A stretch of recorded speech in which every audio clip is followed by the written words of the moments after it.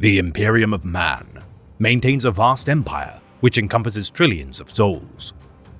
More than 1 million worlds held by the dominion of the Master of Mankind. The task of defending, supplying, and gathering tithes from such planets is a monumental task requiring myriad organizations to facilitate. For today, we shall elucidate the bureaucrats, enforcers, and administrators of humanity's governance. The priesthood of Earth, the Adeptus Terra.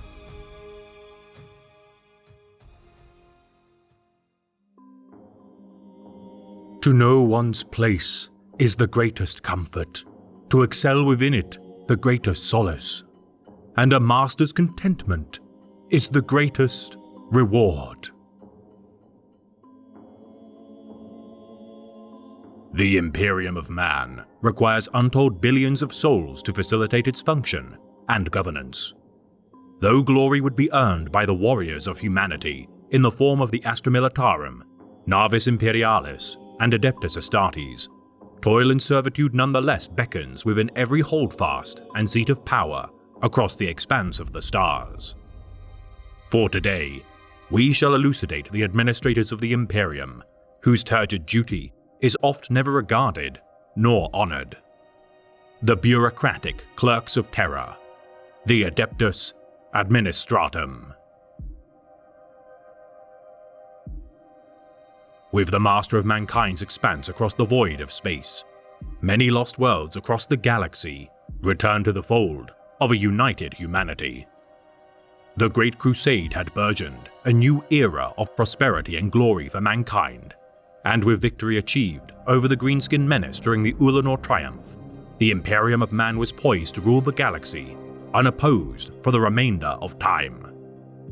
Yet the Emperor's ultimate goal to unite humanity hinged on one final venture, the conquest of the Eldari Webway, which if successful, would sever all ties with the Imperium's reliance on the warp for space travel.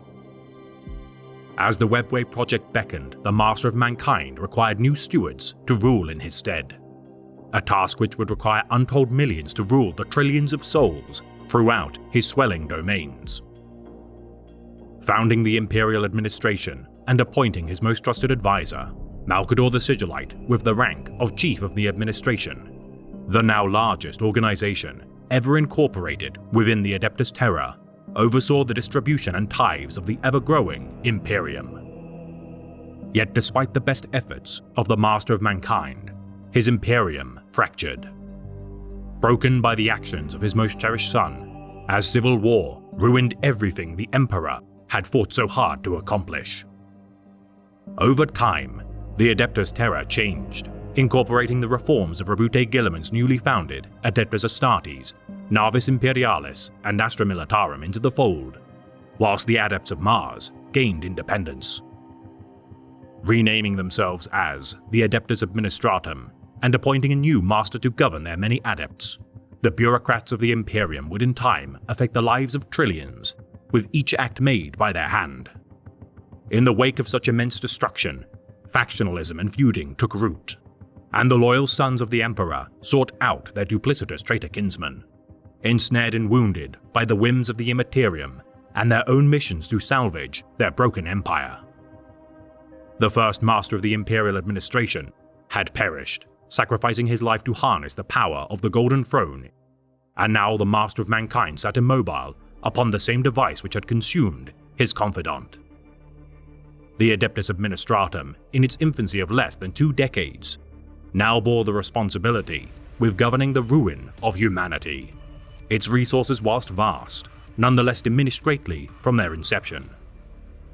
Regulations, protocols, and draconian systems began to form within the Administratum, the incompetency of mortals gradually twisting its procedures into complex webs of administrative error and computational miscalculation. Feared and hated in equal measure, this bastion of cravens and incompetence wields the power to displace billions and bind more reliable organizations in red tape. Often the cause of rebellion across innumerable worlds, the pettiness and ignorance of the Adeptus Administratum has condemned millions to starvation, invasion, and poverty, by virtue of its inefficient magisteria. The dispassion of its officials for any vestige of life, defending its own ranks from corruption. Should any cell of the administrators of the Imperium require purging, its own members are all too willing to stand aside as the enforcers of the Emperor enact his will.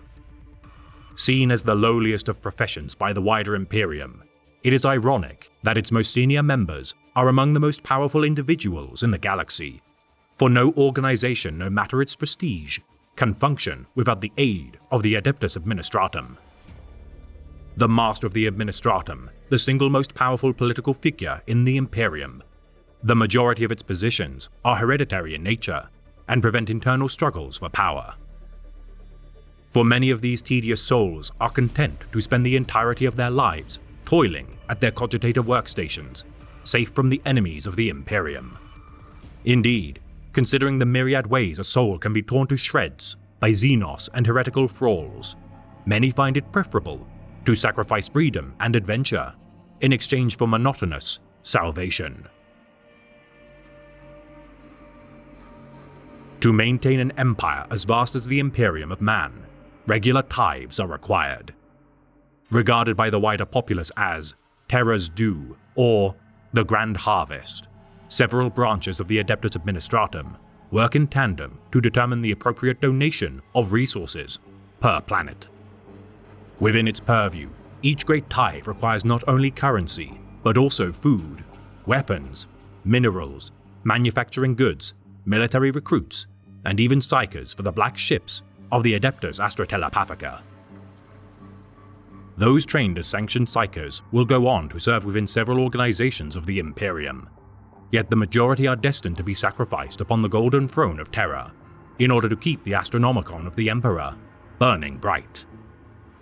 Dependent on the designation of planets, the resources required will vary, with the most obvious example being hive worlds.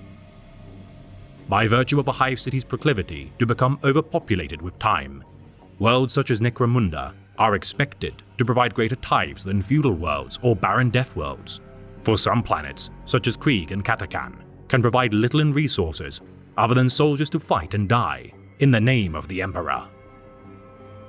Space Marine chapter worlds and forge worlds of the Mechanicus of Mars are exempt from paying tithes due to their independence from the workings of the Adeptus Terra, and as such are assigned the designation Aptus Non. Exactus Extremis, the most demanding tithe grade, is reserved usually as a punishment or exploitation of doomed worlds, yet examples do exist where a planet's tithe grade can vary wildly, such as with the populace of Armageddon. Each tithe grade is rated from most extreme to lenient: Exactus, Decima, and Solucio. Each of these gradings, in turn further broken down into Extremis, Particular, Median, Prima, Secundus, and Tertius.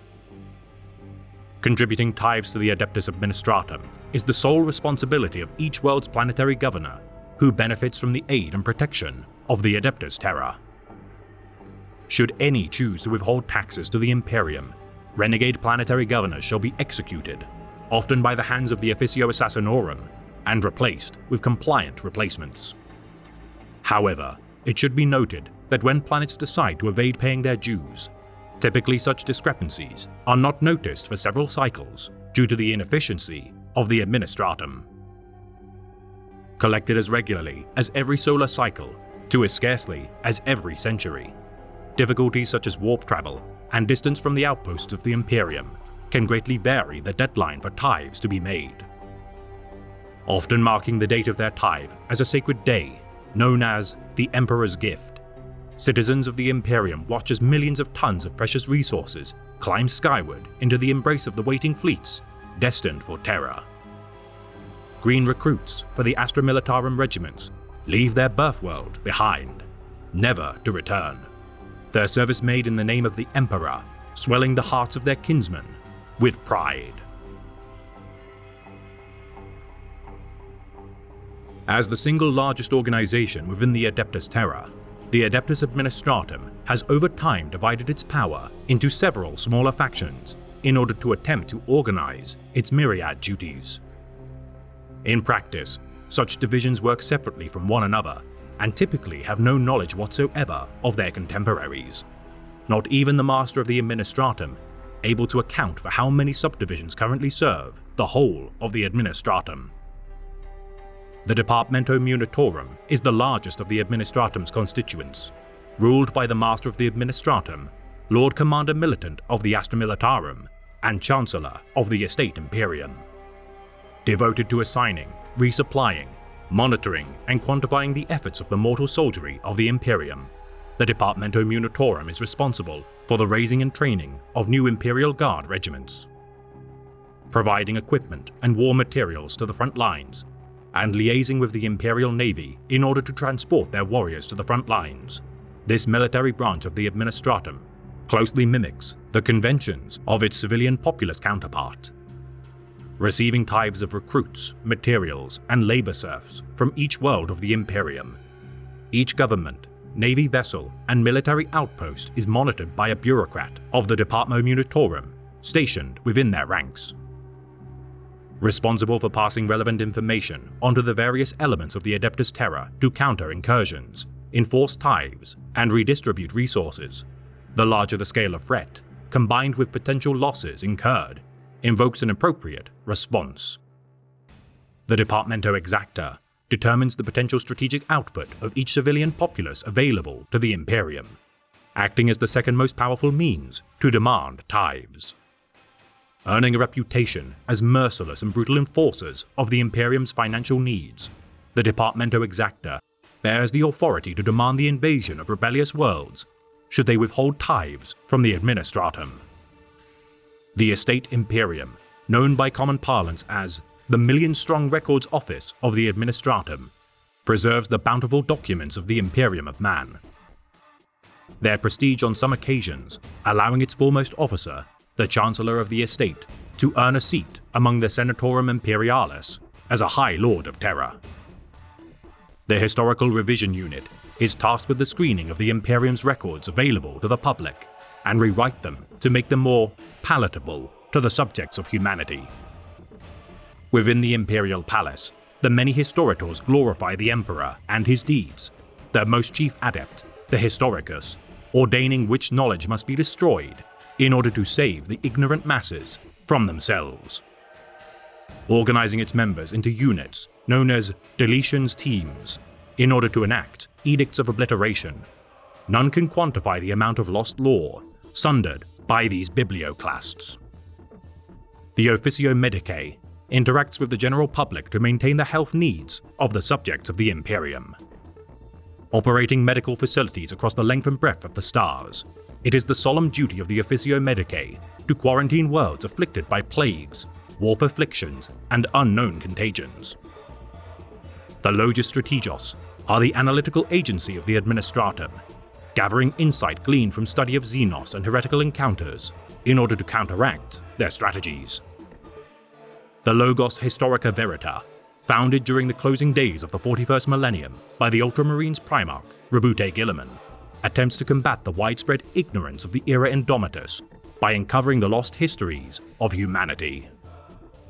Compiling records with no attempt to soften them with political bias, superstition, nor untruths, the Logos Historica toil relentlessly to undo the damage done by the adepts of the Historical Revision Unit. Employing only the most liberally minded and inquisitive souls to serve within its ranks, the Logos Historica has earned many enemies during its short tenure as champions of harsh truths. The Munitorum Strategic Intelligence Collective are a clandestine order of the Administratum, composed primarily of senior inquisitors of the Ordo Xenos and biologists of the Adeptus Mechanicus. Tasking the Magos Biologus Genitors with creating countermeasures against the Tyranid invasion fleets, the souls of this mysterious order report directly to the High Lords of Terra. Concealing their understanding from the wider Imperium, it is their belief that in order to combat the impending threats posed by the Tyranids, the Imperium must increase its military mobilizations by at least 500% to prevent calamity. The Tithes Chamber Notaries, Sub-Branch, Planetary Census sanction the classification and stable variance of abhuman populations. Recording each mutation variation the Tives Chamber notaries have cited 46 strains as extinct since their founding, with a further 12 not seen in over a generation of observation. 15 accepted abhuman subspecies remain as tolerated by the Imperium at large, yet classification, such as Homo sapien gigantus, also known as ogrins, have caused much debate within the organization due to their multitude of slight variations to their genetic composition. The Divisio Auditae operate within the Calixus sector and monitor the correct use of warrants of trade by merchant vessels and rogue traders. Created by the Lord Calixus Marius Hax, this Order of the Administratum reports all violations directly to the Sector Lord of the Calixus sector, who rules in the name of the Adeptus Terra from his lucid palace of the world of Scintilla. Appointing specialists known as Questors, these approximately 6,000 subjects of the Divisio Auditae collate information on every planetary governor and ruler of the Calixus sector, reporting all acts of tithe evasion and misdirection of funds to Marius Hax. To manage the trillions of souls across untold millions of worlds, the Adeptus Administratum must adhere to a strict hierarchy in order to manage the Imperium's resources of lives and coin effectively. The large majority of each Adeptus, or Adept, lack even a hint of understanding as to the true nature of their labor. For it is common for the soldiery of the Astra Militarum to remark, for every soldier who takes to the field, a dozen scribes and 2 lowly superiors shall record every detail of their fighting, only to be archived having never been read. Wearing monastic robes which denote their stature within their ranks, the most senior adepts wear pure white vestments, whilst their junior ranked inferiors bear increasingly darker shades of black. The Master of the Administratum sits upon the Council of the Senatorum Imperialis as a member of the most powerful individuals in the galaxy, the High Lords of Terra. Alongside their 8 contemporaries, the Master of the Administratum governs not only the Administratum, but also shares oversight of the Departamento Munitorum, alongside the Lord Commander Militant of the Astra Militarum. Handling the logistical needs of the Imperium's military might, whilst the Lord Commander sees to the lines of battle, rather than the tawdry task of checking requisitions for lasguns and stocks of regimental supplies.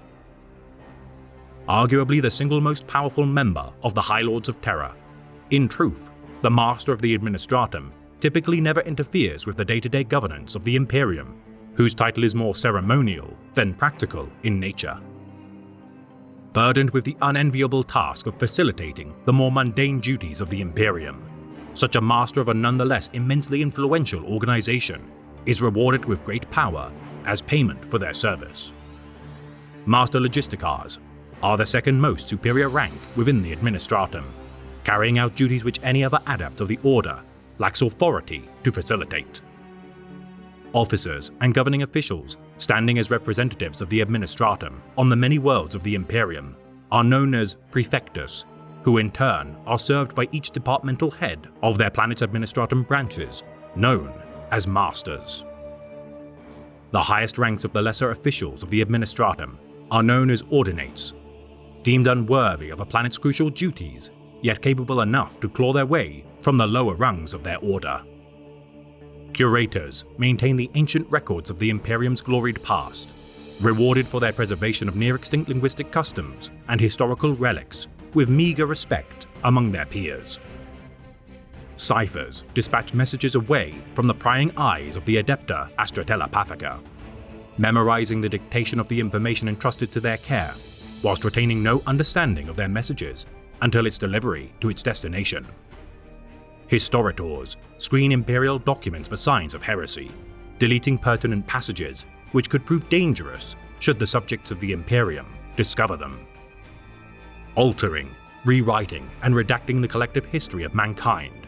With the return of the Avenging Sun, Rebute Gilliman, the historical revision unit of the past has been supplanted by the newly created Logos Historica Verita, which upholds truth, no matter the fallout it poses.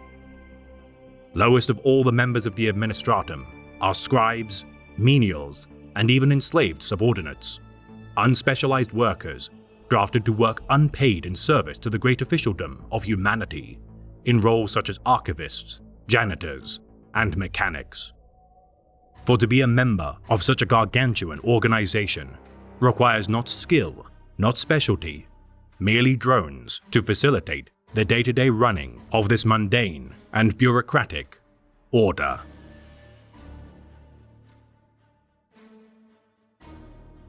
Earth is the hub of the Imperium.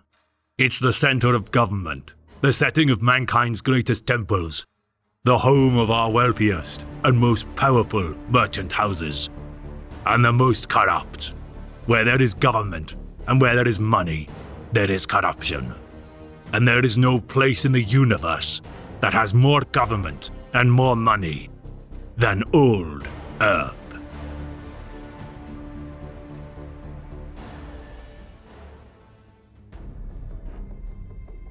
Death is not a failure, for even death can bring glory. Fear is not failure, for fear can be conquered. The only known failure is to ignore orders, for even a slight hesitation in following them brings an ignoble end.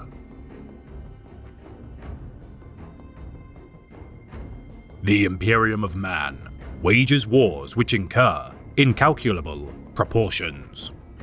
Beset on all sides of its domains by forces which seek nothing less than the extinction of the human species, millions of souls give their lives daily to stem the tide of encroaching darkness. Yet whilst the Adeptus Astartes are the mightiest warriors of humanity's vanguard, its numbers are limited, and the combined strength of the Astra Militarum alone often lacks the skill necessary to turn the tide of battle.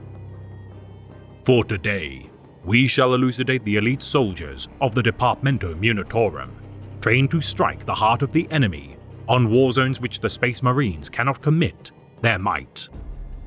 The elite alumni and stormtroopers of the Schola Progenium, the Ordo Tempestus.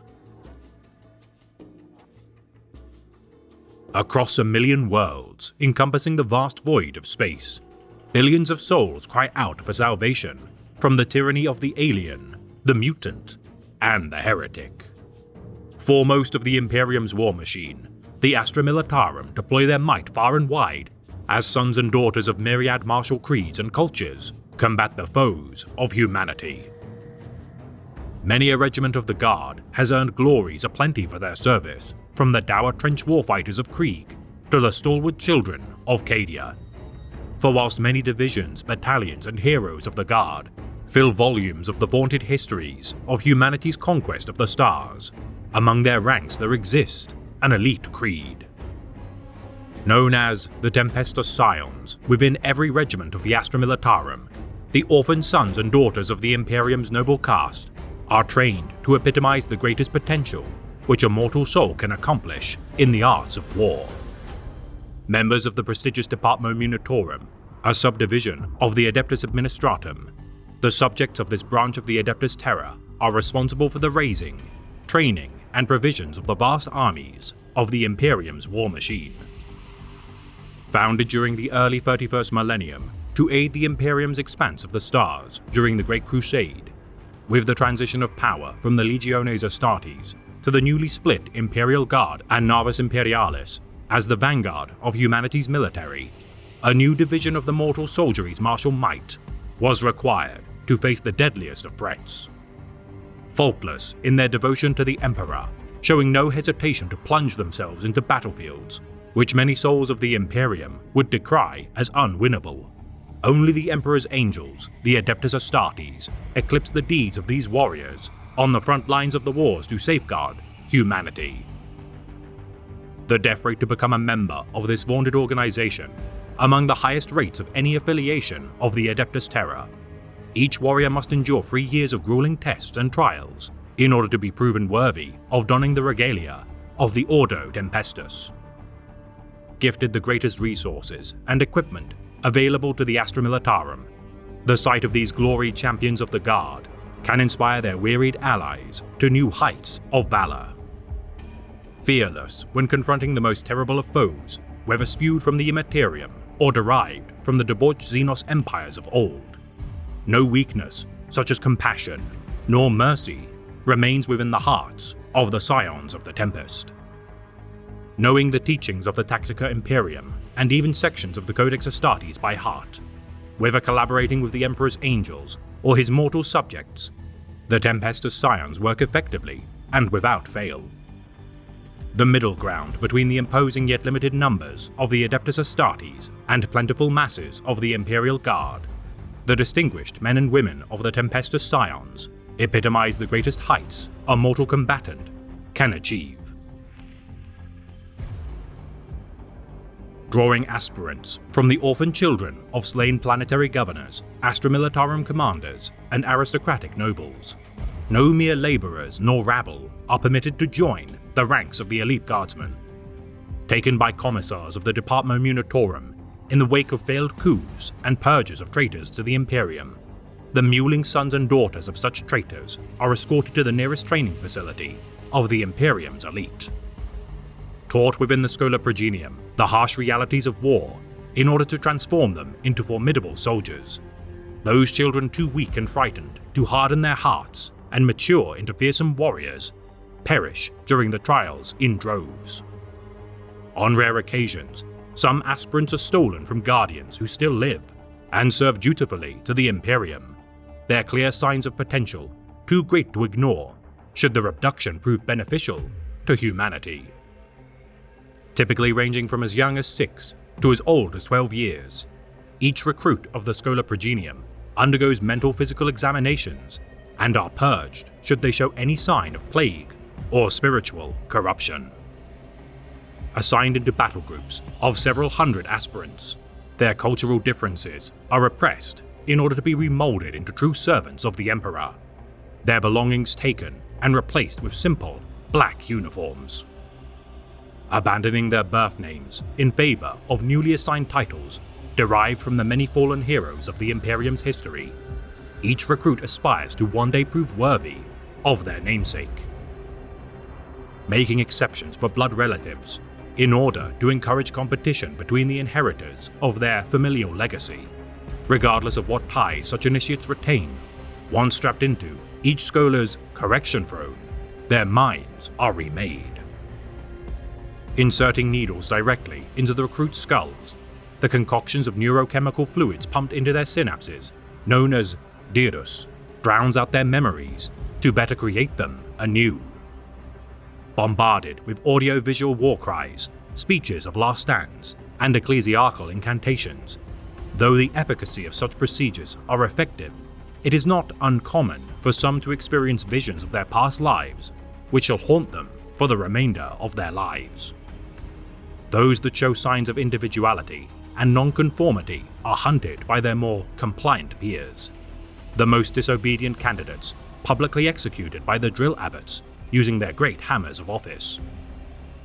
Mounting a glass box within the slain candidate's dormitory containing their coiled spine, their remains act as a reminder to those who wish to step out of line. Ordered to scale sheer walls wearing heavy carapace armor, evading live ammunition exercises, and surviving the harsh environments of their facility's wilderness with no food nor instruction, only the stronger survive such trials. Choosing who among the successful recruits are suited to the Commissariat or Ordo Tempestus, the so-called trials of compliance within the Hallucinarium, expose their subjects to temptations of strange visions as they attempt to follow their orders with no hint of doubt. Selected for assignment to the Militarum Tempestus on the selection day of their graduation, each proven aspirant embarks upon vast void ships to the ranks of their new regiment, alongside those destined for the Adeptus Sororitas, Adeptus Arbites, and other branches of the Adeptus Terra. Yet the most elite of all are the chosen of the Departamento Munitorum, and whether they shall become commissars or Tempestus Scions, further advanced training awaits them as they voyage across the stars. Among the many regiments of the Astra Militarum, several detachments of the Ordo Tempestus have earned glories for their service. Whilst many are unknown to the wider Imperium by virtue of redacting the deeds of these peerless warriors, often in service to actions with the Inquisition, the following regiments can be recounted. The 9th Iotan Gorgones regularly serve alongside the Order of the Glowing Chalice of the Adeptus Sororitas, due to many of such sisters originating from the Schola Progenium of Vedel I, where the Iotans also studied. Fighting on behalf of the Ecclesiarchy during battles such as the defense of Sanctus Lys, the bravery and skill of the Gorgones protecting the Shrine World against the forces of the Blood God earned them praise from the civilian populace. Identified by their green fatigues and regimental badge of black jags on a gold background, their badge's color scheme honors their service fought beside the Order of the Glowing Chalice. The 22nd Fetoid Griffones excel at lightning strikes. They're recruits of the world of Talix within the Rebanda subsector, benefiting from powerful leg musculature due to its higher gravity than its comparable worlds. Noted for their involvement in the Strike of Walbeck II, their attacks against the Cult of Speed, led by war boss Spanik, drove the Greenskins from the desert world. Clad in black fatigues with red-trimmed black armor, their regimental symbol of a sharp-edged wing belies their expertise as swift insurgents.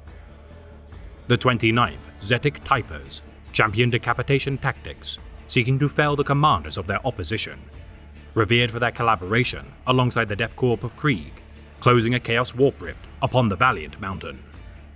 Aiding the ailing lines of the Kriegsmen, the Scions won victory from the clutches of defeat, purging the Pink Horrors and Lord of Change by use of their Taurox Primes. Wearing red fatigues paired with black carapace armor, their regimental badge of a tiger's eye epitomizes their intimidating, predatory nature.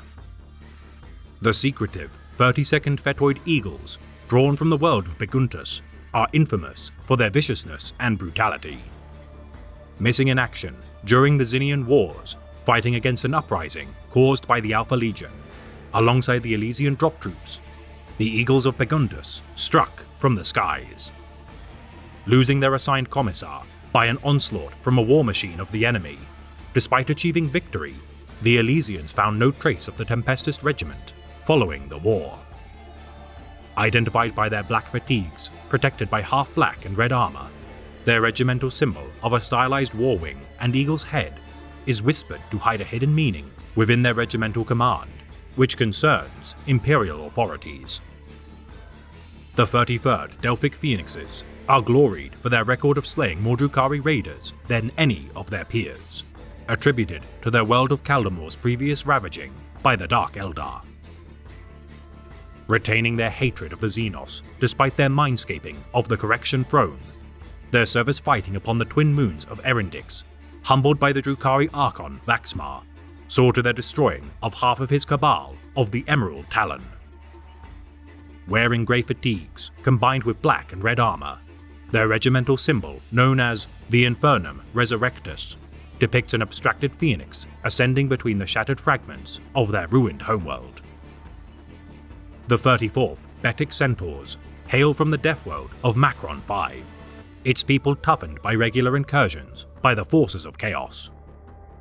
Said to be among the finest warriors of the Militarum Tempestus, the Betic Centaurs' service during the Velix Wars, firing volleys of lasfire against the demon engine, known as a Lord of Skulls, reduced the champion of Khorne to little more than molten slag.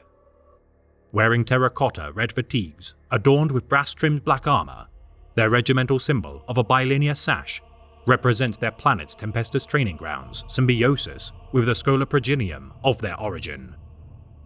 The 34th Scion Vipers are renowned for combating overwhelming odds and surviving the onslaught, famed for their opposition against the Necrons on the Agri world of Marunda II. Mining operations digging into the planet's crust, disturbing the denizens sleeping within the Tomb World. The Scion Vipers fighting in total darkness with no thought of retreat, purged the Tomb World clean after weeks of combat.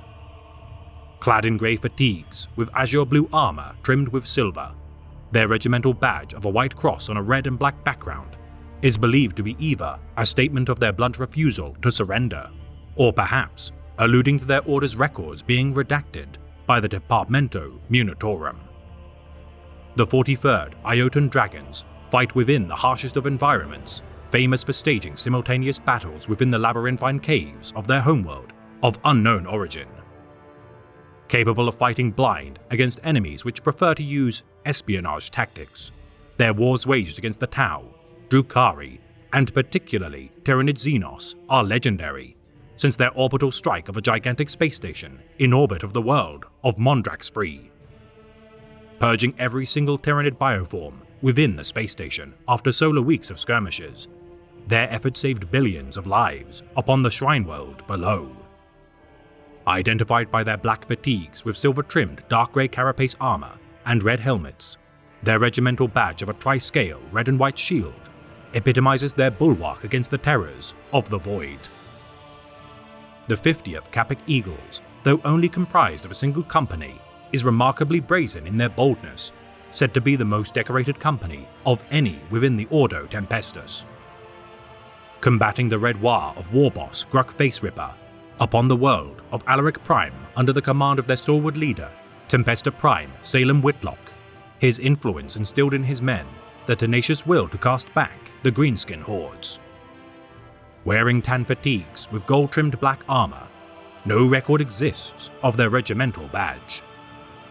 The 5th Scion Jackals utilizes terror tactics to achieve their goals, proven to be effective at staving off the movements of the Eldari Xenos. Their homeworld destroyed by the Tyranid High Fleet Leviathan, the regiment now garrison on the maiden world of Malok, and have learned new methods of surveillance due to their posting. Slaying several war hosts of the Eldar, who routinely make planetfall on Malok, these Scions recalibrate their equipment to better combat the myriad Craftworld Eldar with ever-improving efficiency.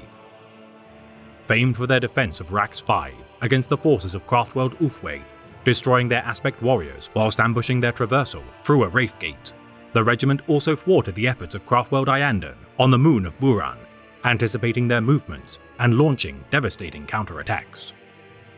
Arranging their men into several formations such as the Savage Claws, Strike Pack Alphic, Eyes of the Jackal, and Jaws of the Jackal, their versatility in battle has proven exceptionally useful when combating the organized lines of the Eldar. Clad in black fatigues, silver carapace armor, and white-skulled helmets, the symbol of their regiment depicts a simple, stylized jackal.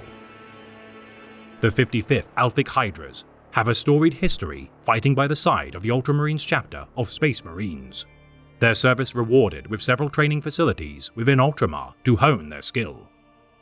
Making planetfall alongside the 2nd, 5th, 7th, and 8th companies on numerous occasions, rumors persist that some of the youngest members of the regiment have been inducted as initiates to become members of the Adeptus Astartes.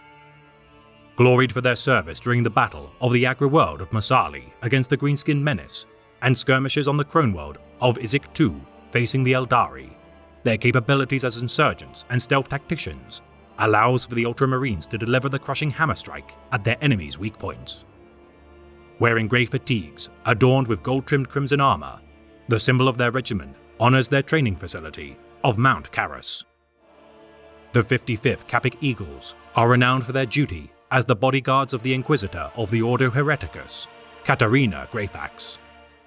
Trapped for centuries within the Tesseract Labyrinth of the Necron Overlord, Trazyn the Infinite, upon their release from their prison, the Capic Eagles fought bravely during the final moments of the fall of Cadia. Gloried for their boarding of the Orc scrap ship Scarfist in their efforts to save the Valtax system from Xenos oppression, collaborating with Eric Morkai's great company of the Space Wolves against the Wordbearers Legion upon the world of Felbeck Free, and crippling of the Crimson Slaughter Warband on the ice worlds of Ibrekian. Called to conduct missions of great value by the Ordo Tempestus, the regiment retrieved the Order's stolen relic, the barbed gauntlets of Avidus, from the Eldar craftworld Altansar. Clad in tan fatigues and silver-trimmed azure blue armor, their regimental badge of a vertical white bar symbolizes their purity of purpose, free from ornamentation and ego. The 62nd Royan Cobras hail from the jungle world of Skell II and abhor all types of sorcery.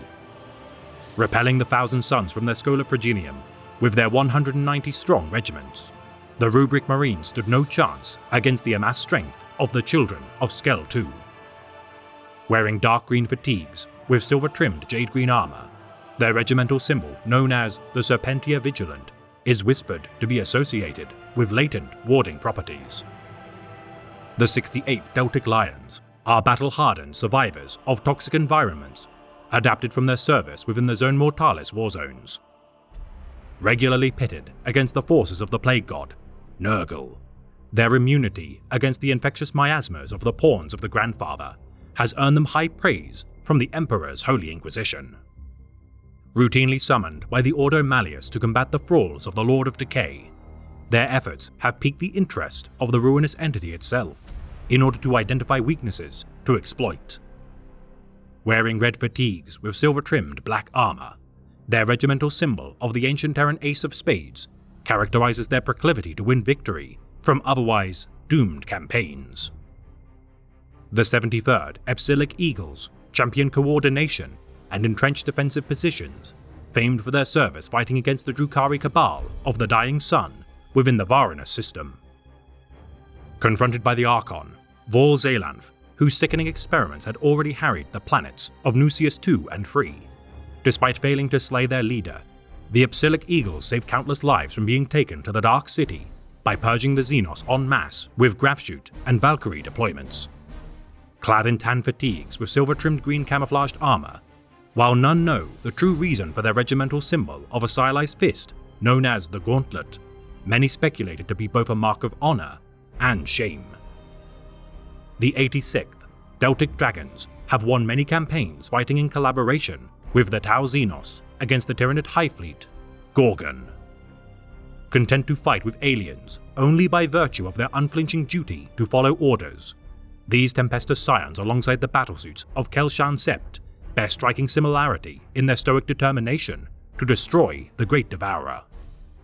Their close-range expertise supported by covering fire of the Fire Warriors, the Deltic Dragons are regardless forbidden from engaging with the Tau Senior Commander, Shasoshi Yahei, to prevent their alliance of convenience from becoming a camaraderie.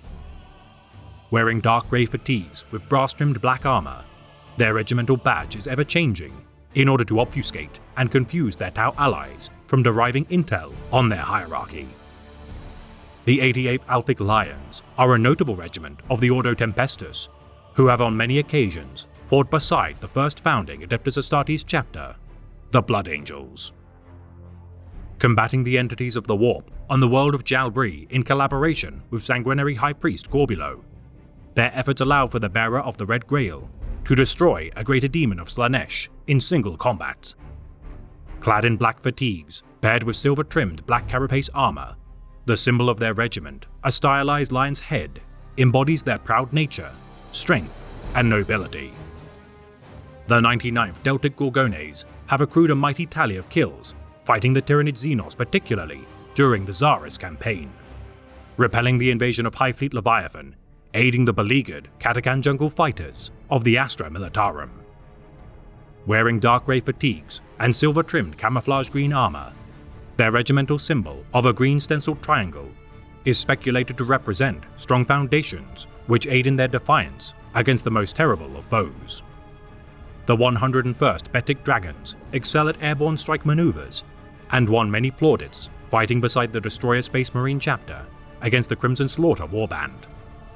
Concealing themselves within the debris strewn across the volcanic peaks of the unknown Deathworld, their sundering of several hellbrutes into vast seas of magma allowed for the Astartes to banish the Crimson Slaughter back into the Warp.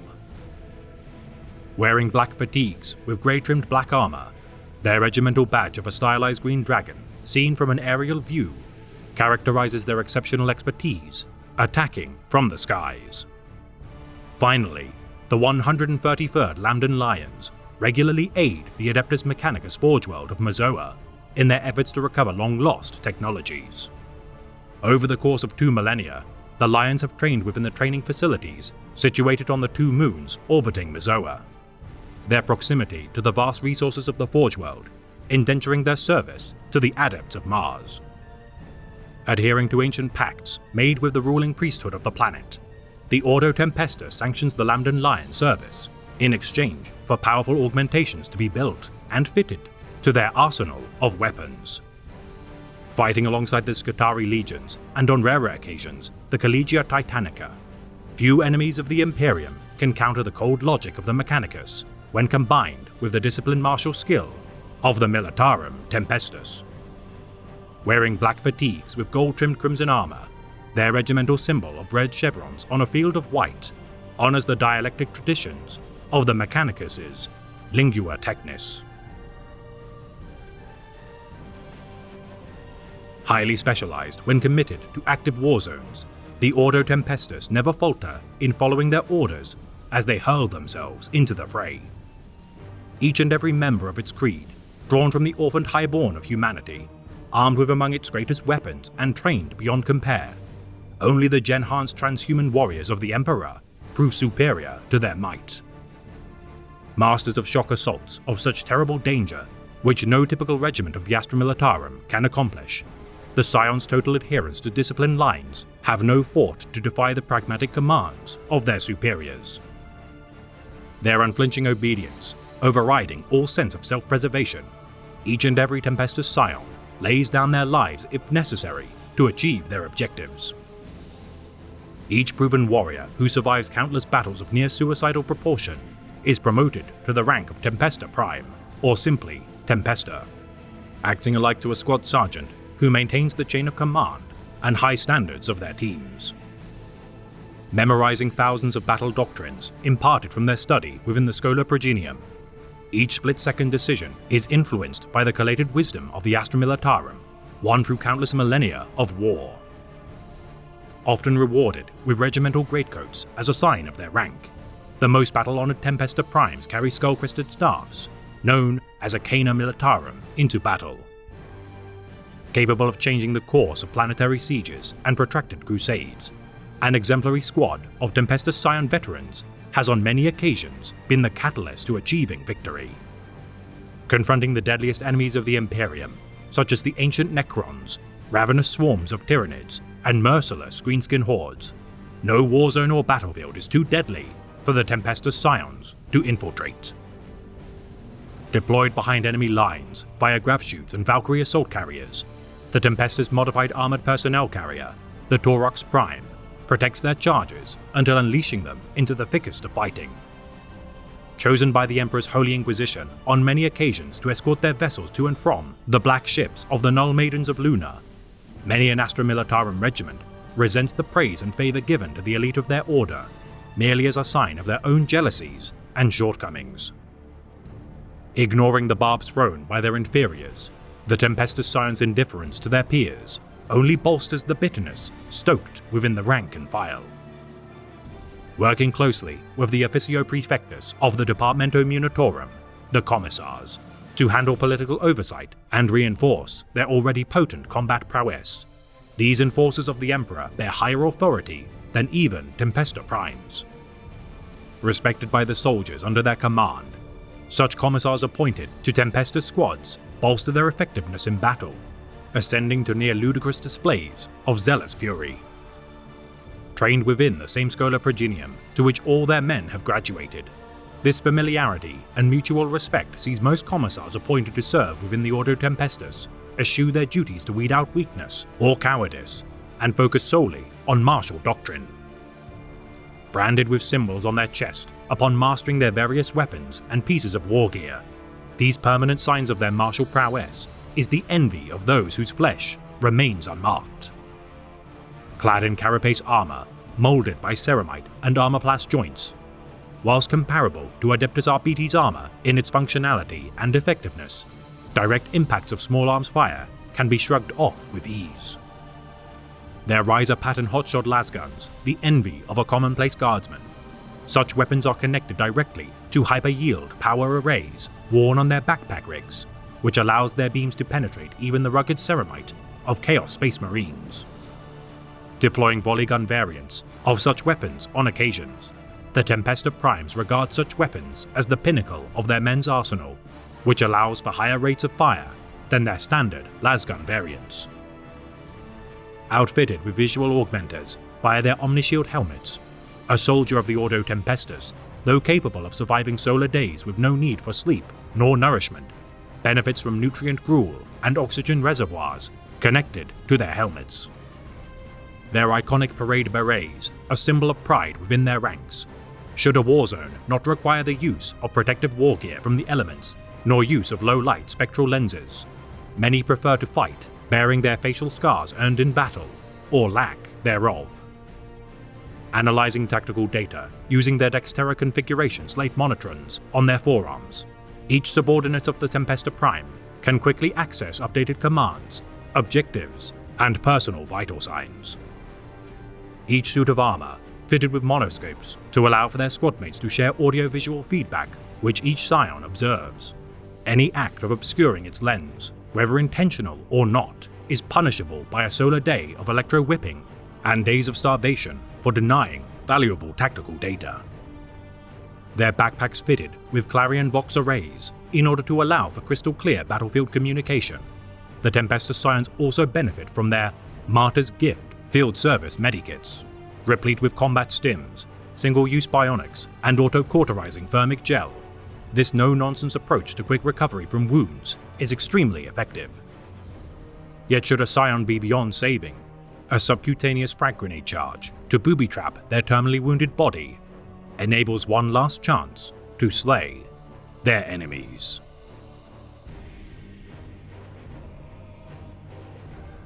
Stormtroopers work best under maximum pressure, maximum intensity, and maximum danger. When these things are shared with others, they help form a bond stronger than any tie known in the galaxy.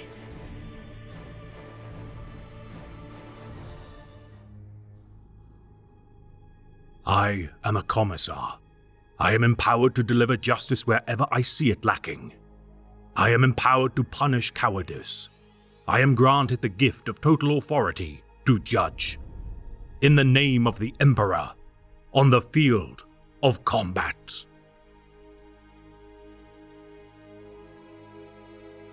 The Imperium of Man encompasses untold billions of souls, each divided into castes of soldiers, bureaucrats, and laborers. Corruption and dissent are rife among all branches of humanity's myriad civilizations, which, if left unchecked, can doom entire star systems to damnation and decay.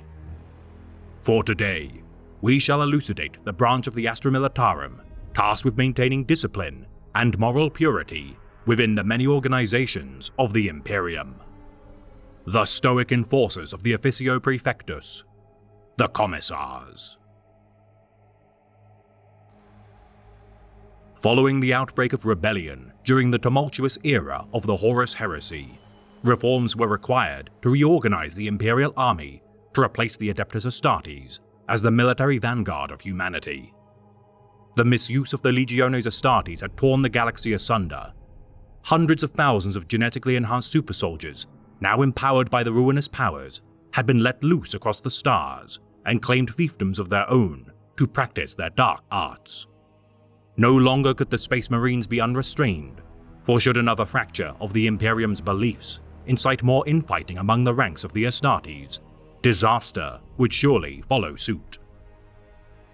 Dividing the Imperial Army into two distinct branches, the Astra Militarum and Navis Imperialis, no longer destined to be stationed on garrisoned worlds, these mortal souls now bore the burden of reclaiming the Imperium's vast domains from the clutches of Xenos and heretics alike. Yet the legendary discipline of the Astartes had earned them the reputation as warriors who knew no fear, and the officials of the Imperium knew all too well the vulnerable mental states of the rank-and-file soldiers of its mortal military. In order to wage war effectively, a new breed of officer class would be required to enforce the Emperor's will and root out cravens who fled from the front lines. Drawing from the teachings of the disciplined masters of old, these bespoke taskmasters were known as the hunting eagles of the Imperial Army, who tracked down and hunted any who dared to betray their oaths to the Emperor. Said to have wielded electro-scythes when enacting summary execution of deserters, for all their efficiency in culling the cowards of the Imperial Guard, their sparse numbers could never have hoped to stem the tide of betrayers who had turned their back on the Imperium during the Great Civil War. Thus it was decided that every regiment, every naval vessel, and government cabinet would incorporate a dour representative of the master of mankind's wrath, the Commissars. organized to stand as the incorruptible and merciless antidote to the insidious poisons of chaotic influence and Xenos sympathy. The Officio Praefectus, known colloquially as the Commissariat, began their eternal duty to dispense the Emperor's judgment upon those who dared to turn from his light. Executing millions of souls within the first years of their service, the bloody reclamation of the corrupted domains of the Imperium required nothing less than extreme measures in order to stem the tide of chaos. Traitors lurked within every holdfast and starport, the bolters of the Commissariat never wanting for targets to expunge. For until the foundation of the Emperor's Holy Inquisition, the task of cleansing heresy from the galaxy, root and stem, would remain the Officio Praefectus's solemn duty. Earning a reputation as perhaps the most uncaring and stern organization within the Imperium, the Commissariat benefits from near unimpeachable authority in matters of purity. For 10,000 years, these dour souls have maintained their vigil, with no request for reprieve, resolute in their duty to stand against the malign influence of chaos.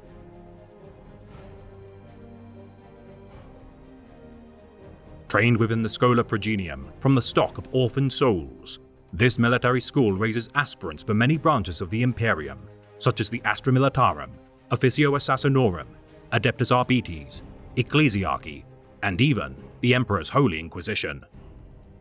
Physically and emotionally demanding in their methods of tutoring, the drill abbots of each schola weed the weak from their students by subjecting them to harsh military exercises, hand-to-hand combat drills, studies of piety, and marksman training. Those proven to be the most pious, resolute, and unflinchingly loyal souls are deemed worthy of becoming a cadet of the Praefectus, the elite of the Scholas dispatched to the many regiments of the Astra Militarum to study by the side of a senior commissar. Formed into squads of 10 to 20 cadets, each potential commissar is armed with lasguns and must follow every order without question from their superior officer. Well respected by the commanders of the Guard, by virtue of their ferocity in battle, even at the humble rank of cadet, these souls have been trained in excess to even the most elite forces of the Astra Militarum. Utterly devoted to serve the Emperor as his chosen martinets, should they survive the grueling battles ahead in the thickest of fighting, they shall earn the right to be promoted once deemed worthy by their veteran mentor.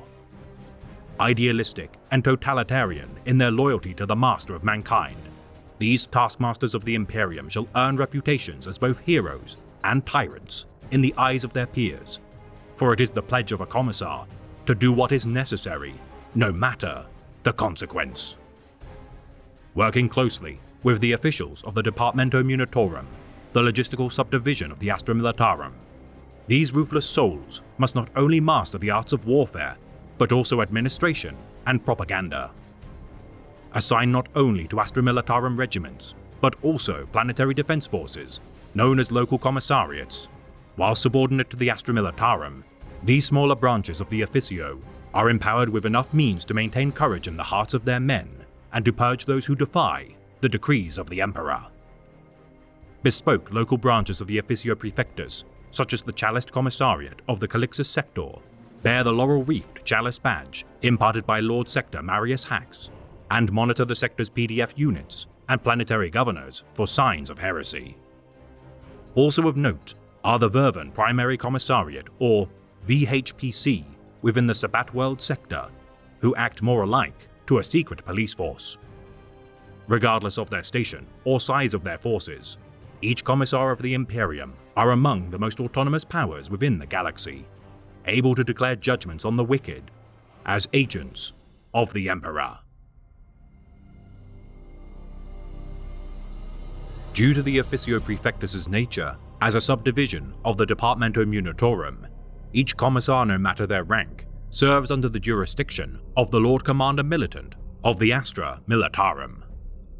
The highest achievable rank within their organization, Commissar Generals, rewarded only to the most distinguished veterans of their creed. Responsible for the assignment of fledgling junior commissars to each Astra Militarum regiment, each and every cadet of the Officio is promoted personally by a Commissar General. PDF Commissars oversee all branches of the Imperial military, though exception is given to the members of the Adeptus Astartes, Adeptus Mechanicus, and Adeptus Sororitas due to their independent nature.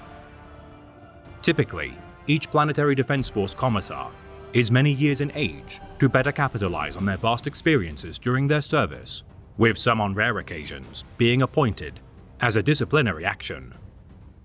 Though assigned as the only commissar of their rank for an entire world or even subsector, their role is largely ceremonial in nature. Many know not of their existence within the domains they are stationed, for local commissariats often bristle with their interactions of the senior members of the Officio Praefectus over matters of jurisdiction, which has on some occasions led to the execution of locally appointed commissars by their superiors. Lord Commissars are among the most esteemed of their order, their title achieved through decades if not centuries of diligent service and brilliant battlefield victories. Seen by the guardsmen of the Astra Militarum as near mythical figures, to fight by the side of these veterans of hundreds of wars is a truly awe-inspiring experience. Colonel Commissars are unique in their appointment, for they bear the authority to command entire regiments of the Astra Militarum.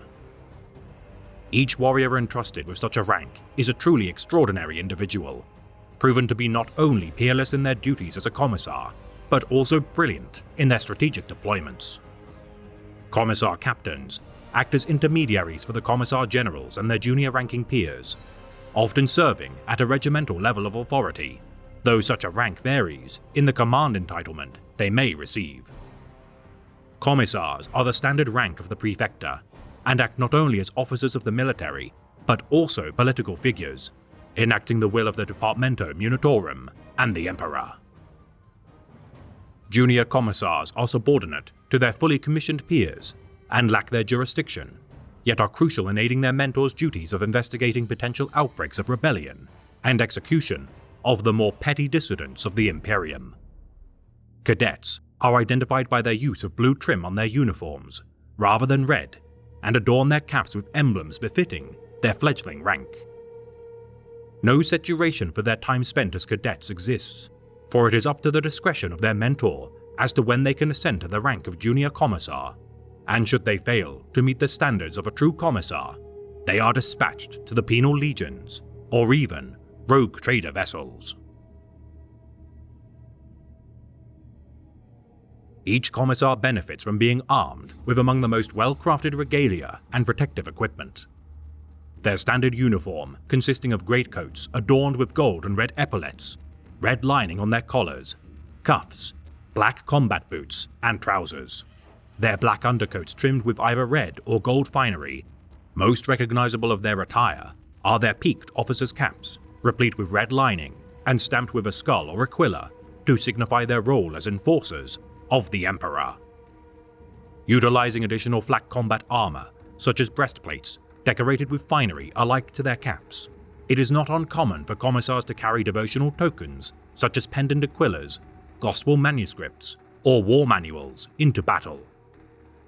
Issued bolt pistols and chainswords as standard, first entrusted to their care during their commissioning ceremony once graduating the Schola Progenium.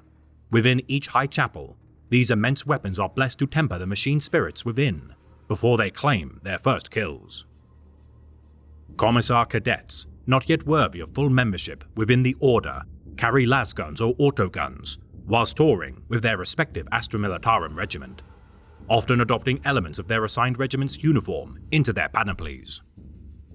Practicality is championed above all virtues, and as such, should a commissar be dispatched to serve with the Death Corps of Krieg, they shall don their gas masks to better assimilate to the regiment's cultural beliefs and trappings.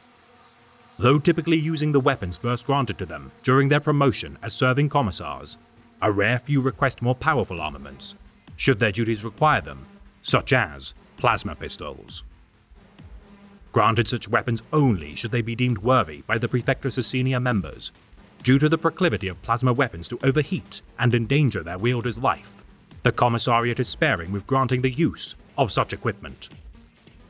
On rare occasions, some commissars eschew bolt pistols for rifle variants and replace their chainsword with power weapons, for should they blunt the teeth of their inaugural weapon, they are often deemed worthy of more sophisticated alternatives.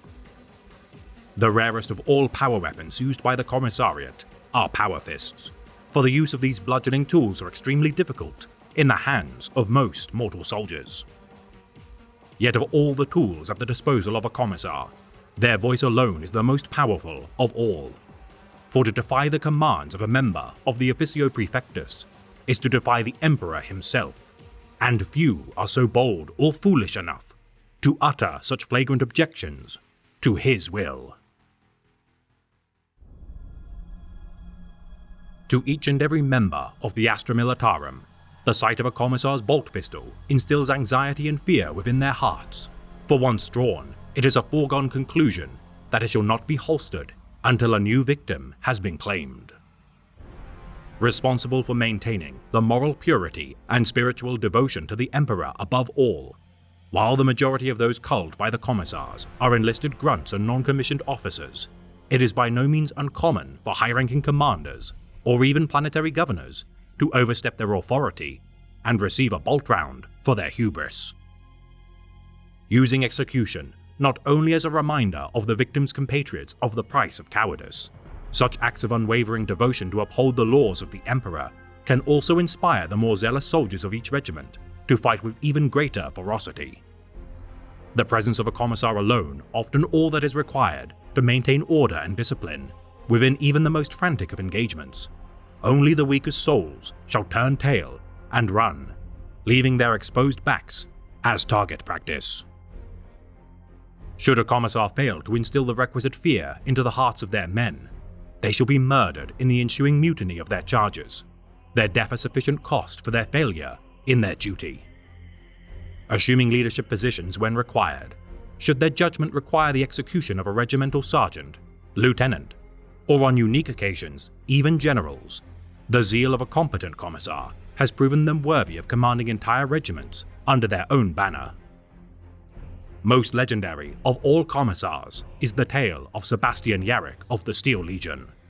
His defiance to submit the hive cities of Armageddon to the clutches of the prophet of Gork and Mork, Gazgul Mag Uruk Fraka, inspiring all who fought on its soil to new heights of piety. Colonel Commissar Ibram Gaunt of the Tanith 1st Regiment, for his unimpeachable service, has earned him the highest operational rank within the Astra Militarum, Lord Militant. His defiant nature and refusal to allow the legacy of Tanith to be lost, earning him the moniker, the People's Hero. Commissar Caiaphas Cain is among the most lauded heroes of the Imperium due to his over 2 centuries of combat duty, despite records of his death on multiple occasions, leading the Departamento Munitorum to mandate a standing order that Cain shall forever remain on active duty rosters in order to inspire the wider Imperium.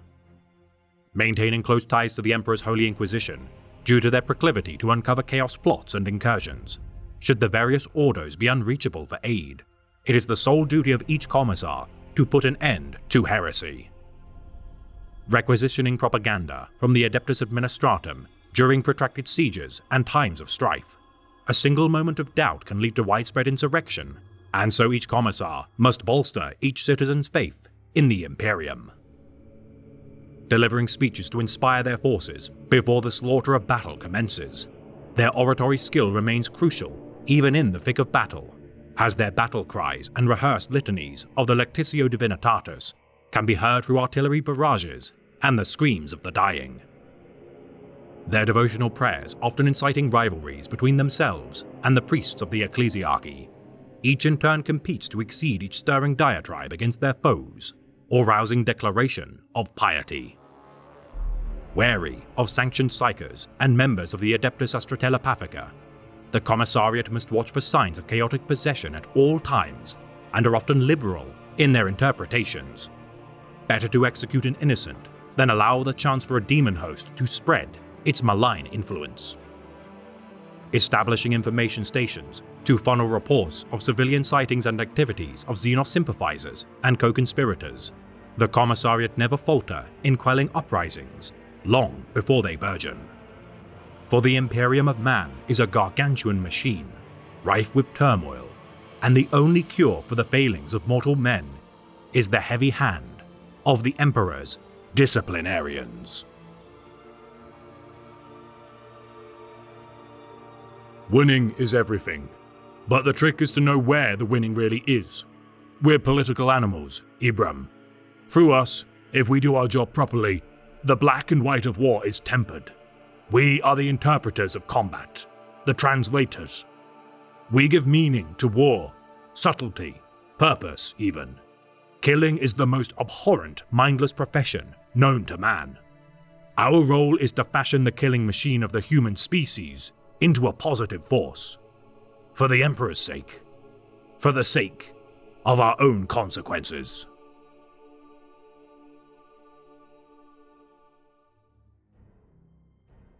We do not determine the guilty. We do not decide the punishment. We are merely the cold instruments of the Emperor's vengeance. There is no form of death unknown to us. There is no form of terror beyond our means.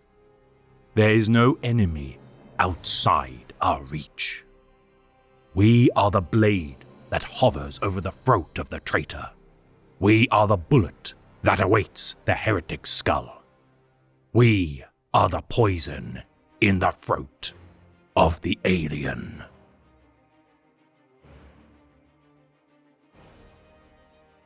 The Imperium of Man is a vast empire spanning the length and breadth of the galaxy. Its dominion encompassing millions of worlds, inhabiting untold trillions of citizens. In order for the great machines of bureaucracy to function, each of its myriad organizations must not only decree their laws and tithes, but also enforce them. For today, we shall elucidate the clandestine liquidators of the Adeptus Administratum, tasked with expunging those who are deemed a threat to its function.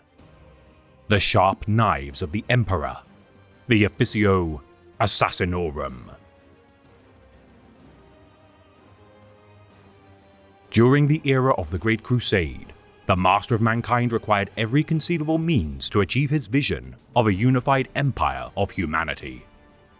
Bringing order to the throne world of terror by use of his golden host and the ill-fated Thunder Warriors.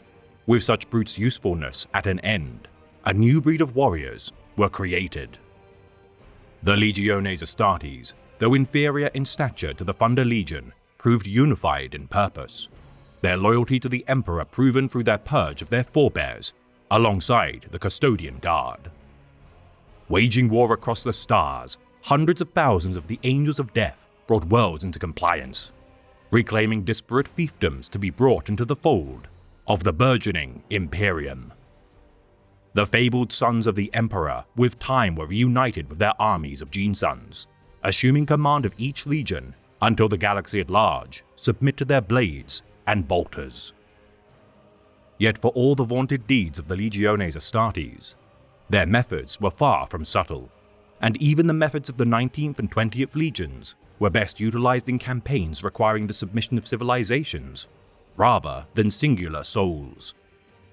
The Imperium required a force to maintain the Emperor's will within the worlds already claimed in his name, and no manner of ceramite-clad Goliath could hope to master the true arts of secrecy and espionage.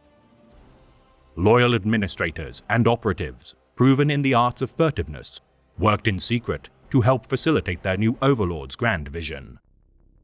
Accomplishing their missions with no thought for glory nor praise, the knives of the Emperor executed his will, unseen from even his sight, as the warriors of the Great Crusade continued to earn glory for the Imperium. Ensuring that tithes promised to the Imperial war machine continued, and purging dissident voices seeking to usurp the Master of Mankind's vision, each planetary governor entrusted with rulership of their fiefdom quickly learned not to turn from the Emperor's light. As centuries passed, and the Imperium continued to swell, the ranks of the veteran assassins began to dwindle. Their effectiveness dulled with time, and bodies slowing. Realizing the need to impart their skills to new generations of cutthroats, the enigmatic killers met with the Emperor and revealed their efforts made in his name. Admitting the grim necessity of such slaughterers, the Master of Mankind showed gratitude and sanction for their actions, regardless of their methods. Outlining the foundations of an organization specializing in silencing upstart threats to his regime, various clades were constructed and tasked with raising new generations of assassins. Inducting the most promising orphaned youths proven to show talent in rare acts of survival, the newly established Officio Assassinorum sired 6 clades specializing in various methods of murder. Honing their specialist methods of killing, the Calidus, Venenum, Culexus, Vindicare, Eversor, and Varnus clades drafted curriculums and training regimens to craft future generations of assassins. New methods in the arts of blades, poison, rifles, and garrots were developed as Director Primuses oversaw the expanse and results of their assigned clades. Under the jurisdiction of the Regent of Terra, Malcador the Sigillite, every clade of the Officio Assassinorum served the first Grand Master of Assassins by order of the Emperor. Meticulously assigning each clade to enact missions of censure, elimination, and compliance throughout the worlds of the Imperium. So effective were their actions that none beyond the bounds of their organization ever knew of the existence nor evidence of their order. Yet with the dawn of the rebellion of the War Master of Chaos, Horus Lupercal, the Officio Assassinorum would be tasked with a new mission of paramount import. Learning of the duplicity of the Lupercal during the early years of the 31st millennium, as the traitor rebellion turned the worlds of Prospero and Isstvan Free into barren wastelands, a swift means to decapitate this looming beast's head was required. The Legiones Astartes were strewn far and wide across the stars, and any maneuvers conducted by such direct assembled military might would quickly be quelled before their blades came close to cutting the thread of the War Master. Each clade dispatched assassins independently to slay the Primarch of the 16th Legion, yet each and every one failed in their attempt.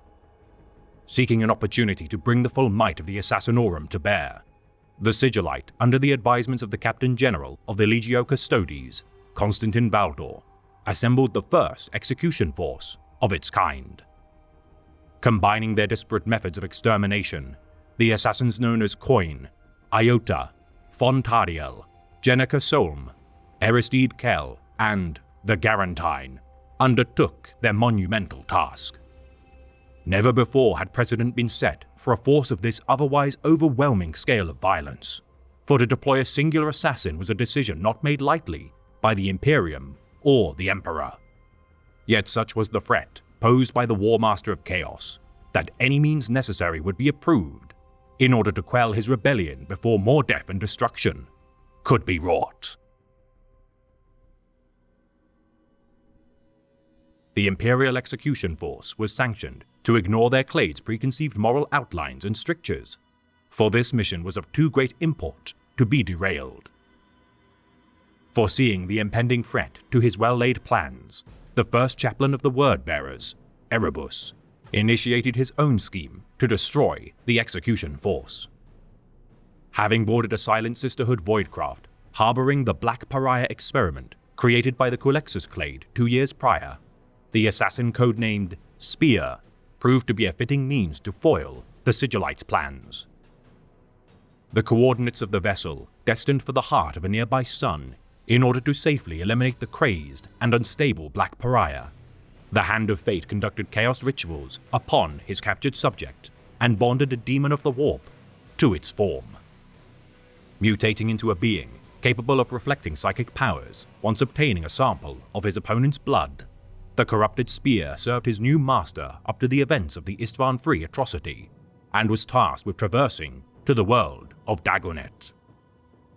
Seeking a document sent to its surface containing a trace of the Master of Mankind's own blood, should the Spear obtain such a sample, it could prove capable of slaying the Emperor by using his own psychic might against him. Following the Lunar Wolves' compliance of the world in years prior, Dagonet had ever since revered the Lupercal for his emancipation of their people from tyranny, and with word reaching them of the War Master's betrayal, its people stood in opposition to the Imperium. Learning that Horus intended to revisit Dagonet in order to bolster their allegiance to his cause and form a foothold within the Tabian Star sector, the execution force awaited his arrival. Confronted by the Black Pariah, the assassin Iota drove back the creature before her blood fueled its unnatural powers as Solm incurred a mortal wound. Following the death of Iota by spear, the remaining assassins witnessed the death of Solm as she beseeched her brother, Aristide Kell, to eliminate the Black Pariah. Their mission severely exacerbated by the thrall of Erebus, the execution force continued their mission to kill the War Master as the last remnants of loyalist defiance on the planet perished. Descending from the heavens, a warrior clad in the mantle of the War Master strode onto the surface of Dagonet, and once removing his helmet was struck in the throat by a shot of Aristide Kell's rifle. In truth, the body of the sons of Horus' 13th captain, Luke Cedere, Horus's caution had proven justified as the severed head of the fallen captain fell to the ground. Retreating from the erupting chaos as the sons of Horus cut down the people of Dagonet, the Black Pariah confronted the execution force and slew all with exception to Aristide. Avenging the death of his sister, Kell departed Dagonet and attempted once more to slay the War Master. Infiltrating Horus's flagship, the Vengeful Spirit, Aristide ultimately failed to assassinate the Primarch and defected to serve the traitor war effort. The first execution force had proven calamitous, and though further attempts were made to assassinate the War Master, none bore fruit.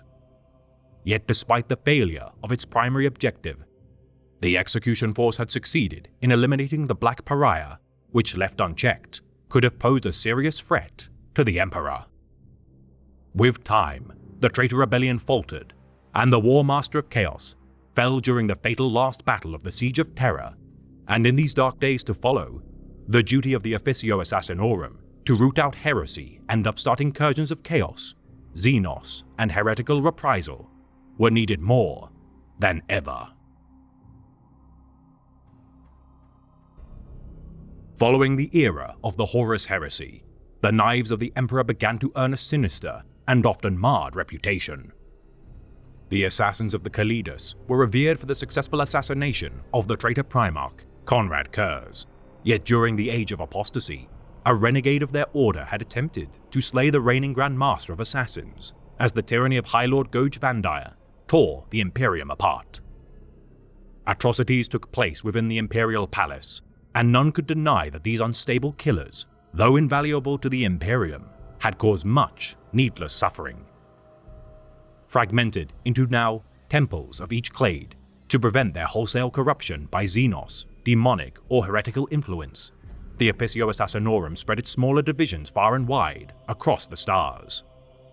Secretly establishing a new contingent within the Emperor's Holy Inquisition, the Ordo Sicarius, these inquisitors would monitor the Assassinorum for signs of corruption. Limiting the dispatch of assassins to require the approval of 2/3 of the Senatorum Imperialis of the High Lords of Terra, all actions of any active assassin must be relayed to an assigned inquisitor in order to monitor and inspect their progress. Every assassin, with exception given to Eversors, must undergo routine psycho-indoctrination to maintain their loyalty to the Imperium's ideals, and final approval to return to active duty must be screened by the Ordo Sicarius. Wielded by the High Lords of Terra in order to pacify both political and military threats across the galaxy, many a heretical prophet, false king, or traitor warlord has been quelled by order of the rulers of the Throne World. Relentless in pursuit of their targets, no assassin is permitted to return to their temple of origin without proof of the death of their target. The tally of worlds embroiled in civil war far from the Emperor's light is vast, and it is the duty of the Assassinorum to behead every despot and tyrant hungrily gorging on the middling power they have usurped from the ruler of humanity. No longer a mystery to the wider Imperium, woe betides any planetary governor or greedy bureaucrat foolish enough to refuse to pay tithes to the Imperium, for the promise of reprisal at the hands of the Emperor's knives is swift and bloody. No matter a wayward subject status, whether they be a monarchic noble, naval admiral, militarum general, or even Space Marine chapter master, the Assassinorum does not discriminate in its application of force should their targets prove to defy the Emperor's will. Armed with exotic and strange weaponry, ranging from simple garrots and knives to phase swords and neural shredders, even an unarmed member of the Assassinorum has plentiful methods available to eliminate their targets. Debriefed to an exhaustive degree once returned from a successful mission, every assassin is scrutinized in their methods used and flaws in their application before being dispatched once more to hunt a target of the Imperium. Overwhelmingly drawn from orphan stock, every assassin eschews their former identity in order to better serve their temple. Trained within Schola Progenium alongside future commissars, Astra Militarum generals, sisters of battle, and judges of the Adeptus Arbites, only the most violent and menacing candidates are mysteriously spirited from the ranks of their peers. Tested to survive acts of starvation, unarmed brawls, and immersion into low-light conditions when en route to Holy Terror for further training, it is typical for only a tenth of such aspirants to survive their journey, if any. Assigned to subterranean temples and taught the ways of their respective assassination styles for a solar decade, it is a mystery to all what specific methods are used to forge such killers.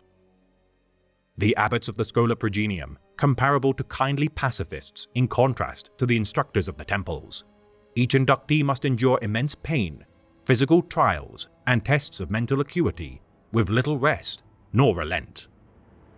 Adapting to countless injections of steroids and medical concoctions, it is no exaggeration to state that each assassin is transformed into something that cannot be described as human.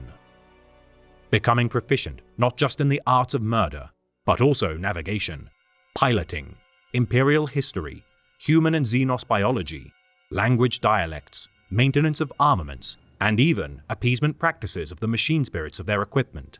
Each assassin must become totally self-reliant, no matter the trials they face. Such is the overload of information and learning required that many aspirants who survive even the physical trials to become an assassin cannot endure such onslaughts of data.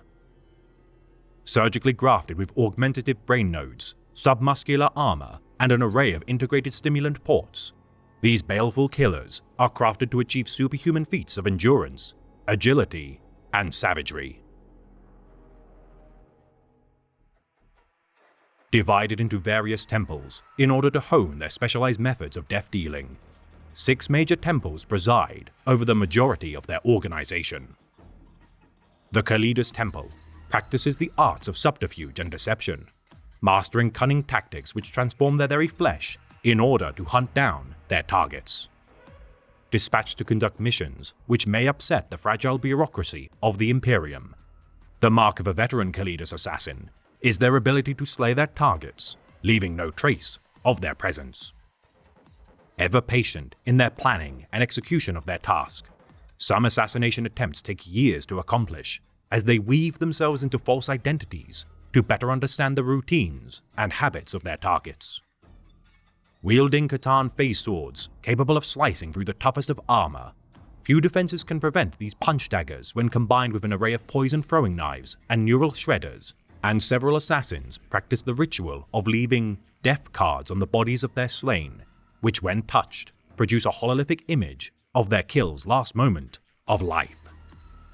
Dosed with potent polymorphic drugs, enabling their body's chameleonic properties, none know the extent of Kalidas assassins currently masquerading in places of powerful Imperium or even Xenos officials. The assassins of the Culexus Temple strike fear into the hearts of mortals by virtue of their sinister reputation and visage. Skull-helmed creations, regarded by the Eldari race as evil incarnate, these pariahs are feared even by their peers within the Officio Assassinorum. Their mere presence driving many souls to madness. Psychically powerful beings are enfeebled when in close proximity to these malevolent and soulless entities. The void of their existence, emphasized through their cold, depthless eyes, paranoia and anxiety are the tools of the Culexus trade. Causing panic attacks, seizures, and waves of dread while stalking through the shadows, even a noble warrior of any creed can be brought low by these morbid killers. Harnessing their pariah essence by use of their temple's training, none among the Assassinorum are more adept at combating heretical, demonic, and Eldari foes. The Vindicare Temple forged snipers of peerless skill and patience, resulting in operatives capable of incredible feats of marksmanship. championing clean kills achieved with perfect application of force. Adepts of the Temple establish firing positions and remain in a state of metabolic-induced near hibernation states until the optimal time to strike presents itself. Able to slow their heart rate to a single beat per minute, such assassins are instantly roused by subliminal mental triggers should their target be observed. Motionless for as long as solar weeks on end, these immensely patient killers can sow pandemonium with but a single shot before returning to their temple for their next assignment. Assassins of the Eversor Temple are vicious beyond measure and specialize in terror tactics. Less comparable to a scalpel's blade, but rather a butcher's machete, these hideous abominations serve as a necessary tool of war and are the only temple not permitted to be stationed on Holy Terra. Stored within cryostasis crypts, most deployed by their single-use drop pods are rarely expected to return from their assignment alive. Hurled into the heart of enemy positions which require nothing less than a massacre, such disposable killers unleash rampages of obscene violence in the midst of the thickest of fighting. Superhuman killing machines, these assassins are pumped with an array of chemicals and fitted with cybernetic implants suited to exploiting their already volatile aggression. Their taloned claws rending their enemies into ribbons. Should an Eversor eventually be felled, the mixtures of toxins within their bodies react to the point of detonating, allowing for a final act of devastation to mark the end of their tormented existence. The Adamus Temple acts as the oldest branch of the Assassinorum, specializing in mastering swordsmanship drawn from the traditions of Old Earth, though no records can confirm if this clandestine temple remains active during the era Indomitus. The Venenum Temple exclusively poison their enemies, their time-delayed composites allowing for their operatives to escape before their target has succumbed to their deadly toxins. Among the minor temples, the Varnus Temple gathers intelligence for the Officio Assassinorum and steers the political games of the Imperium to their organization's favor, using InfoSight operatives alike to human computing engines. Orchestrating infighting within the ranks of their target's own forces, these enigmatic manipulators have left the barest scraps of their presence throughout the millennia. The renegade Mayorus Temple have been annexed from the Officio Assassinorum since the early days of the 40th millennium due to their development of mutated human Eldar hybrids. Said to have incorporated Tyranid genetic materials into their subjects in order to create murderous abominations, the deranged rogue Mayorus assassin, Legion Strass, for attempting to topple the Imperium, ensured the censure of their entire temple. Lastly, there are whispers of an elusive branch of the Assassinorum, known as the Temple Secretum, tasked with guarding the Imperium's most ruinous mysteries, and shall use any and all means to eradicate those who attempt to uncover them. An assassin's body is his most powerful weapon. He can smash through steel with his hands and feet. He can climb sheer surfaces, leap gaping chasms, run as fast as the wind, and endure hardships that would kill a lesser man. None can withstand pain or hurt like an assassin. He can place his hand in boiling lava without flinching. He can endure flame or cutting blade. Even mortal wounds will not blunt his purpose. He works silently and without thanks, for he is the bloody-handed and secret savior of the Imperium.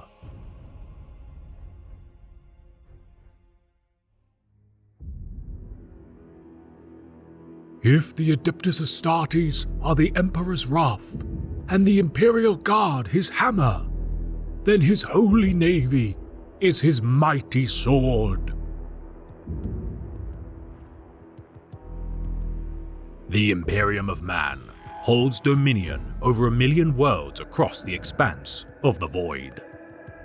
Countless fiefdoms, army regiments, and valuable infrastructure feed the never-satiated hunger of mankind's conquest of the stars and require vast fleets to defend, transport, and administer its resources.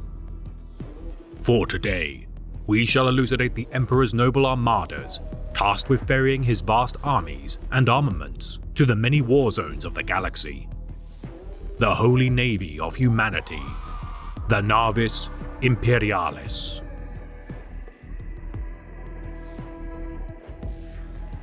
Prior to the Age of Strife, humanity burgeoned by virtue of its myriad colonies spread far and wide across the stars. Mankind prospered for millennia, until the promise of abominable intelligence and mechanized plenty sundered the hubristic ideals of our then naive race. Upon ancient Terra, techno-barbarian hordes ravaged its landscape. The bloodshed ended by the Master of Mankind, as his conquest of the throne world paved the first steps on the path to salvation. The Emperor cast his gaze upon the darkness beyond the light of Terra. Untold billions of souls of humanity's fractured glory eked out existences brought through toil and struggle without the support of a united empire. Allying with the adepts of Mars, the Cult Mechanicum, the Master of Mankind built an army capable of reconquering the stars, spearheaded by his marvel of genetic ingenuity, the Legiones Astartes. The Great Crusade had begun, and though the Angels of Death had proven exceptional warriors on the surface of Terra during their purge of the Thunder Legion, even these demigods of war required a means to bring the Emperor's wrath to the enemies of the Imperium. Such shepherds would be found in the vast Armada Imperialis, formations of Imperial cruisers, each replete with an Imperial army regiment ready to unleash the sons of Terra. Millions of souls within thousands of warships embarked from the throne world, the expeditionary fleet spearheaded by the Emperor's angels. Vast assortments of these early ramshackle voidcraft became obsolete within months of service, cannibalized following the first engagements of the Great Crusade to repair its surviving yet damaged craft. Each design of warship proven in countless battles were modified to sustain further punishment, replicated into deviations and modified patterns as the Armada Imperialis continued to earn prestige. The orbital shipyards of Mars's Ring of Iron repaired and replaced their losses. The Saturnine Dominion liberated from the oppression of Xenos slavers, founding new shipyards such as Voss, Grulgorod, Lorin, and Sipramundi, as the need for warship maintenance and construction grew exponentially. Those proven as naval commanders were entrusted by the will of the Emperor as the first of the rogue traders militant, often comprised of once deposed rulers of independent worlds, now brought into the fold of the Imperium. Gifted warrants of trade in exchange for their fealty, the rogue traders militant scouted the unknown corners of the void, often without support from the expeditionary fleets, and forbidden to ever grace Terra's domain. As the Armada of the Emperor burgeoned, so too did his Imperium. Each world wrestled from the clutches of his enemies, returning long-lost technological wonders to the collective artificers and scholars of the Imperium. Unique vessels such as the Phalanx, Mirabilis, Terminus Est, and Nicor bolstered the Armada as the STC's study of voidcraft salvaged from battle further supplemented the Mechanicus' understanding. Each legion, with the return of their Primarch, adapted the patterns of vessels used to complement their methods of waging war, their embellishments and Baroque battle honors befitting each of the legion's temperaments. Fleet anchorages laid anchor at strategic points throughout the galaxy in order to resupply and reinforce beleaguered fleets returning from the front lines. Bastions such as Port Moore proved capable of dominating war zones by deploying hundreds of voidcraft in excess of any expeditionary fleet. Their Goliath and Legatus battleships more than capable of silencing any uprising or Xenos reprisal. Thanks to the efforts of the venerated admirals, primarchs, and the Master of Mankind himself, humanity had conquered the stars once more. Yet little would any realize that their stranglehold of the void was tenuous at best. With the dawn of the 31st millennium, the most cherished son of the Emperor, Horus Lupercal, incited rebellion within the heart of the Imperium and fractured its once united peoples. The Imperialis Auxilia, tied to each traitor Space Marine Legion, defected to the cause of the War Master of Chaos, and in swift order, the Exertus Imperialis turned on itself. Civil war erupted across the stars. Angel fought angel, as the mortals under their charge hurled themselves into the meat grinder of war, and as such, the Armada Imperialis would prove no different.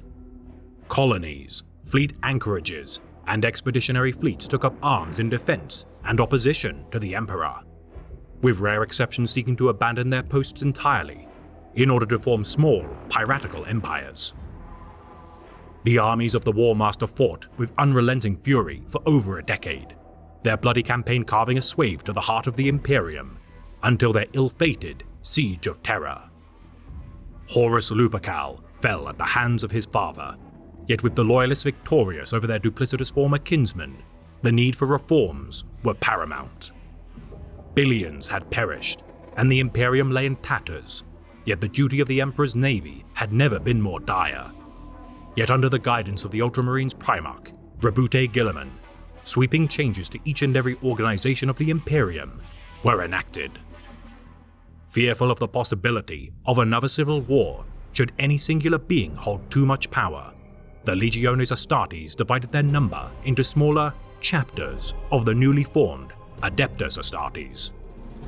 The Imperial Army, likewise, was separated into the Astra Militarum and Imperial Navy, for theirs would now be the responsibility of serving as the Imperium's frontline soldiers, with the Astartes serving as planetary assault forces and special operatives.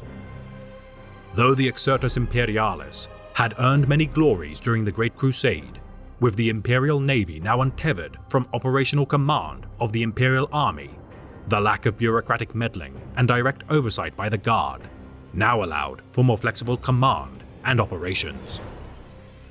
The Officio Praefectus' commissars watched for disloyalty within the ranks of the Imperial Guard and Navy, their oaths of fealty to the Emperor unbreakable, and duty to quell heresy unflinching.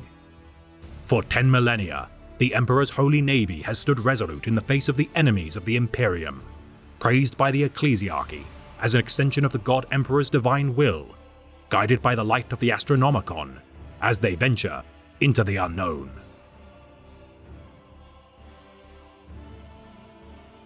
Each fleet of the Imperial Navy is divided into 5 fleet zones across the Segmente Majoris, each in turn commanded by their respective Lord High Admiral. Each segmentum harbors a gigantic orbital void station known as a Segmentum Fortress, commanded by a Master of the Adeptus Administratum, which acts as a base of operations and as an administrative hub. Responsible for the supervision and clearance of all voidcraft within their respective segmentum, every civilian, military, and shipping route is carefully scrutinized before allowing clearance through their territories. The most senior fleet is the Segmentum Solar, based upon Mars, tasked with guarding the throne world and its nearby sectors. For to be inducted as an officer of this most ancient battle fleet is to be favored by the Emperor himself, and often allows for its Lord High Admiral a seat as a High Lord of Terra. The Fleet Obscurus oversees the Segmentum Fortress of the Forge World of Cipramundi, which roams the galactic north, whilst Fleet Tempestus is based on the mining world of Bacca to the galactic south. Fleet Ultima is based upon the world of Carduniash within the galactic east and benefits from their close alliance with the Empire of Ultramar, whilst Fleet Pacificus defends the Forge World of Hydrafur to the galactic west. Each of the 5 segmentums is further divided into 8 subsectors, which encompasses 8 million cubic light-years in size, each in turn containing multiple subsectors, replete with star systems 20 light-years in radius. To best maintain order within these sectors, each segmentum fleet partitions its forces into smaller battle fleets, tasked to safeguard their citizenry. Each named after their respective sector and commanded by a Lord Admiral. The battle fleets of each sector further fractioned into battle groups, patrolling between as few as 2 or many as 8 star systems within each so-called subsector. Due to the many war zones and exterminatus actions enacted over the millennia, several star systems encompass empty space or even forbidden zones.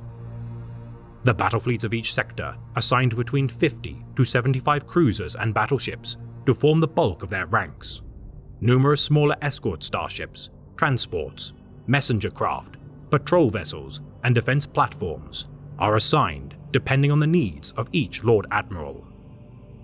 Staving off piratical raids, escorting Mechanicus Explorator fleets, and transporting Astra Militarum regiments to distant wars, the Navis Imperialis is a crucial component in any campaign waged by the Imperium.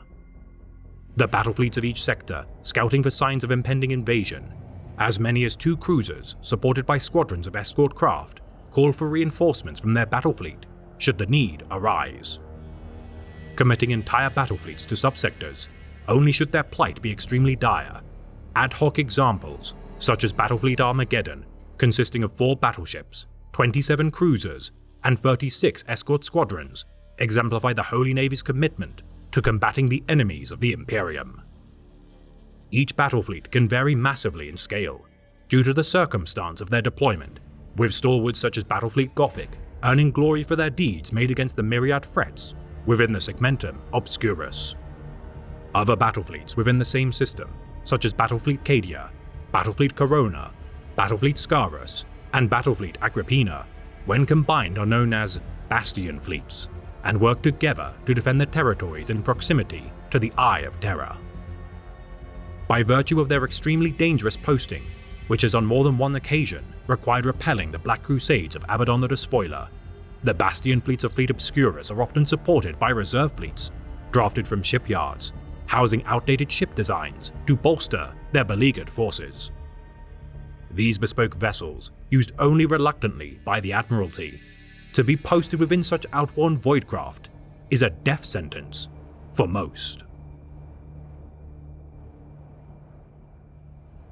To combat the enemies of the Imperium, the Emperor's Holy Navy categorizes its harbingers of war into 3 overarching types. Battleships are the largest of typical designs, equipped with strong void shields and often helmed personally by Lord Admirals. Slow and difficult to maneuver, their lack of speed is more than compensated by their immense firepower and vast crew. The 3 patterns given widespread use are the Emperor, Victory, and Retribution class battleships, though exceptions such as Battlefleet Armageddon also fielded Apocalypse and Oberon class battleships. Housing between 25,000 to 3 million crewmen dependent on their duties, most of these gargantuan spacecraft can be measured as 8 kilometers in length from prow to stern. Outfitted with luxurious staterooms, bedrooms, and offices, for the highest-ranking officers among the crew, their amenities such as handmaidens and even concubines rival the opulence of planetary governors. Though whilst even servicemen and petty officers also benefit from standards of living in excess of most others, the conscripts aboard share flea-infested sleeping pallets and toiletries. Precious beyond measure, the loss of such immense warships is a crippling blow to the Imperial Navy, for in order to construct replacements requires the efforts of an entire forge world and millions of hours of labor. Grand cruisers are the next largest voidcraft, categorized similarly to battleships, typically of much older designs than their counterparts. Smaller in scale than battleships, these voidcraft are largely retired from active service and are only deployed when necessary. Most commonly seen are the Avenger-class Grand Cruisers, which are usually outfitted with hull plating from damaged battleships. Also of note are Ironclads, which predate all other voidcraft used by the Navis Imperialis. For while their stature resembles that of battleships, their lack of void shielding has made them largely superfluous.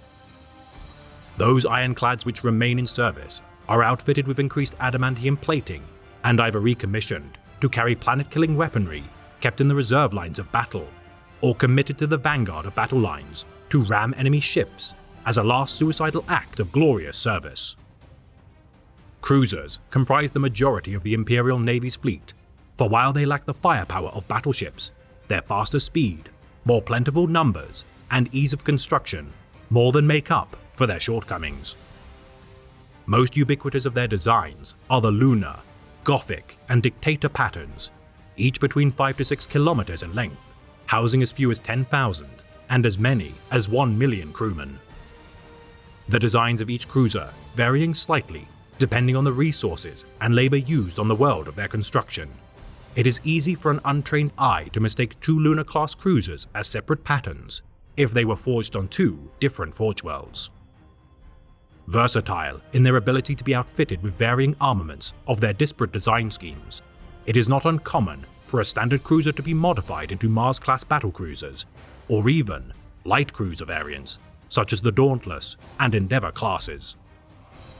Smallest of all are the escort ships, which despite their size are of paramount import to the function of each battle fleet. Frigate escorts bear more powerful armaments, whilst destroyers are more maneuverable, operating within squadrons of 2 to 6, known as Wolf Packs, protecting their larger capital ships from torpedo and attack crafts. Should the opportunity arise to inflict punishment on damaged enemy cruisers, the escorts can strike fast and retreat before incurring the wrath of their guns. Typically 1.5 kilometers in length, the plentiful masses of Cobra-class destroyers and Firestorm-class frigates punch holes in enemy positions, allowing for their larger craft to carry the day. Progression through the command hierarchy of the Imperial Navy is won through acts of leadership and can only be commissioned by each respective Battlefleet Administratum. The Lord High Admiral of the Navy is the most senior rank of the Navis Imperialis, often appointed to proven Lord High Admirals of the Segmentum Solar for unimpeachable service protecting the throne world and its domains. Stationed upon Holy Terror, the Lord High Admiral of the Navy champions the interests and needs of his men within the Senatorium Imperialis rather than the front lines of war. The Lord High Admirals, colloquially known as Battlefleet Commanders, oversee the 5 sectors of Segmente Majoris and thousands of sectors within their purview. Lord Admirals are responsible for the operational command of their respective sector, while Solar Admirals, due to the lack of unrest within the Segmentum Solar, often reinforce their peers at the head of their own independent flotillas. Admirals roam star systems of each sector under the direct order from each Lord Admiral, their Vice Admirals assuming command of the vanguard of light cruisers and destroyers of their senior officers' fleet. Rear Admirals are the youngest of the most prestigious ranks of the Imperial Navy and must prove their capabilities at the rearguard of their fleet, often coordinating mundane tasks such as the refueling of ships, convoy disputes, and repair operations. Commodores, also known as Group Commanders, are the most senior of ship captains and lead bespoke squadrons of ships into battle, whilst Lord Captains, also known as Flag Captains, work as intermediaries between the captains and their Commodore. Captains helm each and every cruiser of the fleet, entrusted with the survival of their crews and duty to fight as one of the many swords of the Emperor. Commanders rally each squadron of escort vessels, known as the Wolf Packs, and on rarer occasions can be assigned to command orbital stations or even act as wing commanders of a carrier ship attack craft. Lieutenants are the most junior commissioned officers of the Imperial Navy, typically assigned to second in command to escort vehicles until they have proven themselves worthy of promotion, whilst the title of Officer of the Watch often rotates throughout the senior ranks to draft rosters of watches and test the capabilities of the command staff. Tech Priests Majoris are representatives of the Mechanicus of Mars and work alongside their captain and senior officers to appease the machine spirits of their vessel. The Principal Navigator charts the course for their respective voidcraft, whilst the Chief Astropath ensures the ship's astropathic choir maintains communications with the wider fleet. The Master of Ordnance manages the torpedo and attack craft stores, making sure that sufficient fuel reserves are available, whilst the Master of Arms ensures all weaponry from the mightiest macro cannon to the lowliest lasgun is properly maintained. Fleet Commissars work closely with the Master of Arms in order to make sure the crew are kept battle ready at a moment's notice, and has the authority to declare even the ship's captain unfit for service should they find their resolve lacking. Ship surgeons, or sawbones, administer the medical needs of the crew, while ship confessors maintain their spiritual health and well-being. Midshipmen can be best described as students of the officer class, observing their duties and deriving their name from the situation of their quarters within the ship's midsection. Warrant officers, or petty officers, are the equivalent of sergeants within the Navis Imperialis, and disseminate orders throughout the lowest ranks of each ship, dispensing punishments to the more unruly members of the crew. Shipmasters are among the most senior ranks of the warrant officers, often tasked with maintaining the ship's logs and supplies, whilst the highest ranking warrant officer, the Master Gunner, maintains the performance of the ship's weaponry and oversees their ammunition stores. Gun captains lead each gun crew aboard every Voidcraft, respected by their men not as officers but as proven leaders forged from toil in the lower decks of the ship. Sergeants at arms lead the armsmen aboard each vessel during boarding actions or defense of their holdings. Their responsibility to drill and maintain the weapon lockers of each warship, requiring that they are often drafted from worlds separate from the crews they command.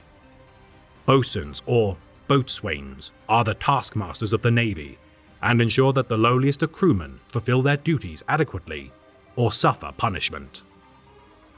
The most common ranks are known as ratings and undertake the most menial tasks of the ship, such as hauling equipment, conducting maintenance, or clearing the debris caused by naval engagements. Largely comprised of volunteers, the pay and housing of each rating is substantially better when compared with contemporary hive dwellers or imperial citizens, and as such, many are glad for the shelter that their Voidcraft provides. First among the ratings are armsmen, those trusted among the crew to carry weapons in their ship's defense, and rewarded with largely free movement around the many decks of their warship. Voidsmen, or shipmen, are enlisted men tasked with the maintenance and menial jobs of the Navy, trained with valuable skills in order to keep their Voidcraft in top condition. Last are the indentured workers, unfortunate souls drafted from penal colonies and ordered to conduct the most grueling of hard labor, their lifespans measured in as few as months due to malnutrition, accidents, and punitive actions. Outfitted with void shields, constructed of gravitic barriers, and carefully harnessing electrical energy, only the mightiest of weapons can pierce such force fields and armor of both the Imperial Navy vessels and those used by their fell enemies. Utilizing fusion-based plasma drives deep within their hulls, each and every starship propels through space at the cost of as much as a third of its mass, housing such powerful engines. Should such propulsion systems be ruptured, warp rifts can form within the heart of such Voidcraft, and have on more than one occasion been used as improvised explosives in order to destroy relentless foes such as the Tyranids of High Fleet Behemoth.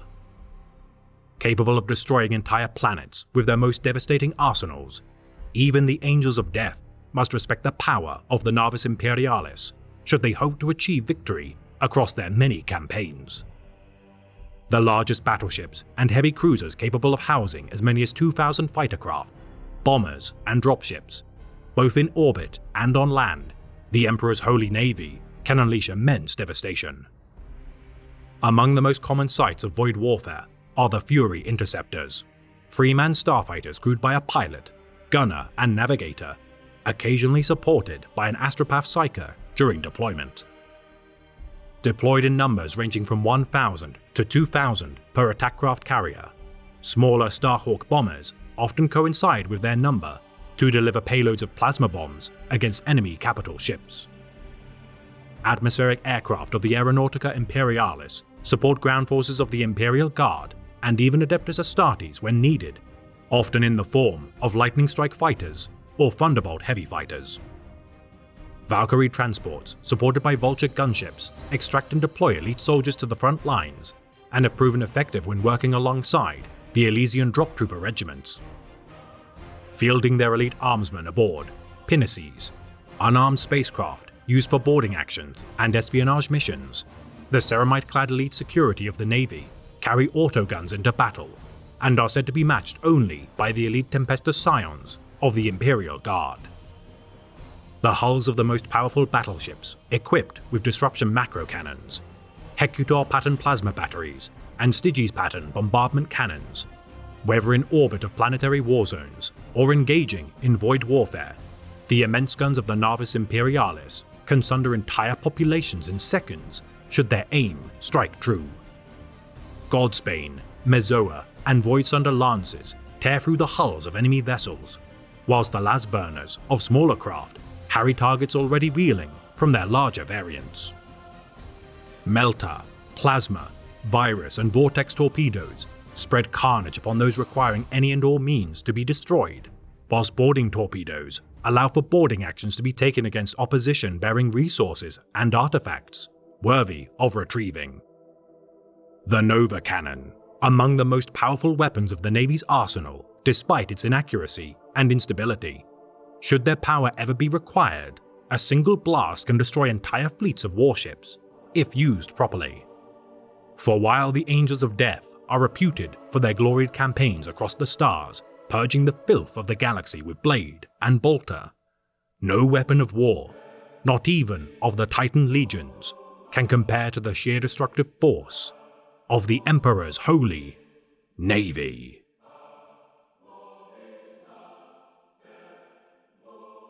You are expected at all times and in all situations to conduct yourself in a manner appropriate to and mindful of the great duties and traditions of the Emperor's most glorious and honorable Navy.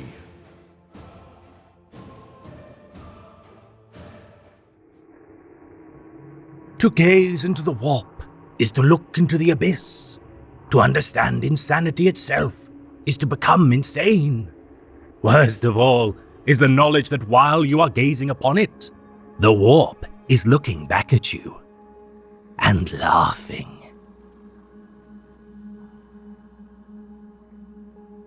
The Imperium of Man embarks upon perilous campaigns of untold horrors with each passing day. Duty-bound to fell the malevolent paws of heresy, billions of souls journey the length and breadth of the galaxy to bring the Emperor's light to the wicked. Yet regardless of its raw strength, humanity's war machine requires souls of unique talent to facilitate its crusades. For a weapon without a target is as ineffective as without a hand to wield it. For today, we shall elucidate the wayfarers of the void, descended from genetically Puritan nobility, who mark the trajectory of the Imperium's campaigns. The Navigator aristocracy, the Navis nobility.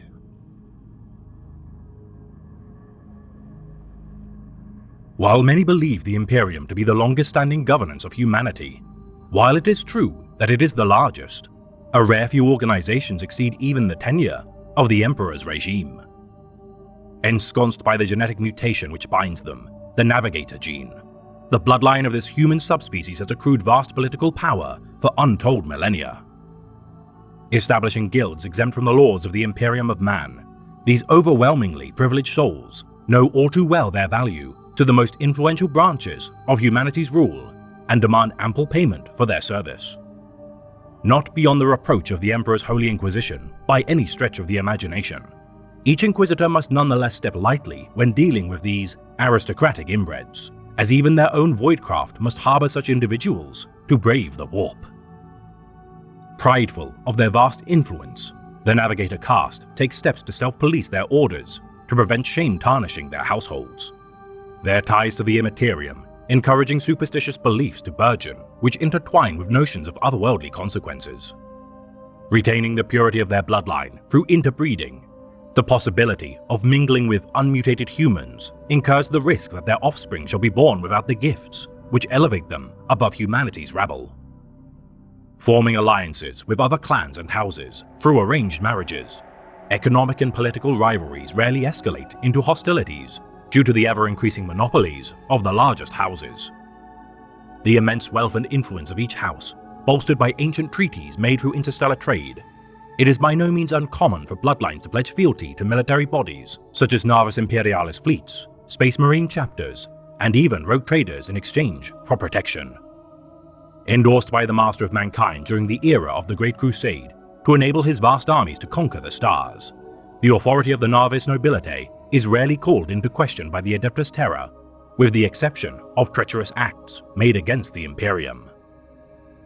each clan typically guarded by a retainer of thousands of bodyguards under the guidance of their ruling monarch, the Pater-Nova. Each navigator house's Novator employs specialists to monitor their fiefdoms for signs of betrayal or usurpation. At great pains to cultivate high birth rates of children bearing the navigator gene, each house must be vigilant to compete against the constant acts of genetic tampering made by rival houses, as each bloodline attempts to breed more gifted and well-trained children. Competing to earn the notice of the most powerful governing bodies of the Imperium, for contracts to dispatch their kinsmen to the most lucrative postings. Though the hierarchy of the major houses holds the most pedigree, should a minor house breed greater stock of the bloodlines, a chance for the elevation of their fortunes could threaten their betters. Overtly regarded as mutants and witches, the Narvis Nobilitae, nevertheless, live as a protected class among the rank and file of the Imperium. For it is among the most ironic hypocrisies that even the most pious servants of the Emperor, such as the Black Templars, must regardless harbor such unclean souls within their midst to ensure their function. Shunned and feared in equal measure by the general public, the malformations and mental abnormalities incurred from inbreeding and warp exposure does not allay the ire of the subjects of the Imperium. Regularly screening their families for optimal balance of mutation compatibility, those chosen for marriage are divined through both the Emperor's Tarot and Gene Scryer specialists to prevent the warp's interference from tainting their decisions. The lesser houses, struggling to pay the cost of such luxuries, resulting in increasing instability within their bloodlines. Genetic corruption has on more than one occasion resulted in the dissolution of a navigator house and purge of its members. Typically enacted by members of the ecclesiarchy, the Adeptus Ministorum is quick to burn navigators as heretics, should even a slight hint of treachery be uncovered. The rampant zeal of the Emperor's Church, curtailed by the High Lords of Terror swiftly to prevent tensions from escalating further. The worst offenders of such heresy, captured by agents of the Emperor's Holy Inquisition, the Holy Ordos in extreme cases shall destroy navigator clans before sending their patriarchs and matriarchs to the Black Ships as an act of judgment. To ensure a strict hierarchy of rule is enforced by the Narvis Nobilitae, several rituals and customs are utilized by its myriad houses. Some bloodlines such as House Belisarius adopt unique titles such as Celestarch, which is conferred onto members of the Space Wolves chapter of Astartes, who stand as bodyguards in their retinue, whilst other monikers are more widespread. At the height of the Nobilitae's power base stands the Pater-Nova, the unifying force of every house of the Navigator Creed, destined never to leave the Palace of Navigators upon his or her appointment. Employing a chief member of their house to act as the Pater-Noval envoy who serves as a member of the High Lords of Terror, such an appointed family member represents the Narvis Nobilitae's interests within the Senatorum Imperialis. Amplifying the warp sense of their subjects due to the extreme mutations which all Pater-Novas must possess from their induction from the heirs apparent, their link to the junior members of the Nobilitae is keenly felt during the transfer of the position, as all suffer a noticeable diminishing of their power until a new Pater-Nova is appointed. Capable of living for up to 1,000 years of service, the Pater-Nova is always drawn from the most influential great families, their ascension benefiting their household with a substantial enhancement of their abilities, thanks to their genetic ties, as the former Pater-Nova's family weakens. The death of such a ruler causing the reserve of heirs apparent to drastically metamorphose into larger, stronger, and more psychically powerful subjects, with the void left from their passing.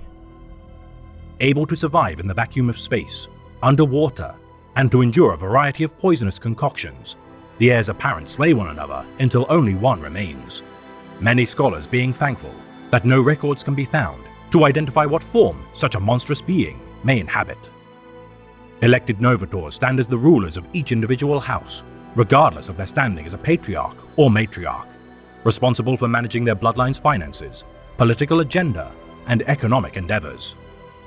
Guiding the destiny of their household, typically from their throne room within Terra's Palace of the Navigators, the fickle ebb and flow of power within the Nobilitae requires constant monitoring using encrypted communication chambers known as the Novator Cortex. Confined to luxurious isolation as a result of their often unsightly mutations, their age and experience are pivotal in discerning the best alliances, quelling trade disputes, and ensuring the peaceful rule of the Nobilitae. The Narvis Scions represent the Narvis Nobilitae during protocols of bureaucracy. selected from those with few outward signs of mutation, to converse with political elites during courtly gatherings and matters of governance. Always the focal point of intrigue and scandal, the Narvis Scions revel in both the renown and infamy they accrue as they regale the crowds with tales of travel, wit, and monarchic intrigue. Representing their households as advisors to rogue traders, navy admirals, and imperial nobles, the Narvis Scions broker alliances with powerful organizations. Their short-lived attractiveness, often prolonged by extensive surgeries, used to propagandize the misrepresentation that reports of their disfigured brethren bear no credence, as they too slowly adopt the features of their less fortunate kinsmen. Beyond reproach in their authority over their subjects, it is an act of treason to oppose the will of the Novator, and those who stand in opposition to their will shall incur reprisal given sanction by the military branches of the Imperium. Preferring to combat their rivals in wars of trade, rather than bloodshed, the houses of the nobility endorse acts of assassination, espionage, and commerce interference to gain the upper hand against their rivals, causing massive structural damage to the infrastructure of the Imperium, whilst evading the notice of imperial authorities.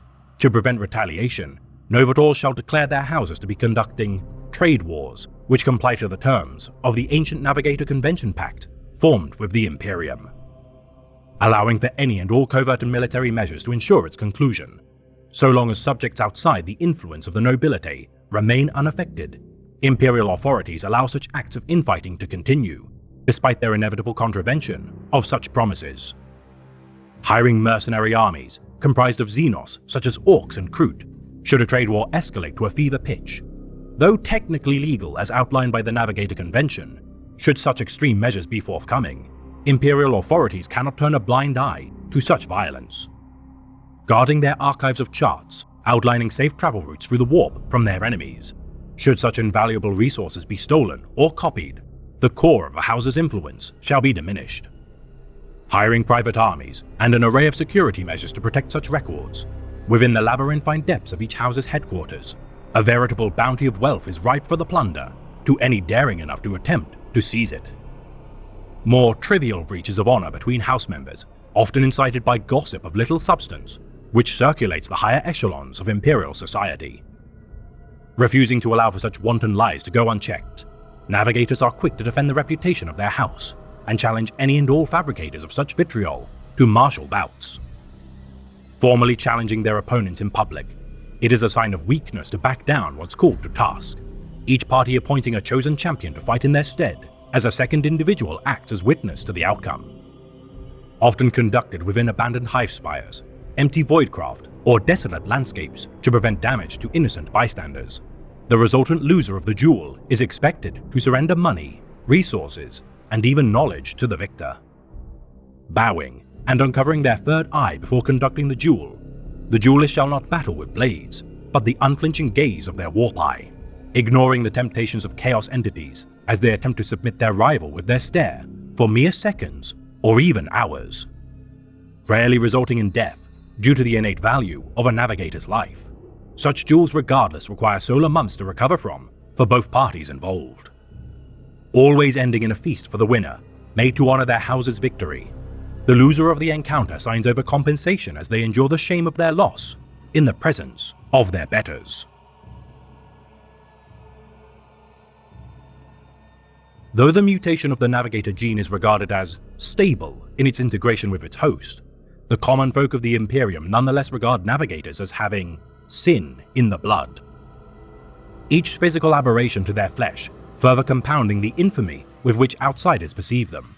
Though the most genetically pure stock of larger houses resist the worst malformations, none are exempt from the stain of mutation. Most prominent of their disfigurements is their warp eye set upon their foreheads, a clear sign of their creed which must be covered at all times to prevent its potent gaze from harming civilians. Their translucent skin, large irisless eyes, and lanky appearance, seen as unsightly to all societies of humanity, their webbed appendages and visible arteries further compound such disgust felt by the wider populace.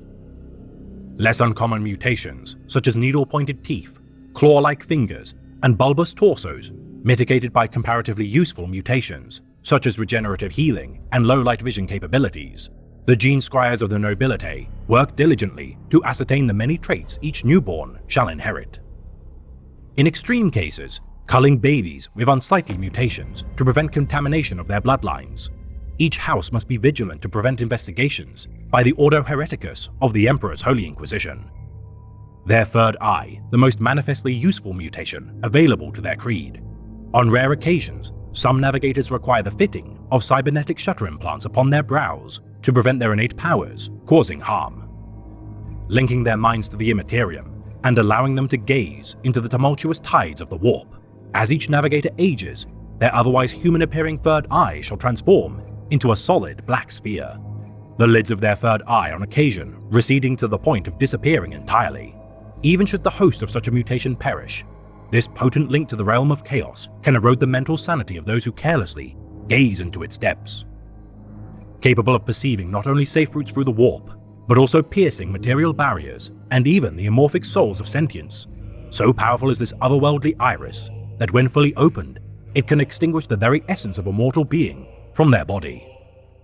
Kept isolated from the populace of the Imperium for this very reason, it is no wonder why the common folk of the Imperium distrust the navigators to the extent which they do, their shrouded appearance eliciting feelings of distrust, whilst their reputation tells of witches capable of killing a man with a glance.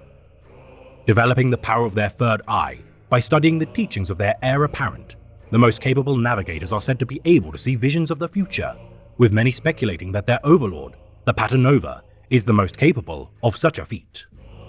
Reliant on the Emperor's Astronomicon beacon to gather bearings of their surroundings, when cut off from the light of the Master of Mankind, the navigators suffer terribly, resulting in the protraction of campaigns, such as was evident during the Macarian Crusade of 392.M41. Avoiding all strongholds of chaos, such as the Eye of Terror when possible, the novice nobility steers clear from all such crucibles of madness and plot courses to best evade such tears in reality for the sake of their own sanity. Capable of a variety of powers due to their innate connection to the warp, an exhaustive list of such abilities are as follows. The Ether Doldrum ability allows for their location of a point of calm within the tides of the warp, also capable of being harnessed to dampen psychic powers and banish demons back over the threshold from whence they came. The Baleful Watcher, or Piercing Gaze, allows navigators to push through warp currents to identify safe travel routes, though should it be turned on mortal souls, they can extract useful knowledge from their victims, ripped from their very souls. Capable of hiding their presence within the Immaterium, using the technique, a cloud in the warp. Agents of the ruinous power struggle to track navigators when entrenched in the material realm, as they hide their warp presence from their aggressors, with mastery allowing them to mask others within their presence. Manipulating the Immaterium to form localized warp storms by disrupting the Empyrean. Navigators can block Voidcraft from entering or exiting real space. Using divination in conjunction with the Emperor's Tarot, some talented nobles can see into the future in a far safer manner than precognition derived from peering directly into the warp. Further manipulating time through ebb and flow techniques of perception, navigators strip away the facade of events to slow the blade of an attacker or even projectiles of a ranged weapon, allowing for safe evasion. Reserving the power of their evil eye for only the most hated foe, navigators siphon power from the spirits of the warp to cast a hex on their enemies, which will in time turn their allies against them. The Eye of Oblivion allows a navigator to perceive the link between a mortal form and its soul, cutting at the tethers between animating force and mortal frame to immobilize, if not kill outright. Retrieving fragments of the future using their foreshadowing ability of their third eye, navigators can glean crucial insight into future events at the risk of losing themselves to the influence of the warp. Their gaze into the abyss, allowing navigators to clearly identify psychers and demons within the material universe, tracking the residual psychic taint which trails from the host to objects leading to their charge. When navigators choose to have a mortal held in their gaze, such subjects can be immobilized as their joints and muscles lock into place, this power sharing similarity to that used by psychers, who can replicate the same effect through different means. Capable of immolating the soul of their enemies by focusing the raw power of the Immaterium through their warp eye, rumors persist that such a power is derived from the Emperor as the more morally corrupt the victim, the quicker and more savagely they shall combust into flames. The inward view meditation allows navigators to uncover hidden knowledge, the most pious of the Navis Nobilitae collaborating with Reclusiam chapels in their efforts to learn long-forgotten philosophical teachings earned through continual introspection. Mind shielding, harnessed through the use of a cerebrum cowl, protects navigators from the psychic influence of the Immaterium, the ancient archaeotech capable of staving off the most dangerous threats to the mind. The physically exhausting obliterating of the immaterial wake, typically utilized through a Voidcraft's warp veins, allows a vessel harboring a navigator to hide the trail left in its wake during traversal through the warp, to prevent tracking by enemy combatants. Slowing the effect of immaterial interlopers using the pass unscathed technique, navigators protect themselves and their allies from the insidious touch of chaos when in close proximity to its presence. Able to refresh and revitalize themselves by virtue of their genetic heritage, navigators, despite staying immobile for long shifts within their station for solar days, can forestall their fatigue, yet must rest after such an endeavor to prevent falling into a comatose state. The Scourge of the Red Tide power allows for navigators to project raw warp essence from their eye in a torrent of warp fire, searing flesh from bone as the victim's soul is consumed by the barrage, yet is only used as a last resort due to the strain incurred from such an act. Using their technique known as Seek the Path, navigators assess their environment through the lens of the Immaterium and find opportunities to evade and strike optimally against martial foes. Stacking the deck is a technique which draws from their otherwise meager naval combat training, using their perception of future events to optimally position their naval vessel and firing lines to achieve tactical advantage before battle has even been joined. Stripping the Husk is a power which uses a fast blink of their warp eye to project a sudden blast of energy to cleave their enemies in twain, often reducing their opponent to mere piles of steaming flesh and bone. Their ability to stupefy the soul stuns aggressors by partially opening their warp eye to briefly shock any living being. Should circumstance require, the navigator shall press their brief attack to induce sudden mental breakdowns, as the malevolent power of the warp erodes their victim's sanity. The Color Untraveled is an ability wherein a navigator manipulates the web of fate to their advantage, altering their position in the physical world at the risk of extreme damage to their bodies, as they will themselves into a position of an alternate future. The Lidless Stare, among the most dangerous abilities of a navigator.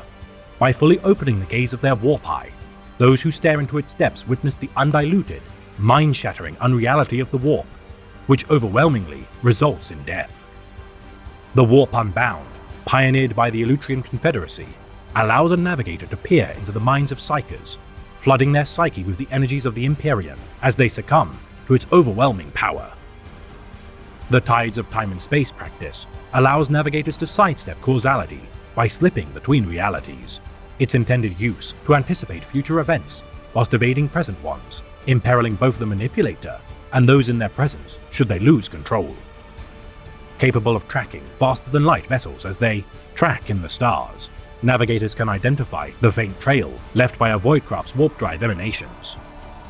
The Visions of Hell, bearing similarity to the Lidless Stare power, those who prefer more subtle arts to bring more stubborn and righteous souls to heal, force them to plead for a release from the fell experience they have endured.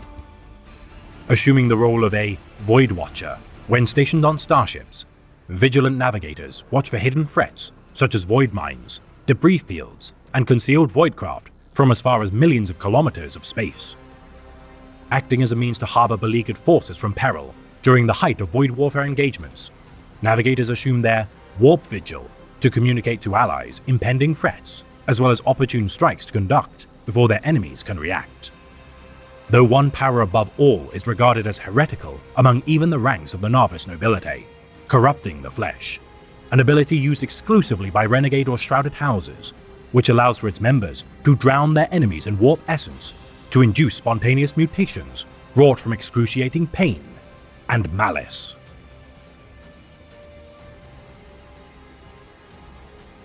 Protective of the records of their early history, little is known of the origins of the Navis Nobilitae, save for their crucial role in allowing humanity to embark across the stars.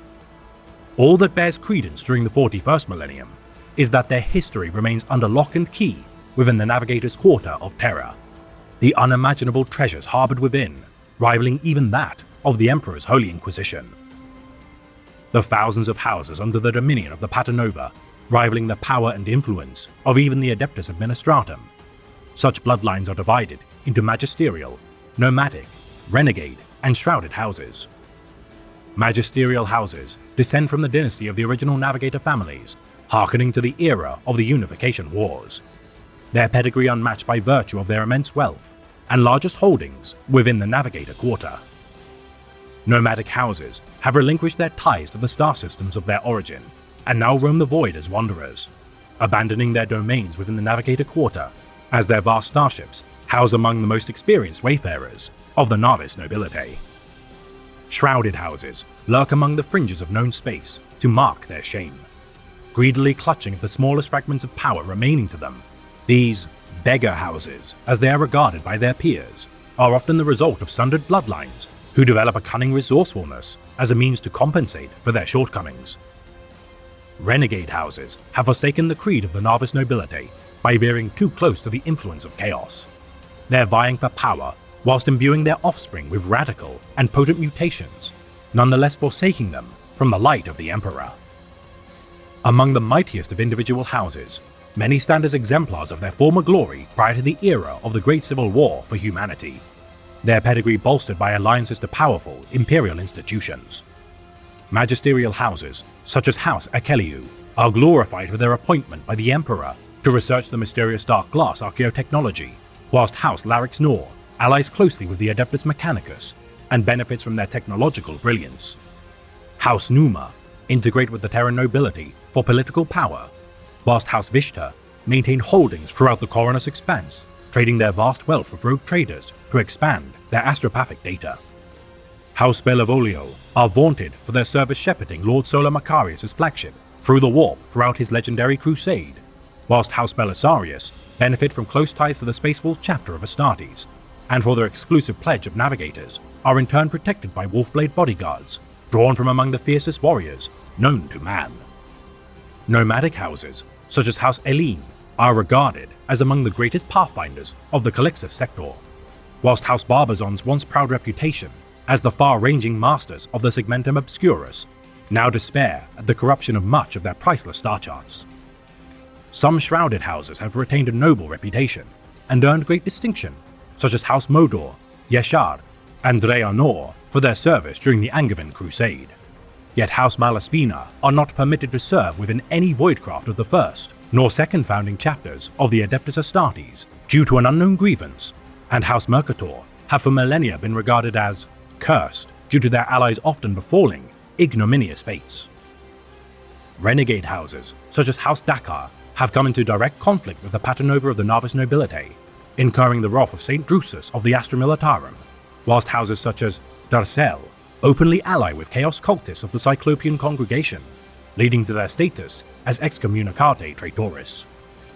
Whatever their allegiance, each house of the Navis nobility act as financiers to a myriad of endeavors across the stars, funding rogue trader expeditions, imperial crusades, and even heretic insurrections, should their power base stand to gain more wealth or influence. Establishing new warp routes in exchange for monetary compensation.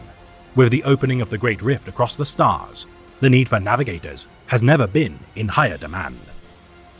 Working from the shadows due to their lack of established fleets, industrial factories, or trade outposts, the Navis nobility use an extensive array of intermediaries to bring their plans to fruition. Heavily reliant on mercenary force to enact their more unsubtle ambitions, from the gaudy estates and resplendently decadent palaces of each noble house, the Navigator elite weave a web of schemes to achieve their ambitions. The flawed spawn of their bloodlines, unfit for service among the starships of the Sea of Souls or regal ballrooms of high society, locked away in dungeons deep below their palaces. These feral and hideous products of inbreeding between these licentious aristocrats belie the necessary evil which they represent.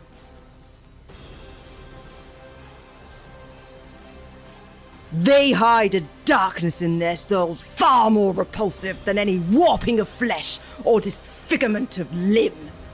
Would that they weren't quite so useful, then we could burn the lot of them.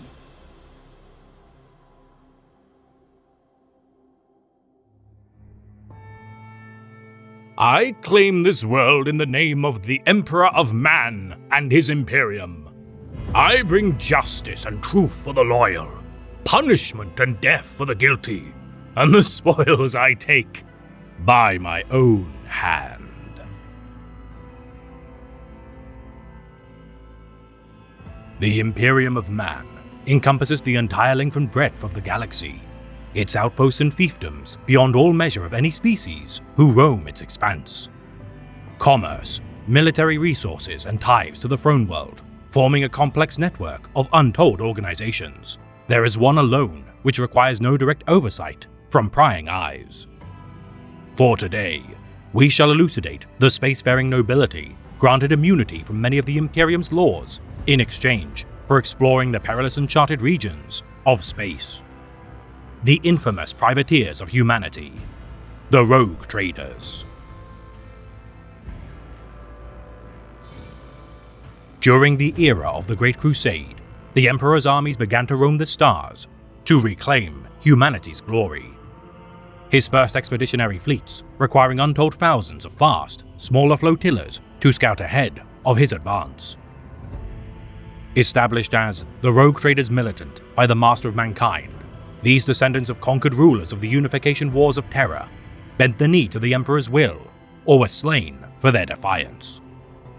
Gifted warrants of trade as tokens of the Emperor's will made manifest, in exchange for such a precious document, each captain would brave the unknown ahead of the armies of mankind with little to no support. Forbidden to ever return to the soil of Holy Terra, these vagabonds relied on themselves alone to prosper or perish. For while many succumbed to the whims of Xenos, others claimed the aliens' voidcraft as spoils of their toil. Even at the height of humanity's dominion of the void, each world pillaged by such scoundrels, a trifle when compared to the vast millions which remained unspoiled across the void. Unshackled by imperial bureaucracy, often supplied and re-equipped by the most powerful organizations of the Adeptus Terra, these free agents, despite the peril they faced, thrived as free agents of the Master of Mankind. Enticed by spoils and glory as they braved the depths where even the Astronomicon's light cannot pierce, over the millennia, the Rogue Traders adapted to the ever-shifting nature of exploration, alien culture, and diplomacy. Powerful enough to destroy alien civilizations, which prove dangerous to the Imperium's ideals. Xenos whose domains prove overwhelming, such as Eldar craftworlds, must otherwise be allayed with economic trade. Plundering planets rich with minerals or other valuable resources, many are the buyers of the adepts of Mars, vying for STCs and long-forgotten technologies, or inquisitorial branches seeking relics of bygone ages. The wealth of the most infamous rogue traders exceeding that of even planetary governors, many encompass dozens of voidcraft into the fold of their fleets, whether of military or cargo grade. Cramming each vessel with armies of foot soldiers, labor serfs, prospective colonists, and technicians. Each captain maintains ties to organizations such as the Navis Imperialis, Astra Militarum, Navigator Houses, and Inquisition to negotiate favors. Unable to threaten the true balance of power, which the subdivisions of the Adeptus Terra squabble over, the rogue traders as true outcasts are a boon for facilitating underhanded maneuvers made by the elite of the throne world. Charming, charismatic, and deadly when required, this band of scoundrels employ a variety of companions to join their crews. The bands of misfits, recruited by such pirates, resembling those used by inquisitorial agents, due to their lack of constraint or imperial oversight. Whether a pious servant of the Emperor or self-serving tyrant, it is up to each rogue trader's discretion as to what manner of allies they shall recruit, whether Eldar exiles, indicted arbiters, questing space marines, tarnished ecclesiarchal priests, or crestfallen commissars. All that matters to their captains are that their subjects are remarkable in their skills, pledged to their crew. Garbed in extravagant regalia, as befits their typically royal heritage, even the lowliest of rogue traders, cobbling together battered starships, inherited from bloodlines of middling legacies, cling to their flamboyant attire, alike to a badge of honor. Remaining a vital component of the Imperium's war machine to this day, even the returned Primarch of the Ultramarines, Rabute Guilliman, sees the value in these exuberant reprobates. 100 of such privateers, invited personally by the Avenging Sun to his fiefdom of Macragge to attend an emergency symposium, This once-in-a-million gathering could not be denied, even by these independent contractors. The once invulnerable domains of Ultramar laid low by the Plague Wars within the first scant years of the 42nd millennium. Guilliman spoke to the assembled rogue traders as equals, as he appointed them as sanctioned pioneers to conquer new worlds in the name of the Emperor. Charged with claiming fertile new lands, to replace those lost to the machinations of chaos. With the birth of the Great Rift across the stars, now more than ever, the Imperium's mettle would be tested. Offering the rogue traders a choice to leave unmolested or stand by his side as trailblazers of a new era for humanity, not one shirked their duty to the Imperium during its time of greatest need. Whether destined for glory or damnation, these souls would not tarnish the legacy of the rogue traders militant. Their worth seen in the eyes of a witness of their earliest deeds, cementing their pride as true champions of humanity's indomitable spirit. Embarking from Macragge within days of the gathering to explore the expanse of the Eastern Fringe, the rogue traders of the Ultima Segmentum would not fail the Lord of Ultramar, nor he who sat upon the Golden Throne. The revivification of purpose within their ranks, arming them with the courage to brave the unknown depths. These wayfarers now stand as the vanguard of a new era of their creed, and shall not be found wanting. Though the original rogue traders militant were drawn from the noble houses of Holy Terror, over the millennia, the incalculable bloodlines broken by the ravages of war have changed the methods used to recruit new members into the fold. Ambition, the singular virtue prized above all prospective rogues, one of the most prominent recruiting grounds for such skippers is the Navis Imperialis. The prerequisite to be capable of helming a voidcraft, an obvious point of comparison between rogue traders and staff of the Imperial Navy. Those two maverick in their nature to serve as admirals often find meaning outside the strictly conservative norms of such a military organization. Maintaining their contacts made throughout the galaxy during their years of campaigning in the name of the Imperium, coupled with their abilities as capable military commanders, their comrades in arms who still serve can often be called upon for aid, both in terms of combat engagements and resupplies. Leveraging the standing of their Navy kindred until their elevation to higher ranks, it is far better for a shrewd rogue trader to call in a favor from an admiral rather than a commander, and thus must keep a close eye on their career progression. Treasuring their Navy cutlasses as a reminder of their prior service, Navy rogues, whilst retaining much of the uniform trappings of their former life, regardless adopt finery commensurate with high-ranking admirals or war heroes, even should they have never achieved such lofty positions. Another likely recruiting ground for rogue traders is among the ranks of the Astra Militarum, the entrusting of a warrant of trade by imperial authorities, often a means to convince promising tacticians to veer their armies to perform crusades among the most perilous areas of space. Should they survive the campaigning made in exchange for their warrant, they shall mobilize as an independent army capable of deploying forces which rival entire planetary defense forces in their scale. Devastating minor warp incursions, Xenos colonies, and cultist uprisings. Regardless of their power, the captains of such forces must be careful not to deplete the resources required to fuel and arm their battalions of infantry, vehicles, and voidcraft. Unlikely to ever replenish their numbers with fresh troops, Militarum rogues often target easily conquered worlds in order to conscript new soldiers to serve at their whim. Some of the more extreme of such traders resorting to recruiting Xenos mercenaries into their auxiliaries, much to the chagrin of imperial authorities. Typically retaining the insignia of the regiment wherein they once served, Militarum rogues typically wear long coats protected by carapace armor, though those with more influence commission bespoke suits of power armor modified to fit a mortal human's form. Often exchanging valuable plunder with members of both the Inquisition and Officio Assassinorum, whether armed with force fields, digiweapons, or on rare occasions, Catan face swords. Many are those who underestimate such hardened veterans of war. Peculiarly, another source for recruitment of rogue traders are members of the Adeptus Administratum, the scions of this seemingly unconventional organization for spacefaring life, nonetheless armed with ruthless cunning and skill at political intrigue. Precise in their application of bureaucratic meddling, though their use of force is rare, even space marines can be deployed by these rogue traders by virtue of their mastery of political maneuvering. Statesmen capable of delegating tasks to their lieutenants, Administratum rogues are meticulous in their fostering of competition between their underlings in order to bolster their effectiveness. Employing assassins rather than armies to accomplish their goals, their eschewing of ostentatious garments belies their virtue held of remaining covert, dressed as they are in monkish habits of muted colours. Never unarmed despite outward appearances, an Administratum rogue typically hides digital lasers, power blades, and other concealable weapons upon their person, always wary to protect themselves from upstart minions at their disposal, hoping to drive a blade in their back. Merchants, another likely source for rogue traders to be drawn. Their obvious expertise at establishing trade routes, industry, and exchanging goods for favors is a potent means to curry favor with authorities, both Imperial and Xenos alike. Experts at charging extortionate rates for much-needed supplies from their buyers. These unscrupulous dealers care not if a planet shall have its populace starve, should they not choose to purchase their wares. Capitalizing on the ruling class's need for exotic finery, often paid for with tithes made by their planet's downtrodden, merchant rogues form cartels and federations which span the galaxy as intertwined corporations forged from greed. The feudal nature of imperial bureaucracy ripe to form lucrative markets to be exploited. Such rogue traders deploy their small private armies only when expendable mercenary might can't be bought to enact their trade wars.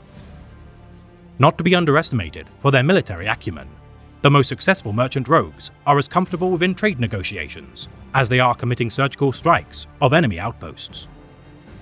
Dressed alike to gaudy peacocks, displaying their wealth for all to see, within the construction of their glistening jewelry are hidden various hidden weapons, which shall defend them from enemies which pass through their entourage of highly costly bodyguards. Planetary governors and imperial commanders, tired of the drudgery of their jurisdiction, also take to the rogue trader livelihood to escape monotony. Usually taking to pastures new, once deposed or replaced by their people, or even the Adeptus Terra. Often escapees of the destruction of their fiefdom by chaos or even Xenos invasion. Such disgraced governors typically abandon their people to death as they rally what planetary defense forces remain to serve as the personal defense fleet of their new calling. Whether seeking penance by finding new worlds for their populace to inhabit, or selfishly escaping their responsibilities, regardless of their intent, such individuals are highly charismatic, as is evident by their subjects' loyalties, despite their own failings. Driven by loss and the hopes of a brighter future, the followers of the Governor Rogues are adept at recolonizing efforts, if not military campaigns. Their speed at claiming new worlds for the Imperium, often enough to earn favors from powerful allies and the bequeathment of a warrant of trade. Lastly, the rarest organization for rogue traders to be drawn from is that of the Emperor's Holy Inquisition. For those usually destined for a lifetime of service to such a powerful organization are appointed as rogue traders, not by choice. Offered a warrant of trade as an alternative to death due to political maneuvering by the Inquisition, often by members of the Ordo Xenos, such fallen Inquisitors are too valuable a resource to waste, and as such are given new purpose. Though losing access to their near-limitless resources, Inquisitor rogues still retain connections and power befitting their former service. Their duty to root out corruption and heresy, supplanted by a need to seek out and eliminate Xenos threats. Acolytes given warrants of trade, thankful to have escaped a fate too terrible to consider. It is regardless a bitter pill for more senior Inquisitors to swallow, considering the many infamous deeds required to rise to such prominence. Much has already been mentioned of the significance of the Imperial Warrant of Trade, yet the scope of this invaluable document requires explanation unto itself. Not to be confused with a merchant charter granted by the Adeptus Administratum, the authority granted by the Warrant of Trade is comparable to that held by planetary governors, inquisitors, and even Space Marine chapter masters. Passed down from generation to generation as the single most powerful possession of any rogue trader, the original such documents of Imperial law were personally gifted by the Master of Mankind to the pioneers of the Rogue Traders Militant, with others bearing signatures of the Primarchs and Generals of the Great Crusade of yore. Coming into the possession of individuals only through inheritance or degree by the High Lords of Terra, those who bear such a license are sanctioned by the God Emperor of Mankind, freedom to judge all cultures outside the Imperium's domains as they see fit. The crime of obtaining or misusing a warrant of trade against the ideals of the Imperium, punishable by death, to not only the holder, but all with ties to their influence. The Inquisition prosecuting such renegade rogue traders without mercy.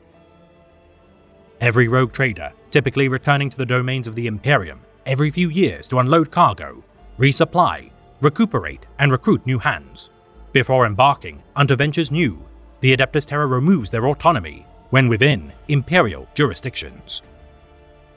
Wary of their susceptibility to fall to corruption or become Xenos sympathizers, the Adeptus Terra verifies their actions during voyage before allowing them to return to the Void for plunders anew.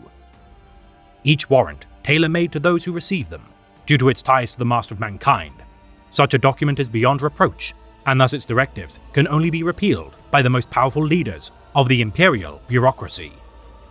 Divinely sanctioned by the God Emperor, so powerful is such a deed that High Lords of Terra for millennia have used the warrant as a means to bribe powerful political rivals to abandon their pursuit of power in deference to a life of freedom. Such misuse of the warrant, requiring the drafting of less powerful certifications, known as the Letters of Marquis, regardless of the limitations in comparison. Many a rogue trader gladly accepts such letters due to their still impressive permissions.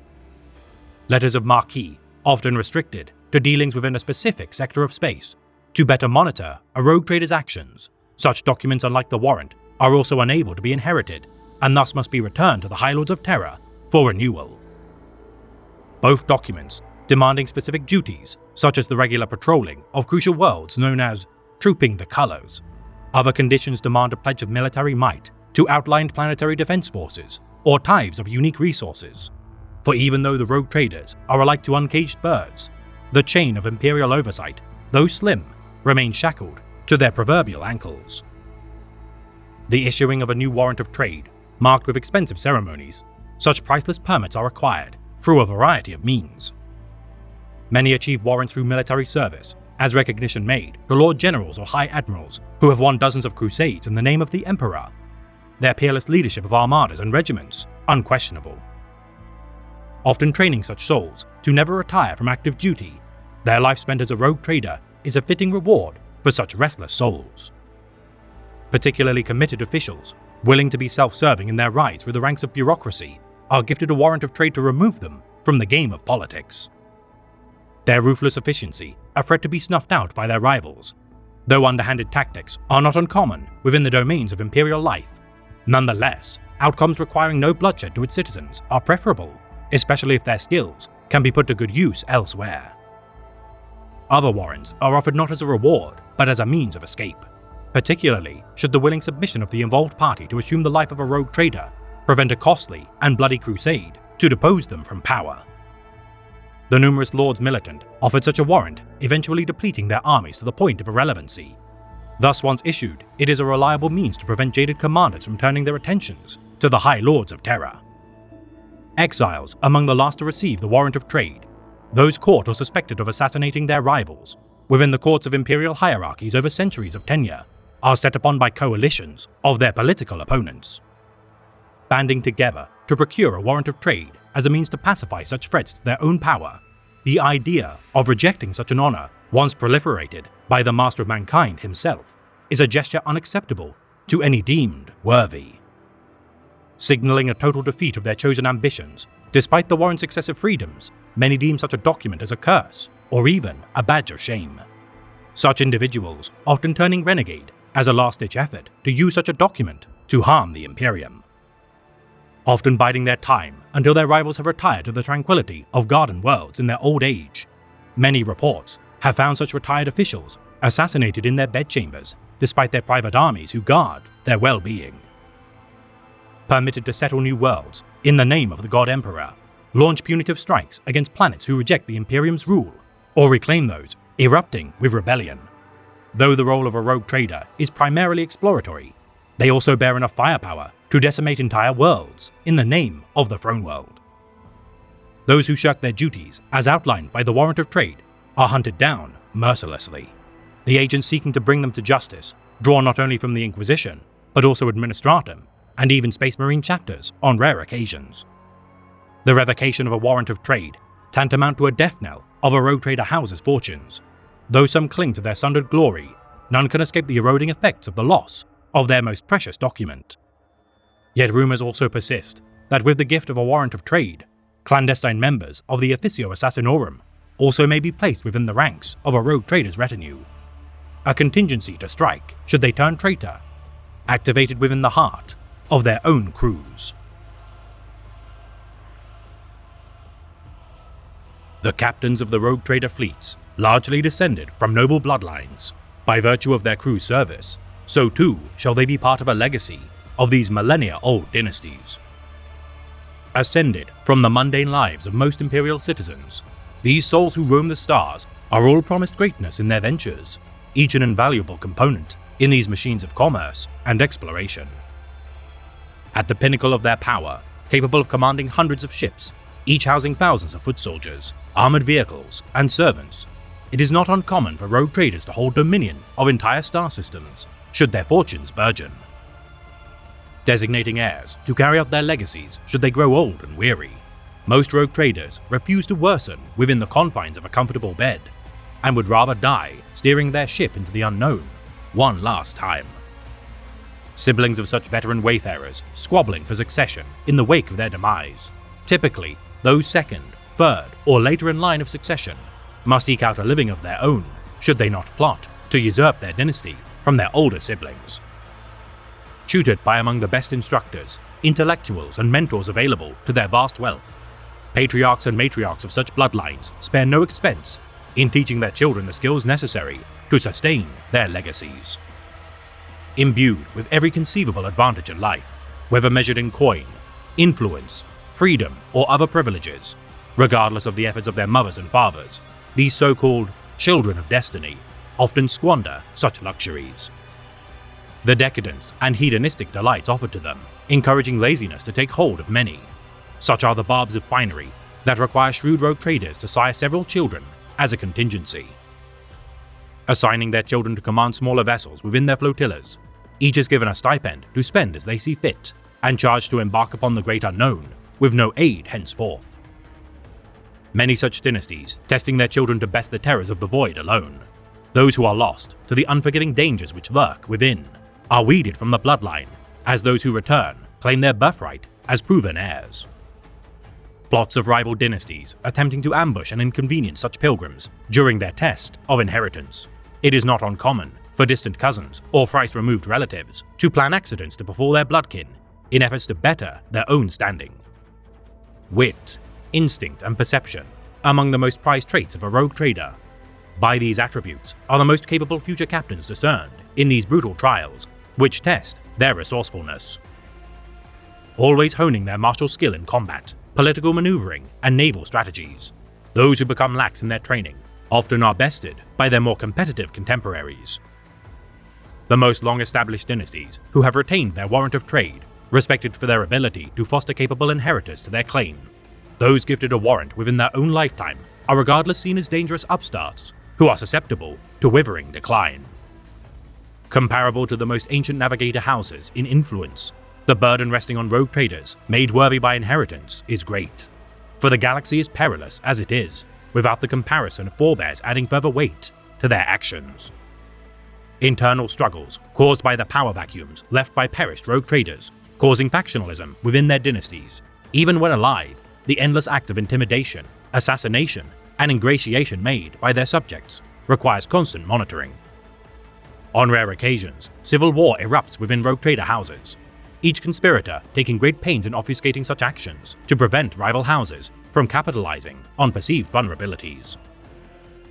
Seconding their children to serve within imperial institutions to, quote, do their time. In order to prevent idleness and weakening of the bloodline, many rogue traders send their children to serve within the ranks of the Imperial Navy, Astra Militarum, or Administratum until they are required to return to their house. Despised by those they serve with as unworthy, preening vagabonds. Though such prospective future captains learn many valuable skills, they must regardless bear the ire of their compatriots for years on end. Such ignominy festering as such low-born servants of the Imperium rise through the ranks, especially within the Navis Imperialis. Inheritance rogue traders are an affront to established imperial dogma, both spiritually and ethically. Scrambling to confront vast flotillas which appear unannounced within imperial strongholds. On occasion, the Imperial Navy has fired upon rogue traders returning from the fringes of space, believing them to be aggressors to the Emperor's domains. by virtue of the many branches of Imperial organizations to which a rogue trader can be drawn, and the differing cultural beliefs of each dynasty which has served the millennia. Several archetypal designations have been assigned to these bands of privateers. As belies their roguish moniker, the foremost attribution to such wayfarers is the scoundrel archetype, persons who subsist on guile, arrogance, and self-assured confidence.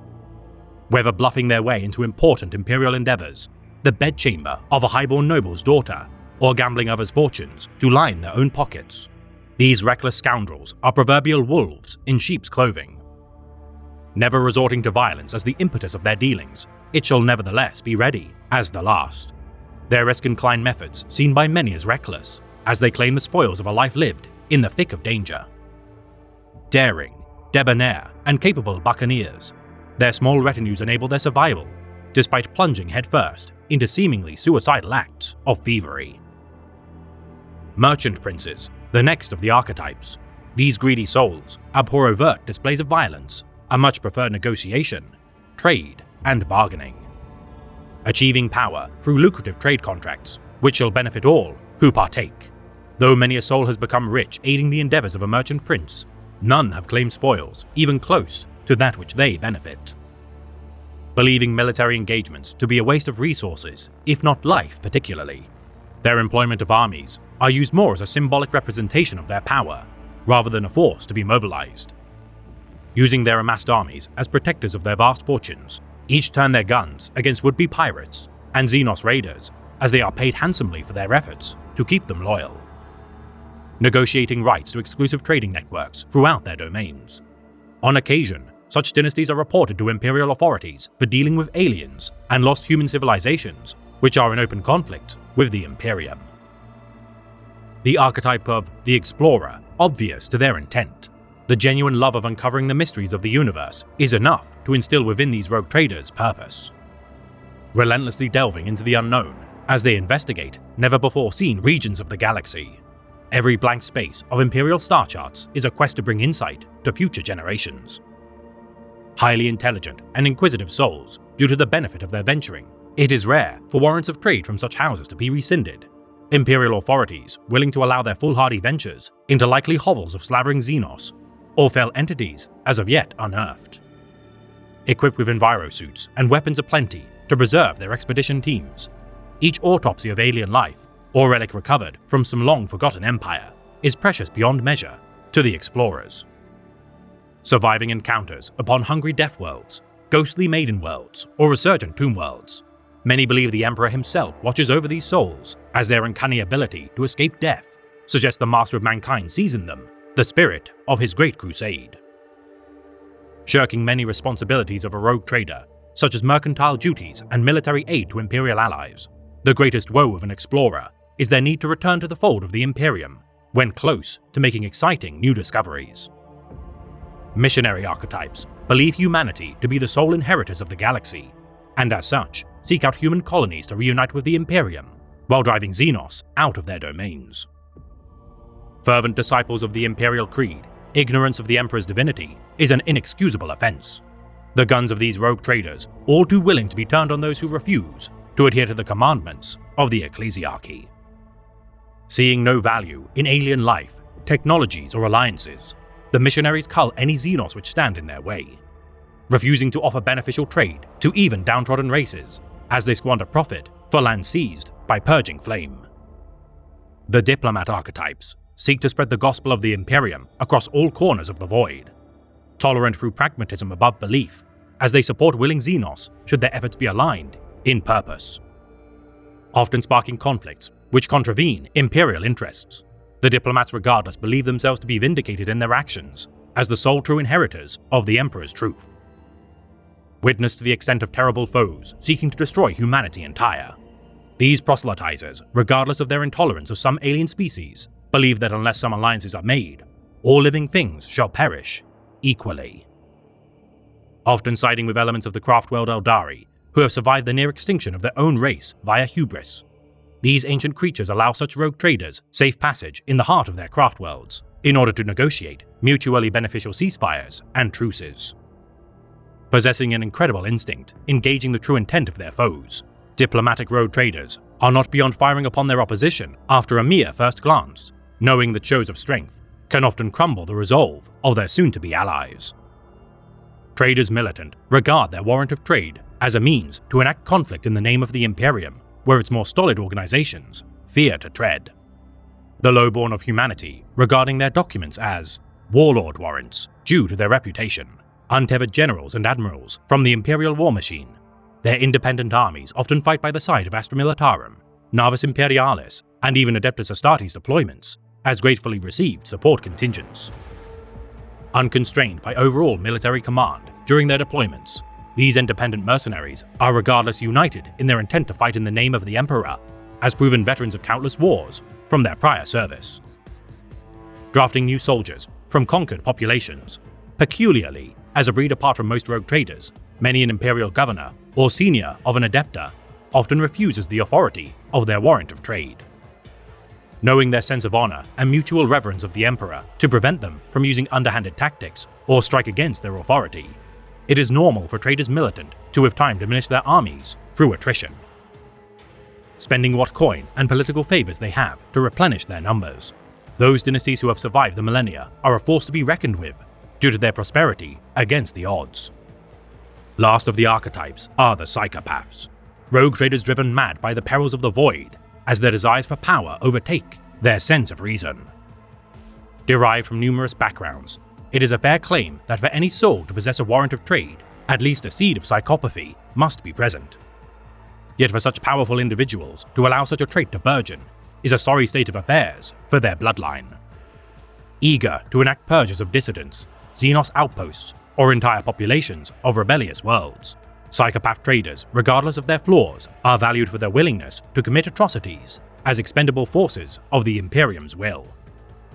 The most deranged of such despots, believing themselves equal to the Primarchs of the Great Crusade, as they enact gratuitous acts of slaughter, their flagships bear ridiculously grandiose names, such as Scourge of Xenos, Emperor's Divine Light, or Grand Conqueror. The most likely to have their warrants of trade revoked by Imperial authorities, those who are not expunged from the pages of history, venture to the farthest fringes past Imperial space in order to establish regimes of cruelty as alongside similar detritus of madmen and tyrants. In order to roam the stars sustainably for centuries on end, the only resource arguably more precious than a warrant of trade is that of a starship, and for those of exceptional power, one is not enough. The wings to which a rogue trader takes flight, free from much of Imperial constraint. A captain's flagship is fitted with the finest of weapons, armor plating, shielding, and crewmen. Each ship of their fleet a mobile hive city in all but shape. Thousands if not millions of souls are the responsibility of their aristocratic masters, whether armsmen, ship gunners, galley masters, chirurgeons, tech savants, artisans, or labor serfs. No ship of the Imperium capable of flight without a contingent of the Adeptus Mechanicus to monitor its complex machineries. Typically, such adepts of Mars stay within the confines of the ship's enginarium, as they tend to the heart of the Voidcraft. Ecclesiarchal priests roaming the halls of such vessels to maintain moral purity even within the midst of scoundrels. Each rogue trader must also tend to the needs of their navigator, as their authority is not as a subject of their captain, but an equal. Distinctly other from the Imperium as they roam the galaxy, many a low-born hive scum willingly joins the crew of a rogue trader for the mere prospect of escaping the smog-suffocating confines of their homeworld. The promise of adventure, riches, and discovery, a tantalizing offer which most are never given.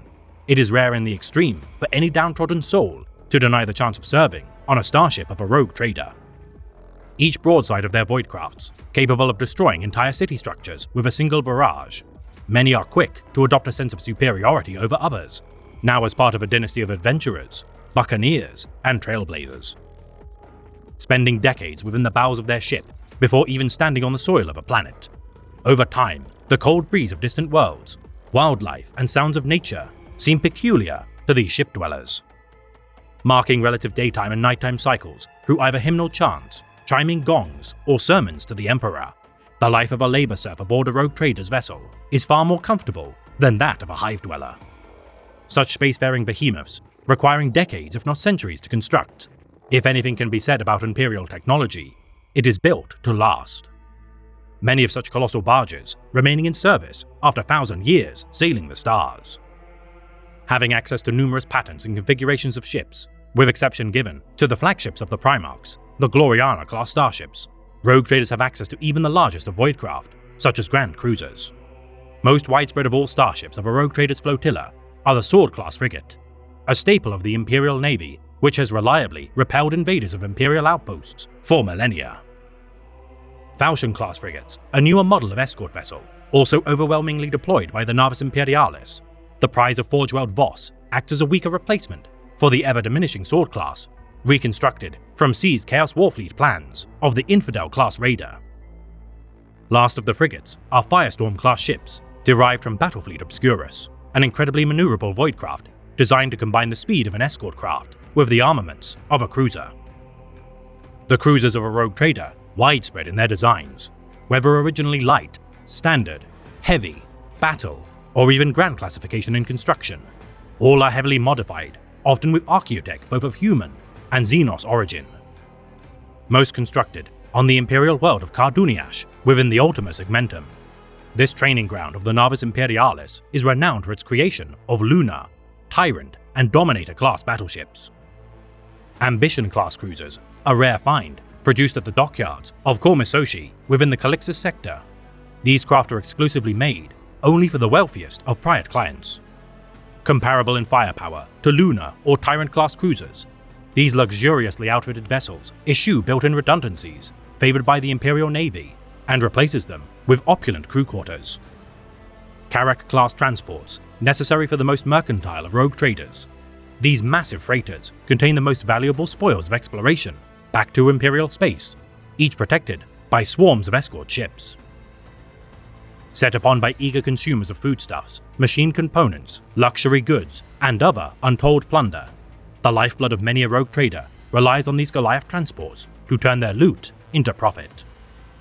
Conquest-class star galleons are rare in the extreme, and used almost exclusively by rogue traders, first constructed by order of the Master of Mankind himself at the inception of the Great Crusade.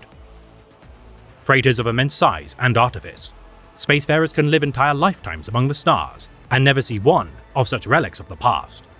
These reminders of the first rogue traders militant to roam past the confines of the Sol system, highly sought after by the inheritors of their creed. Relatively underarmed and fragile in comparison to their more modern alternatives. Regardless, these heirlooms of the past are guarded jealously by only the strongest of rogue traders, mainly as a symbol of their influence. Pilfering Xenos voidcraft on occasion to bolster their flotillas. Such vessels are manned by mercenaries hired by rogue trader captains, their value in revealing potential spoils too great to ignore, despite the prospect of censure which their presence invites. For while a rogue trader's legacy is measured in wealth, influence, and reputation, not even they are beyond the judgment of the Imperium's authority, and many a privateer of the stars have had their wings clipped, venturing too close to heresy.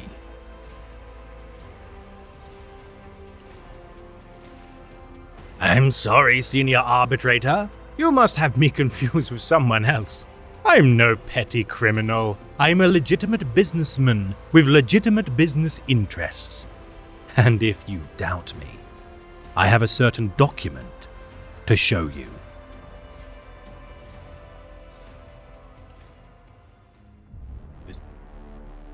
Blindness may be the price I pay for the God Emperor's sacred touch, but I see more than you can possibly imagine. I see worlds rolling countless and wondrous beyond. I see colors and sights that would burn your mind to cinders by the merest glimpse.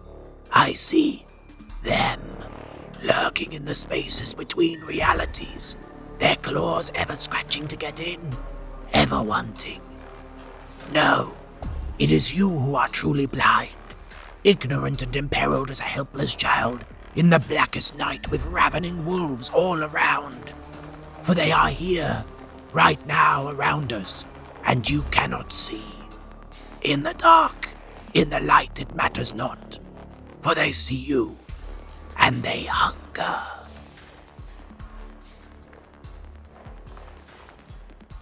The Imperium of Man encompasses vast domains which span the incredible expanse of the galaxy. Trillions of souls maintain military strongholds, agri-worlds, trade routes, and untold active war zones, requiring a network of communication beyond the comprehension of a mortal mind.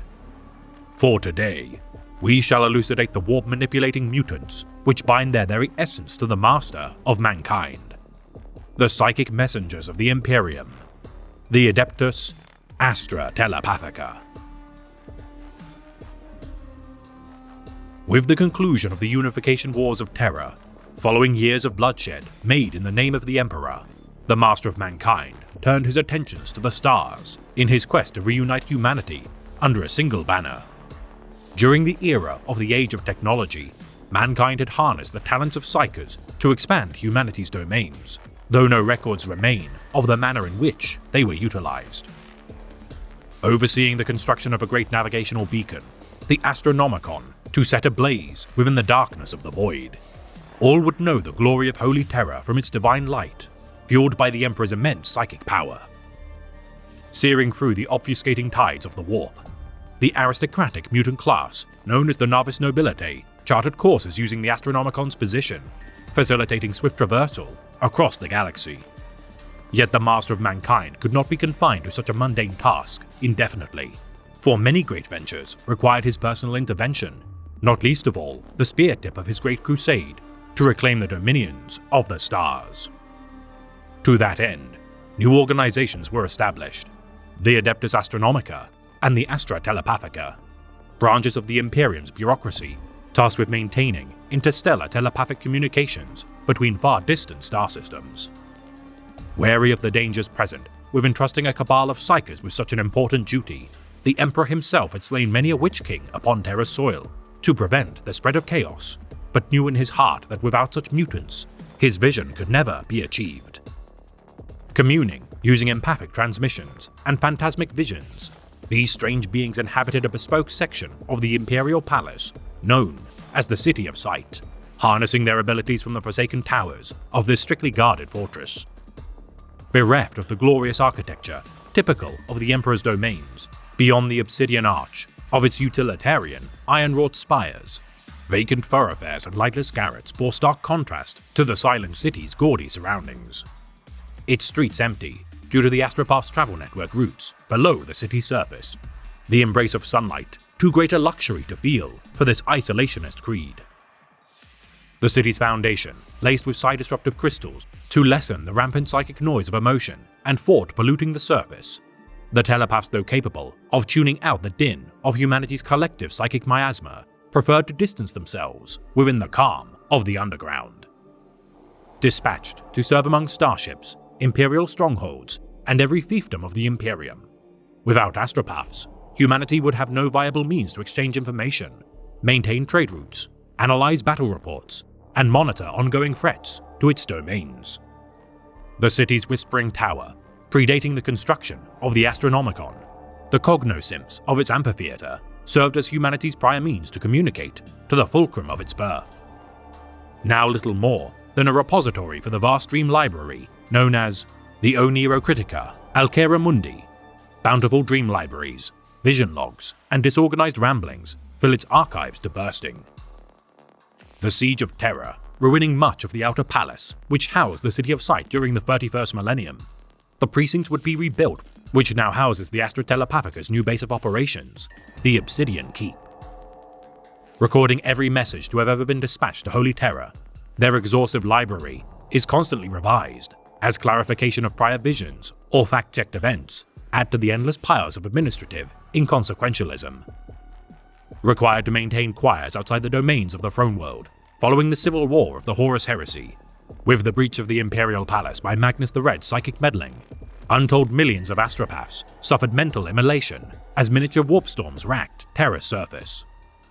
The endless hastened messages of rabid malevolence, pleadings for salvation, and reports of planet-wide disaster clogged the Cryptaphesians' encrypted channels of communication, required armies of scrutinizing administrators to root out sympathizers to Horus's cause. No longer willing to concentrate such a large contingent upon Terra, for risk of once more suffering horrendous casualties and infrastructural damage.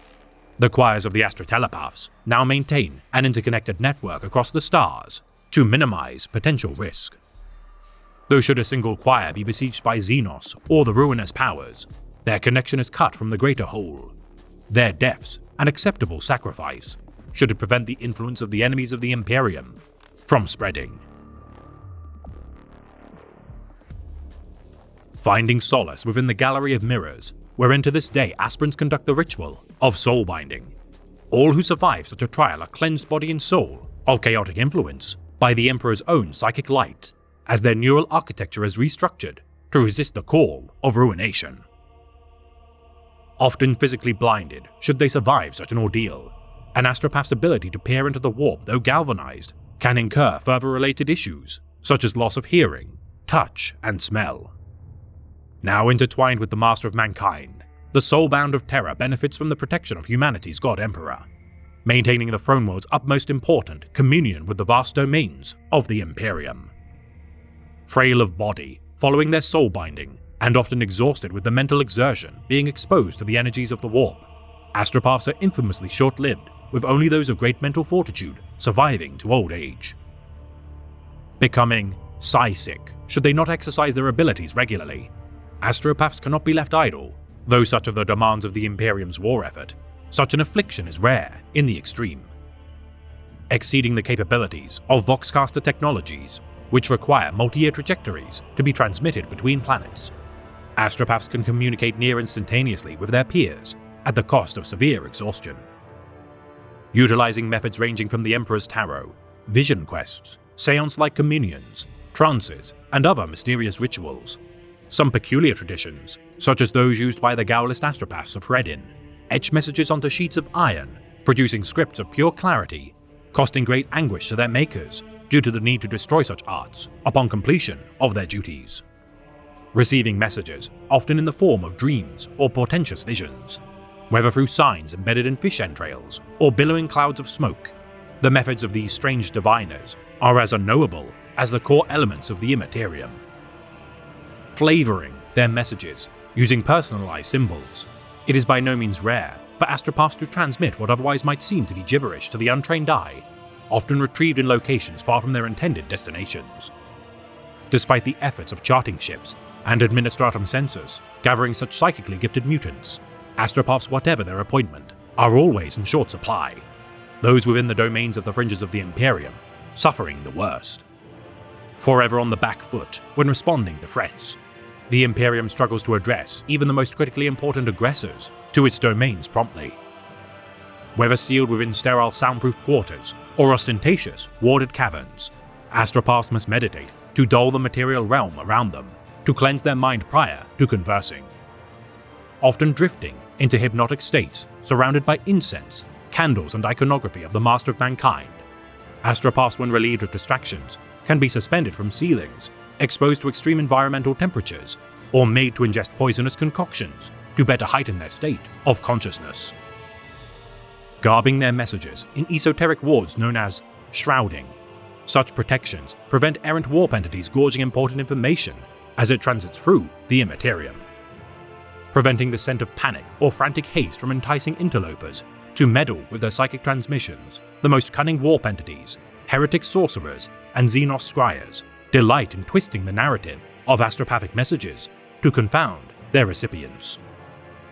Encoding their messages using mental ciphers known only to the Astrotelepathica, messages often are not formed of sentences or paragraph structure, but rather psychic puzzle boxes laced with hymnals to repel heretical interceptors. Such efforts taking as little as 5 hours to as long as an entire solar day, Imperial authorities, despite their contempt for such methods, can do nothing to hasten proceedings should they wish for communication to remain uncorrupted. Projecting their thoughts into the warp as a signal, an astropath's psyche is open to invasions of demonic possession, insanity, or nerve-induced overstimulation. Choosing whether to send the message with focused precision to a specific choir or broadcast as a more vague projection, the more direct an astropath's message, the greater the risk of disaster. The Emperor's soulbound, capable of resisting many of the risks inherent with such communication, Some astropathic choirs must do without the Emperor's blessing, due to their hastened need for appointment, far from Terra's grace. The most proficient soulbound of the Master of Mankind, Astropath Transcendent, these psychers who have lived a full lifetime tethered to the very essence of the Emperor, is all but invulnerable from the presence of chaos. Truly one in a million who has escaped the great tide of the Golden Throne, faced the horrors of the ruinous powers unflinching, and bonded with the God Emperor's very soul. Such individuals serve at the side of the most powerful leaders of the Imperium. Remaining forthright and pure, despite countless trials to whittle down their mental stability, the mightiest of rogue traders prize such individuals to aid in their pursuit of spoils, due to their unimpeachable reputation. In order to corral the psychic potential of these volatile mutants, strict methods are employed to prevent the forces of chaos from destabilizing the Imperium. Capturing aspirants using the fell league of black ships under the command of their all-female military branch, the Departamento Investigatis. These pariah warriors, known colloquially as the Sisters of Silence, are the perfect means to incapacitate potentially dangerous psychers. Their psychic dampening aura, caused by their lack of presence within the warp, these witch seekers, since the days of the Great Crusade, have ferried psychers to the throne world for processing. Culling those deemed too far gone, minutes after locating psychers too unstable to confine. The Null Maidens work closely with the Ordo Hereticus, who oversee regular psyker purges upon all fiefdoms of Imperial space. Predicting the number of psychers likely to arise within each generation of a planet's population, the Astrotella Pathica has noted continued growth every year and informs the Inquisition of planets which fail to offer acceptable tithes. The Psychic Awakening, further spreading the mutation of human psychers across the galaxy. For a world to not have substantial psychers within their midst is of great concern, often due to the pernicious threat of psycults. Dominating large portions of a population, using their mastery of the warp, unfettered by the constraints of the Emperor. Heresy runs rampant should such servants of chaos abuse their powers for their own selfish desires. Escaped psyker slaves, wreaking havoc when freed from their drug-induced confinement. Such victims are ripe for demonic possession, which the Daughters of the Abyss must remain vigilant to quell. Those not sacrificed to the Golden Throne to prevent the light of the Astronomicon from being extinguished are trained within the Scholastica Psychana, each aspirant learning to control their manipulations of the Immaterium. Tithing a portion of such recruits to the Inquisition, Adeptus Arbites, or more specialized Schola Progenium, the bulk of those who remain are evaluated for suitability to soulbind with the Emperor. Those proven to be combat capable train as primary psychers. Should they survive 5 years of tutoring within the Scholastica Psychana, they shall be diverted to train as Space Marine librarians, Primaris psychers, inquisitors, or on rare occasions, aspirants for the chapter militant of the Ordo Malleus, the Grey Knights. Primary psychers of great worth may one day ascend to the rank of an inquisitor, and on rarer occasions may one day serve upon the black ships which once ferried them to Terra. Their debt to the Astrotella Pathica, who spared their lives, repaid with unimpeachable service to the Imperium. Secondary psyker levies form the bulk of the Astropaths, its most promising primary psyker graduates sent to the Adeptus Astronomica to maintain the crucial task of manning the Imperium's solar beacon. Watched closely within the infamous Whispering Tower, guarded by Black Sentinel jailers, these specialist psyker killers clad in obsidian armor wear psi-shielded helmets to prevent their manipulation by their charges. Gifted with a range of psychic powers as benefits of their mutation, the potential of a member of the Astrotella Pathica's abilities are limited only by the constraints of human imagination. Most obvious of their powers is their astral telepathy, a means to send and receive messages across the farthest reaches of the galaxy. Requiring immense concentration, ritual preparations, and removal from all distractions. Though no astropath can freely communicate at will instantly, its most proficient exemplars are not noted for their speed, but clarity and protection of their signals. Capable of convening with worlds, solar systems apart within mere moments, the strongest astropaths can transmit messages across entire segmentums within weeks. Should their safety be at risk, such powers can be refined into an ability simply known as Smite, allowing an astropath to transfer bolts of psychic lightning from their fingertips to ravage their aggressors. able to impart terrifying visions directly into the minds of mortals. These distilled images of unspeakable torment often cause their enemies to flee in terror. Unleashing the gaze of the Emperor, should their soulbind prove sufficient, astropaths can imbue a material essence within the confines of their bodies and blast a grain of the Emperor's psychic energy from their eyes.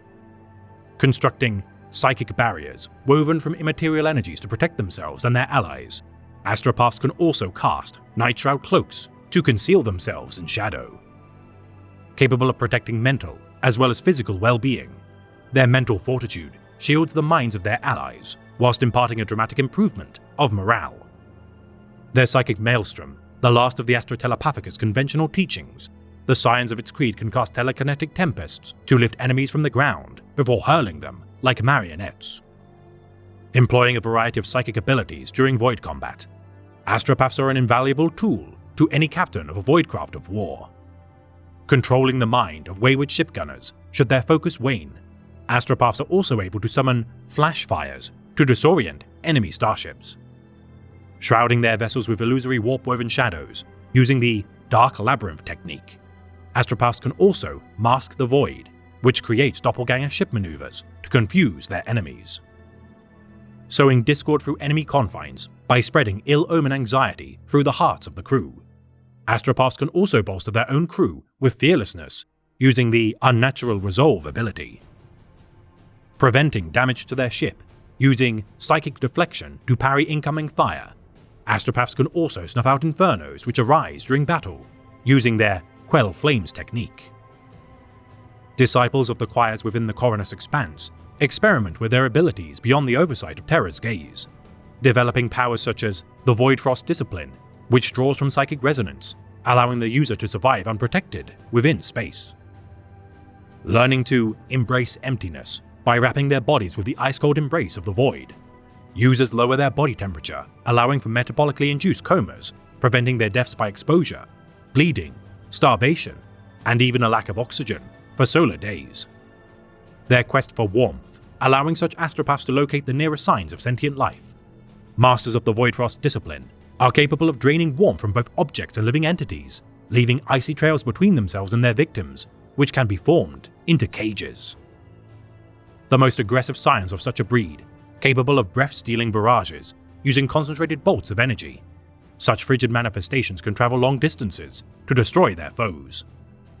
Isolated astropaths adopt the teachings of the Black Sheep, their mastery of the nature of isolation, harnessed to inflict thoughts of hopeless nihilism into their victims. The methods of void substantiation, only usable by strong-willed psychers. Such individuals can not only survive comatose within the void of space, but actively maneuver within it, its use compatible with also surviving toxic environments. Able to freeze the soul of their opponents with only a stare, ice fills the veins of their victims as solar days of excruciating void exposure wrap their bodies within moments. The teachings of the Soul Ward discipline, cited as another prominent deviation fostered within the Coronus Expanse. These powers further galvanize each astropath's connection to the Master of Mankind. Benefiting from the Emperor's guidance, which enables the fortification of morale among the allies of the Psyker's presence, the Emperor's divine will imbues his subjects with renewed strength. To know thy place focuses an astropath's convictions on their duty, projecting an aura of the Emperor's light to distract their foes as the heresy's price claims its due. Offering a prayer known as the Bastion of the Imperium, an astropath's soul binding protects their allies from harm, whilst the Chorus of the Righteous causes iconography of the Imperium to shine with golden light, further bolstering their resolve to fight in his name. The strength of truth manifests the caster's faith, further fortifying their allies' mental resolve, whilst their enduring faith ability is said to abolish the need for rest, allowing for choirs to serve their purpose uninterrupted for Terran years. Punishing betrayers of the Imperium with a corona of light, known as the Reward of the Renegade. Their treason made against the Master of Mankind allows an astropath to turn the powers of the wicked against themselves, whilst the Emperor protects them from its malevolence. Their glory to the just, bestowed by the Emperor personally to his greatest subjects.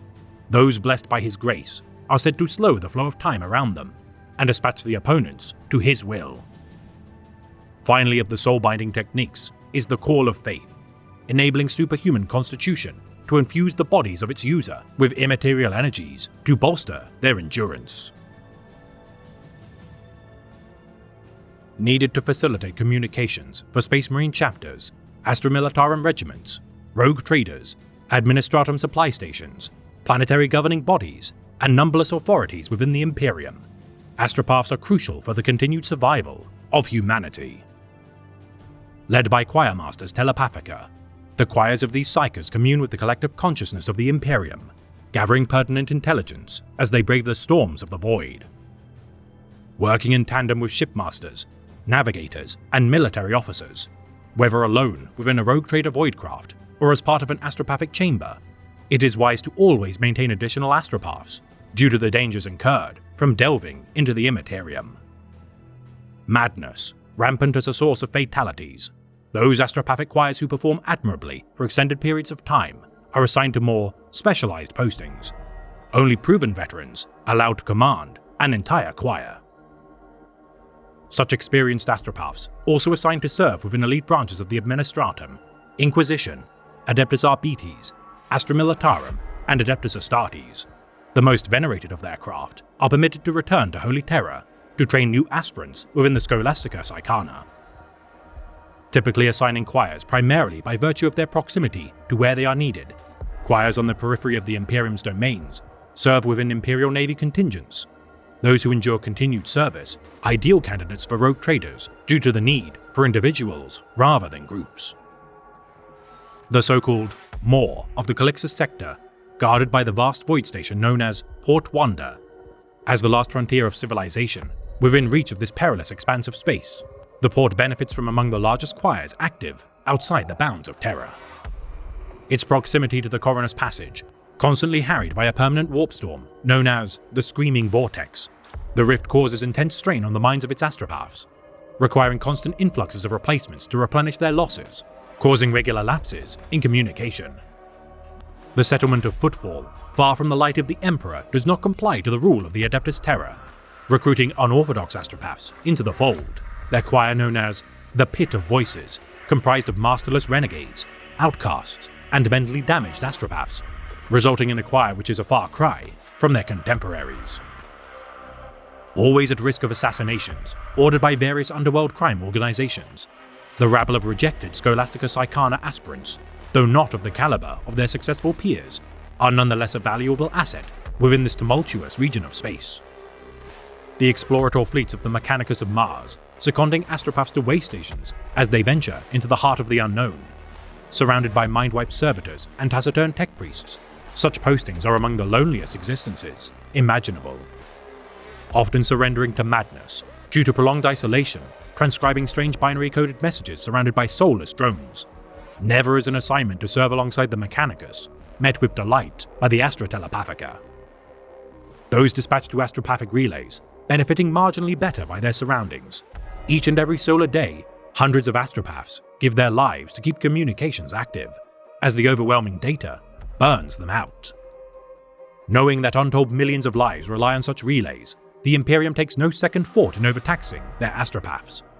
Those who survive, calloused to the inevitable cost of lives, and made stronger through their toil. Colony choirs, by far the most preferred appointment for an astropath to undertake. These fiefdoms, often founded by rogue traders, often last as little as a solar decade before collapsing. While prosperity holds, such choirs benefit from safety and security should they not expose themselves to dangerous environmental hazards, or be unfortunate to be standing upon long-buried doom worlds. Beset from all manner of threats, on occasion, such as Xenos raiders, cultist uprisings, or imperial reprisal, only the richest rogue trader dynasties possess the wealth required to house, or acquire even, a small choir. Often relying on the most depraved astropaths, who have never even beheld the majesty of the throne world, the eruption of the Great Rift separating the Imperium's domains has further exacerbated the abilities and need for astropaths.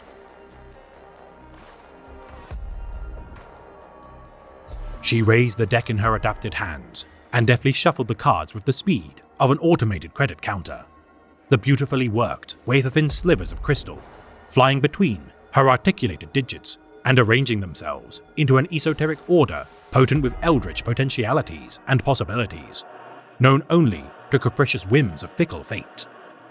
It could take centuries to master the Emperor's Tarot, to learn every combination of cards, every subtle nuance of meaning, read every play of warplight on the psychoplastic impressed images. Time few practitioners were ever graced with. One scribe artist would labor his entire lifetime lovingly handcrafting a single card. The deck of 78 cards on the plinth in front of the seer was itself worth a planetary governor's ransom. Laid out in their entirety, the cards formed an allegorical image of the entire Imperium, a realm that spanned 1 million worlds and untold billions of souls, its heroes and its enemies. In the Emperor's Tarot, there were cards representing the champions of mankind, including the noble warrior who was prepared to make the ultimate sacrifice in his service to the Imperium, the superhuman space marine brother of the mighty Adeptus Astartes, the truth-seeking inquisitor, the rabble-rousing preacher of the Imperial Creed, the shadowy, death-dealing assassin, the inspiring chaplain of the Astartes chapters, the unequivocal judge, and the warp-seeing astropath, of course. Conversely, there were also cards bearing terrible, soul-searing images depicting the myriad enemies that threatened the human race. These were the cards of the Arcana Discordia. There was the vile, faithless traitor, the sorcerous alien warlock, the disgusting mutant, and the blasphemous-tongued heretic. There was the hulking tusk-mauled form of the beast ascendant, the leering horror that was the demon, and the notoriously guileful, ambiguous character of the Harlequin, the wild card of the Emperor's Tarot. But of course, the most potent card in the Tarot was that of the immortal Emperor himself, bound within the ancient, unfathomable technology of the Golden Throne of Terror. A skillful astropath could discern the shape of things to come from a reading of the Tarot. The many paths that fate might tread in executing its grand designs could be seen in the patterns of the cards, since the pictures of their faces were psychically attuned to the constant flux of that otherworldly half-reality that existed beyond the physical universe. The warp, the immaterial, the Empyrean, the ether, the sea of souls, the realm of chaos. It was man's greatest hope, and yet also his gravest peril. Humanity's link to that realm of raw emotion, the spiritual counter-universe, enabled mankind to draw upon the infinite power that lay there, waiting to be exploited. And yet, this very presence in that place attracted the interest of predators born of mankind's own imperfect psyche.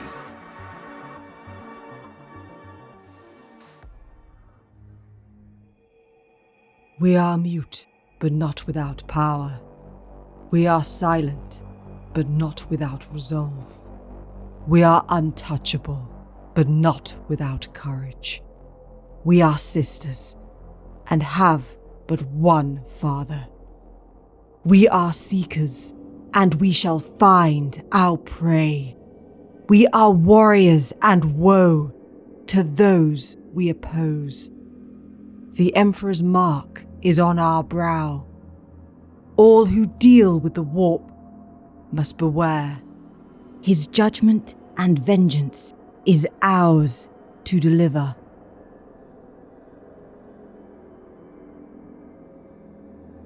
The Imperium of Man requires myriad organizations to maintain order throughout a war-ravaged galaxy. Dangers such as the mutant, the alien, and the heretic, all demanding bespoke creeds to stem their threats posed to humanity's domains.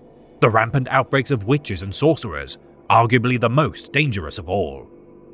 Yet mankind can never sever ties to the warp due to its reliance on its elements to travel the stars, harness its martial might, and feed its carrion emperor. Yet to harvest its power, an order of pariahs embark upon the void to gather such psychic souls. For today, we shall elucidate the military branch of the Adeptus Astrotelepathica, armed with abilities to thwart all influence made by the Psyker. The Null Maidens of the Emperor, the Sisters of Silence. During the era of the Great Crusade, the Master of Mankind ventured past the boundaries of the Sol system to reunite the disparate fragments of humanity, the remnants of long-dead species and forgotten nightmares of old night, demanding a variety of countermeasures to reclaim the stars. His infamous foe of the Unification Wars, the Unspeakable King, rumored to be the impetus of the origins of the Null Maidens during the Age of Strife. Records of Hollow Ones, who shared his warp-dampening powers, fought in the Tyrant's name, until pledging fealty to the Master of Mankind.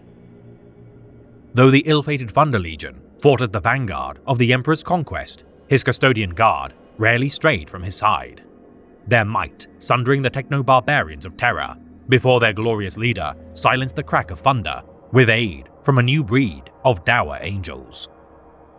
Nevertheless, the Golden Host, as was intended by their design, bore no mutations within their bloodline. Their lack of psychic powers a glaring weakness, no matter their unmatchable skill with blade and bolter, as they stood resolute, guarding the Master of Mankind. Losses incurred by martial threats proving minimal during the Unification Wars, far greater were casualties wrought by sorcerers and warp possession.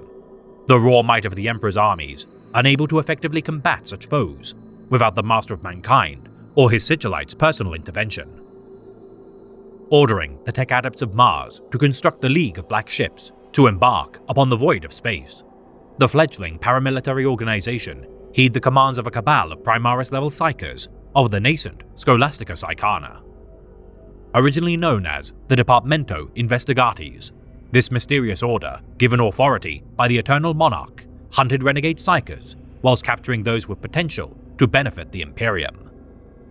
The Astra Telepathica, tasked with facilitating communication for a galaxy-spanning empire, due to the intense nature of their work and threats posed by the Immaterium, a steady tide of new recruits were required to replenish their losses. Apprehending wayward mutants and purging those too far gone to be redeemed, any and all methods would be used to carry out their duty. The possibility of uprisings, demonic possession, and rampant outbursts of warp energies, too fatal to be handled gently. The initial records of the Departamento, citing massive losses made to the Imperium's war effort, the organization's greatest failings would coalesce during the cataclysm of Pentacaneus. The impoverished hive world, solar weeks distance from the throne world, tithing portions of its overpopulated masses of billions, the frontier outpost descended into infighting as vice and corruption took root. A hive cult known as the Final Banquet, mobilizing within the slum sector of Distempora, under the guidance of their Holy Family, rumors of miracles began to convince the populace of their divine authority. The League of Black Ships descended upon Distempora in search of their leader, the resultant bloodshed caused by the Departamento Investigatis so violent that none know the losses incurred, nor the cause of the means to which their gun cutters and crew were lost. Declaring a state of emergency upon Pentacaneus, madness spread among the populace, its imperial governor slain by his own bodyguards, as the influence of the Immaterium held sway over the planet. Captain Gigan Diantes, master of the Black Ship's fleet, though petitioning aid from the 6th Legion, the Space Wolves knew their arrival would not be swift enough, and so resorted to desperate measures to contain the spread of chaos. Deploying the so-called Daughters of the Crow, drawn from the nameless feral world designated 913 of the Segmentum Solar, this auxiliary regiment, which had caused infighting between their peers, proved effective at restoring order. Regarded by the subjects of the Imperium as untouchables, these rare few, cursed with the genetic mutation known as the pariah gene, bore no connection to the warp. All efforts to identify such an anachronistic gene proving fruitless, as untold Imperial archaeotechnologists and Mechanicus biologists failed to ascertain its root cause, the Master of Mankind declared that all efforts to investigate cease, as his own insights failed to reproduce such a phenomena. Losing not a single soldier to the psychic contamination, Captain Diantes, as a scholar of the Scholastica Psychana, knew without a shadow of a doubt that such warriors bore disproportionate numbers of soldiers with the pariah gene. Suddenly suffocating the will of their enemies from them, the Daughters of the Crow severed the miasma controlling the populace until the rout arrived in system and deployed onto the surface. More than 1 billion souls perished by the guns of the Space Wolves, as more than half the surface of Pentacaneus burned, and while many cite this instance as happenstance, more skeptical scholars believed that the blood spilt by the Daughters of the Crow was by no means caused by coincidence. Arguing such a battle to be orchestrated by the Master of Mankind himself, as a means to field test such warriors at the cost of billions of lives. Inevitably, such aspersions cannot be proven with such scant records at hand. Regardless, thus was a new order of knights created in imitation of the Daughters of the Crow. A covert and eerie mirror to the Emperor's gleaming honor guard, which would combat foes beyond even their ken. Their value to the Emperor unquestionably vital as his armies cleansed the galaxy of corruption. Those pariahs unsuitable for the Sisterhood found purpose within the Colexis Temple of the Officio Assassinorum and Legio of the Ordo Sinister as they devised new methods of harnessing such power. Whether a quirk of evolution, ancient Xenos tampering, or evidence of the fell Dark Age of technology, it mattered not. For while the Legiones Astartes and Custodian Guard proved exceptional warriors, on rare instances, the Daughters of the Abyss would be needed to combat that which they could not. Now organized into an elite force capable of using their genetic flaw for the benefit of the Imperium. 4 decades following the dawn of the Great Crusade, the Sisters of Silence assumed command of the Departamento Investigatis, an all-female order of knights raised in isolation by those unaffected by their gene curse. While the Adeptus Astra Telepathica procured new aspirants to burgeon their number, each year new sisters swore their vow of silence. Records of the planet designated 913, redacted from the Cartographica Imperialis. To this day, the planet of Pentacaneus remains as a reminder of the fate befalling all renegade psychers who side with the thralls of chaos. Retaining a standing battalion of sisters to fight by his side, the Master of Mankind, though a psyker in nature, dwarfed the powers of such blanks as the single most powerful conduit of the Immaterium. Perceiving the Master of Mankind as little more than a mortal man, the Null Maidens, though able to pierce the visage cast by their monarch's psychic presence, do not diminish his standing as the undisputed ruler of humanity. Waging constant battles to purge the rogue elements of witches during Imperial compliances, these 1 in a trillion, soul-inert beings proved to be among the Emperor's finest companions. Sacrificing all hope for a typical life upon birth, though their presence invites only hatred and mistrust, the Silent Sisters regardless continue to fight in the name of the Imperium with distinction throughout the entirety of the 31st millennium. The dream of the Emperor to relinquish mankind's reliance on superstition and belief thwarted by the efforts of the War Master of Chaos, Horus Lupercal. Each Daughter of the Abyss fell during the conflict of the Horus Heresy, would prove irreplaceable in his fight against chaos. Deployed once again at the side of the Space Wolves Legion during the burning of Prospero and fighting at the front lines of the war within the Webway. Even atop the walls of the Imperial Palace, the Null Maidens refused to stand idle as the traitors sought to depose their ruler from his golden throne. Bequeathed absolute autonomy by the High Lords of Terra following the final battle of the Siege of Terra, with the civil war for humanity's soul concluded, those without such an effervescent attribute would stand as among its mightiest guardians. Acceding to the request of Malcador the Hero to gather 1,000 psychically gifted souls each day to temporarily sate the Golden Throne's hunger before his own soul was consumed, the Mistresses of the Black Ships conduct their dour duty to this day to sacrifice millions of human lives to its gilded embrace. Monitoring the Adeptus Astra Telepathica for signs of impending chaos outbreaks, particularly gifted maidens even serve at the side of witch hunters of the Inquisition's Ordo Hereticus. A small subset of veterans of the Great War of Humanity, developing means to suppress their pariah auras, though some managed to live among outposts and settlements for a time, none could hide their otherness for long. Inevitably cast out from their families, even should they bear children, the curse of their uncanny presence ironically resulting in being burnt at the stake, or damning their own children to a life of similar misfortune. Destined to fight in the shadows, even within the Sol system, the Sisterhood must be careful to plan their gatherings for fear of outbursts of violence within their domains. The presence of the pariah gene, merciless in its ability to turn loved ones, comrades and allies against its bearer, this army of tens of thousands of warrior women preclude themselves from everyday life to protect those they cherish from themselves. Delivering their cargo of sacrifices without hesitation nor failure to meet the Golden Throne's demands, a single psyker pledged to feed the throne is so valuable that even whole battalions of arbiters who escort them to the Sisters are expendable. The location of each processing world, known only to the navigators of the League of Black Ships, Countermeasures such as auto-incinerators are fitted to each cargo hold, should their chattel breach the seals of their confines. In time cast out from the Imperium, following the era of the Great Scouring, the High Lords of Terra soon realized their folly with the resurgence of the Orc species during the 32nd millennium. Combating the War of the Beast as among the most crucial elements which prevented disaster, humanity's proclivity to choose comfort over security would be realized during the Age of Apostasy. Disbanding the Silent Sisterhood during the 36th millennium, though several enclaves of Null Maidens refused to abandon the Imperium, only those allied with the Custodian Guard of Terra would be protected from the frenzied masses. Vaunted for their service, fighting beside the Golden Host at the defense of the Lionsgate spaceport during the Time of Ending, with Primarch Rabute Guilliman's resurgence as the Lord Commander of the Imperium, the Null Maidens once more took the fight to the Emperor's enemies. Combating demon primarchs, ancient traitor legions, and resurgent champions of the ruinous powers, now reinstated as part of the Imperial war effort by the Avenging Sun, the Era Indomitus hearkens the rejuvenation of the Silent Sisterhood's glories.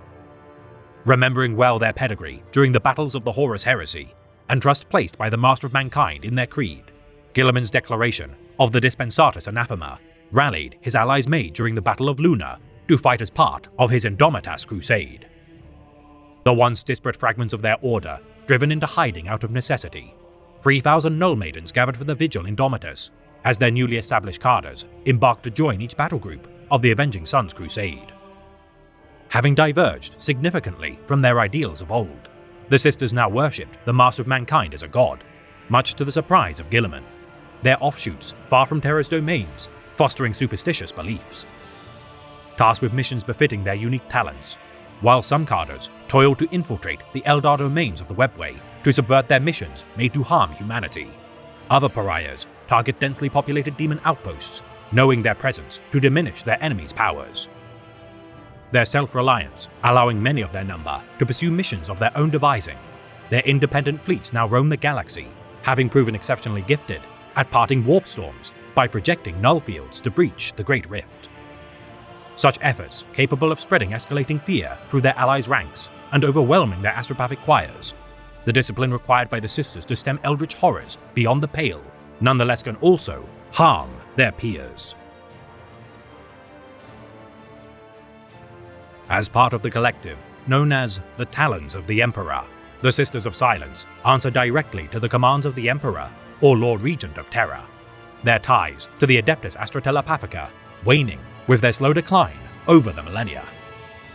Punishing planetary governors who fail to produce adequate tithes or expunge psychic outbursts effectively, even the domains of the Ecclesiarchy and Priesthood of Mars are not beyond the judgment of these enforcers of the Emperor's will.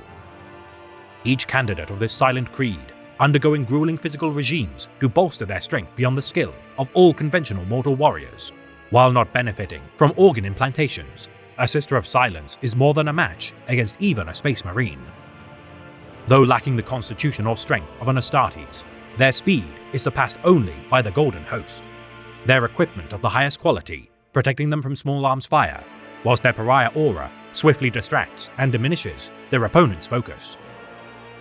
Swearing the vow of tranquility upon attaining full membership of their organization, no utterance shall pass from their lips, whether war cry or ranting boasts of honor and glory.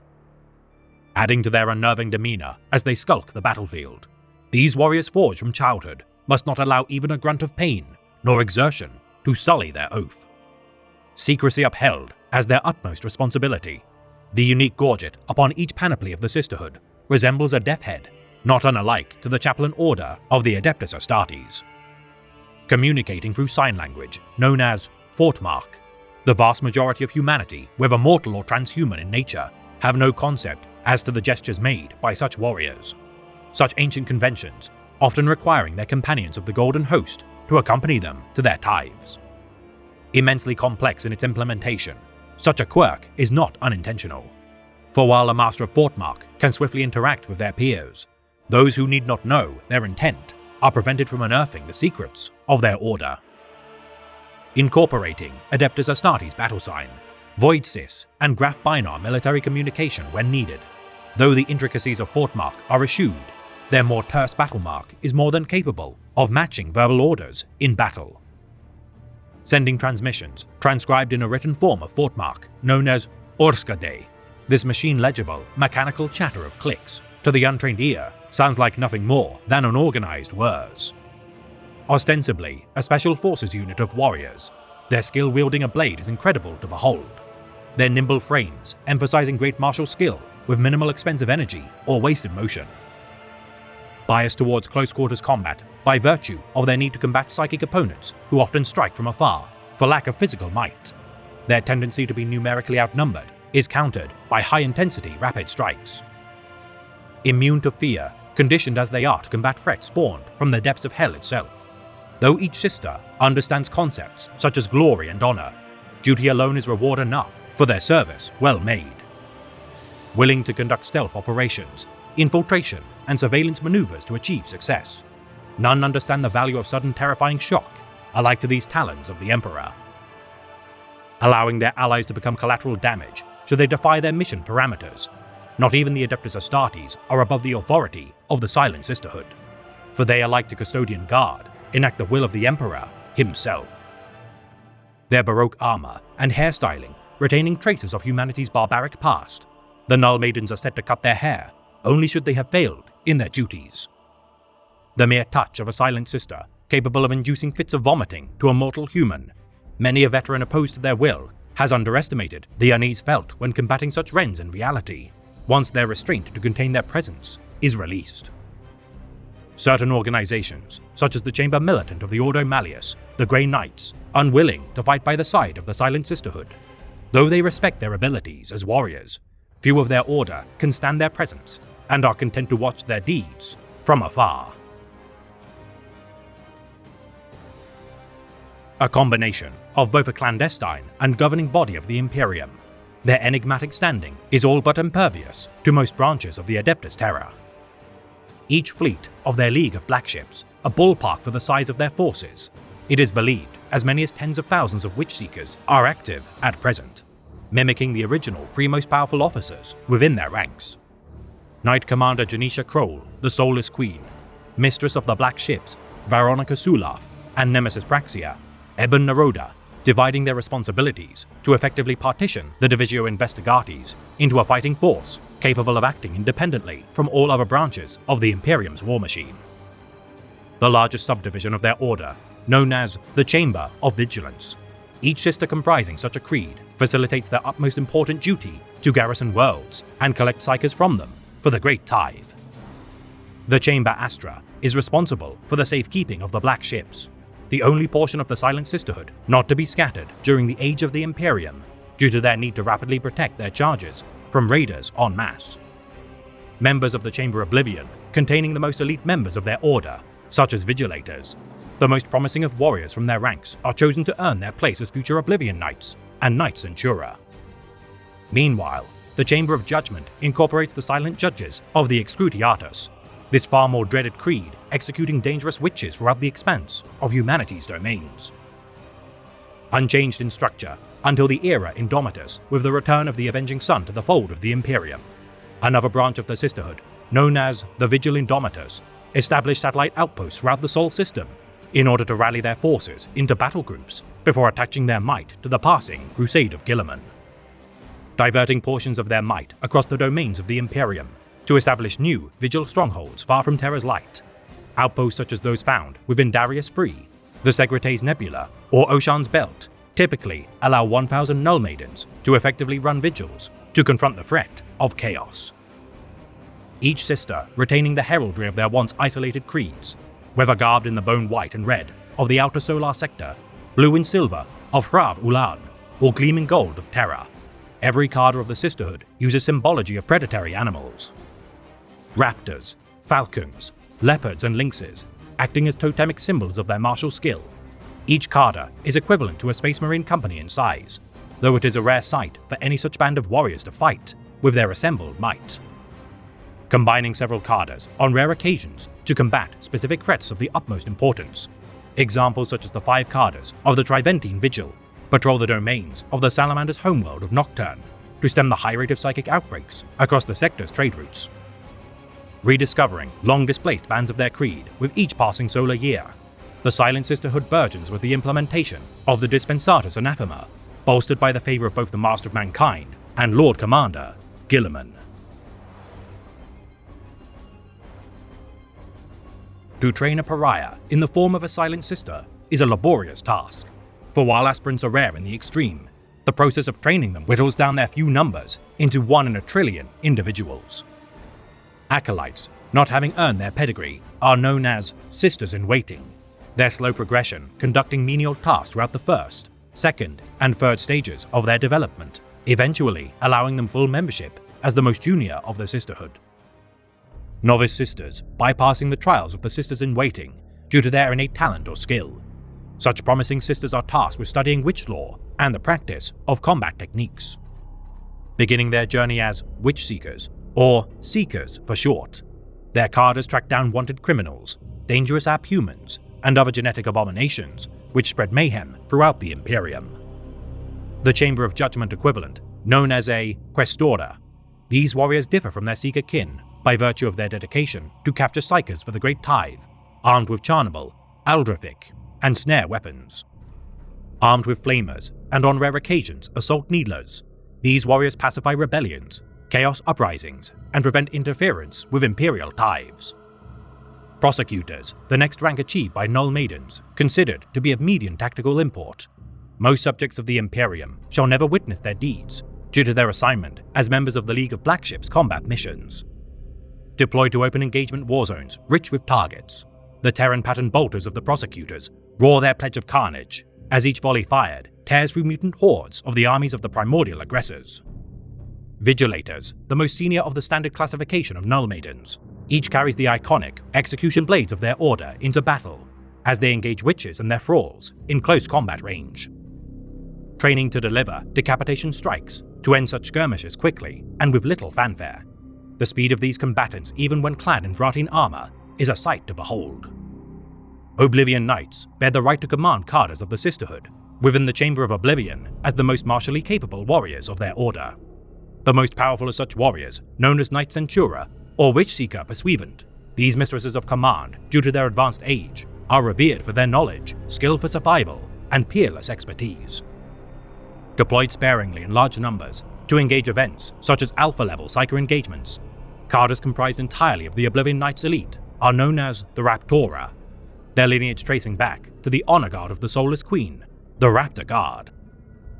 Armed with the finest weapons of the Sisterhood's arsenal and legends in their own right, the Raptora cadres fight the most devastating foes, alike to their forebears' deeds made against the Thousand Sons of Prospero. The Excruciatius, or Silent Judges, the most senior of the Chamber of Judgment, their duty to purge the wicked who conceal Psykers destined for the Great Tithes is fulfilled with Purging Flame. Tasked with judging whether a Psyker is too dangerous to transport to Holy Terror, these warriors clad in thick red leather coats and mechanical ruby red eyes are said to be promoted upon the 100th witch slain by their hand. Knights Vestal are the most senior of the Chamber of Vigilance, though uniquely, these exemplars can be dispatched to aid myriad subdivisions of the Sisterhood. The equivalent of an apothecary for the Null Maidens' battle lines, these combat medics bear the grim responsibility of discerning whether to heal or grant the Emperor's mercy to their injured kin. Equipped with Narfesium alike to their Space Marine counterparts, those Silent Sisters bear no progenoid glands to harvest, the diagnostic tools, medical stimulants, and reductor spike allow for quick administration of medicine or painless death.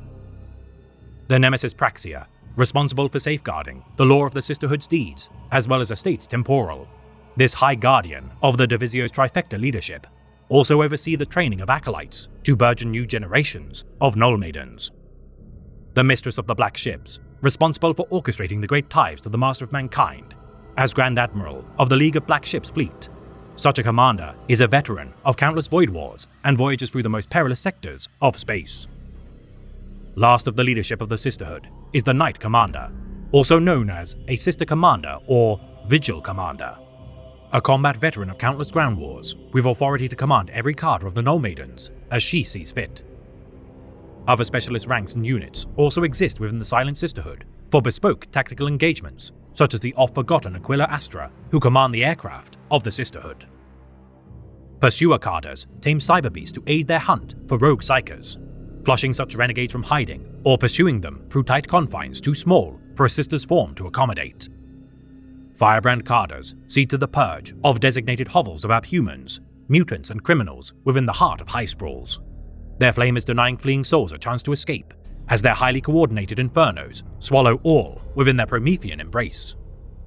Subjugator Carders ride atop Erinny's pattern jet bikes to better scout far-ranging territories and harass individuals ahead of their advancing lines of more heavily armed sisters. Their lightweight, anti-gravitic vehicles, the envy of many an Imperial warrior who witnesses their snare cannons, Hadraphic destructors, or needle cannons' capabilities to capture or destroy their charges. Expurgator Carders containing the spread of information regarding their sisterhood's activities. To maintain their enigmatic status as among the Imperium's most clandestine orders, great pains are made to burn witnesses with heavy weapons fire. Sanctioner Carders of the Chamber Vigilance identify demagogues, warlords and martyrs, espousing the tenets of the ruinous powers. Their efforts preventing outbursts of calamitous damage to Imperial lives using stealth operations gear, war-spec sensors, and targeted strikes of their long-range Nemesis pattern bolters. Elite Eradicator Carders of the Chamber of Vigilance aiding Imperial allies in their combat against armies in thrall to powerful psychers. Their assignment to military maneuvers, armed with an array of weaponry, allows them to cut through the heart of enemy lines before severing the psycher's connection to their forces. Finally, Silent Fury Carders of the Chamber of Judgment also pilot Erinny's pattern jet bikes to cover vast swathes of territory, while allied heavy armor follows their lead. The Silent Furies accompanying Subjugator Carders to capture high-value targets or conduct hit-and-run tactics. Immune to psychic manipulations in their entirety, these beings who bear no presence in the warp cause discomfort and pain to all in their presence, often killed at birth due to the intense unease felt by populations who witness these blanks in reality. No matter one's will, every subject of the Imperium beholds such beings with disgust. These soulless outcasts, unknowingly plucking at the fundamental instincts of human life, escalating tensions between those that surround them, as anathema to existence itself. Those that bear the most striking presence of such phenomena are inducted into the Silent Sisterhood. Their intense aura not only affecting humans, but even Xenos, such as the Eldar and Greenskins. The more powerful the Psyker, the more intense the emotion felt, for it is quite possibly the worst sensation an Eldari can feel, to be tormented by a Null Maiden's presence as they experience horrors of an existential scale. Uncorruptible by the thralls of chaos, Farseers of the Eldar, or any witch kindred of the warp, it is the greatest shame that such useful scars in reality are nonetheless culled en masse by ignorant bystanders. Deflecting walls of warp flame, time manipulation, or atomizing lightning, even the most powerful librarian falters in single combat with such warriors. The visceral antithesis felt by such psychers, compounding their focus in duels as they desperately struggle to contain bile in their guts or simply collapse as their muscles surrender. Those trained in the arts of the Sisterhood, capable of harnessing their pariah gene to actively disrupt enemy combatants, tomes such as the Psychana Occultis and Voiceless Judgments of Melena Verdhand, housed within the archives of the Somnus Citadel of Luna, bolster their knowledge of how to combat witches. Favoring flamers, bolters, and power swords as standard, the Null Maidens attack their enemies in waves, led by their prosecutor squads, often using Vratine grenade launchers to disperse enemy groups. Raining hails of bolter fire upon their foes as their witch-seeker kin drive their foes from cover. All who escape the wrath of their ranged armaments fall to the execution blades of their vigilators. Carrying psych-out grenades, which contain the cremated ashes of martyred sisters, the remains of their fallen retain traces of their pariah essence, and cause those caught in their blast radius to suffer sudden, intense mental trauma. The craftsmanship of their arsenal, second only to the Adeptus Custodes in quality. Though their bolters bear similarity to Terran patterns used by the Adeptus Astartes, these Vratine and Nemesis variants, modified in scale for mortal hands, are regardless not diminished in their firepower capabilities. Execution blades, synonymous with their creed as the symbol of the Emperor's commandments to purge the heretic. These exquisitely forged, two-handed power swords, made to the standards of the ancient Charnable sabers, favored by the Emperor's children of yore, are edged with diamond-hard silica glass. Sharper than even the most venerated weapons of most Space Marine armories, their edge parts foes from their limbs and heads from their necks as easily as a knife through silk. Their Vratine armor, donned upon completion of a Sister Aspirant's vow of tranquility, this armor literally translated as the armor of the oath, incorporates selenite voidmail, tailored specifically to its wearer to diminish loss of maneuverability, and can deflect even energy weapons fire with ease. Garbed in void sheen cloaks, made from micro-vitreous mesh, which absorbs kinetic energy, whether from melee or ranged weapons. Senior commanders wear enhanced designs, which incorporate refractor generators into their design. The leaders of the Excruciatius Cadres, clad in bloody red raiment, known as Spectra vestments. Such silent judges shift the hue of their panoplies using field generators to merge into their environments, or surround their position with impenetrable, obscuring darkness. Carrying instruments of torment on their persons, the Excruciatius Cadre fire neurodisruption barbs at dangerous targets to slowly dull their senses through poison. The Proteus Neurolash flails, forged during the Age of Strife, used to subdue multiple opponents at once. Their neural prongs emit shock fields which overload their target's nervous systems, allowing for easy capture or dispatch. Supported by Karan pattern Acquisitor grav tanks, these unique machines of war, used exclusively by the Sisterhood, quietly approach enemy position using spectro-distort fields before unleashing its devastating heavy stubber and missile payloads. Their Alchem Needlers aiding in the capture of Psychers without harming their quarry. Their stocks of ever more potent anesthetics can sunder even the most abhorrent beasts of burden for study. Their League of Black ships incorporating vessels as small as cruisers to as large as battlecruisers, each as heavily armed to defend from pirates or other, more malevolent foes. Unnoticed by Vox Signal nor Auspex scanners, though none can ascertain the provenance of how the Sisterhood obtained such potent technologies, it is doubtless thanks to the Emperor's favor that hundreds of such vessels scour the stars to obtain morsels for the Golden Throne. Highly automated to reduce the need for mortal crew, the risk of madness imposed by close proximity to the Sisterhood precludes all but the most mentally stable and reliable staff.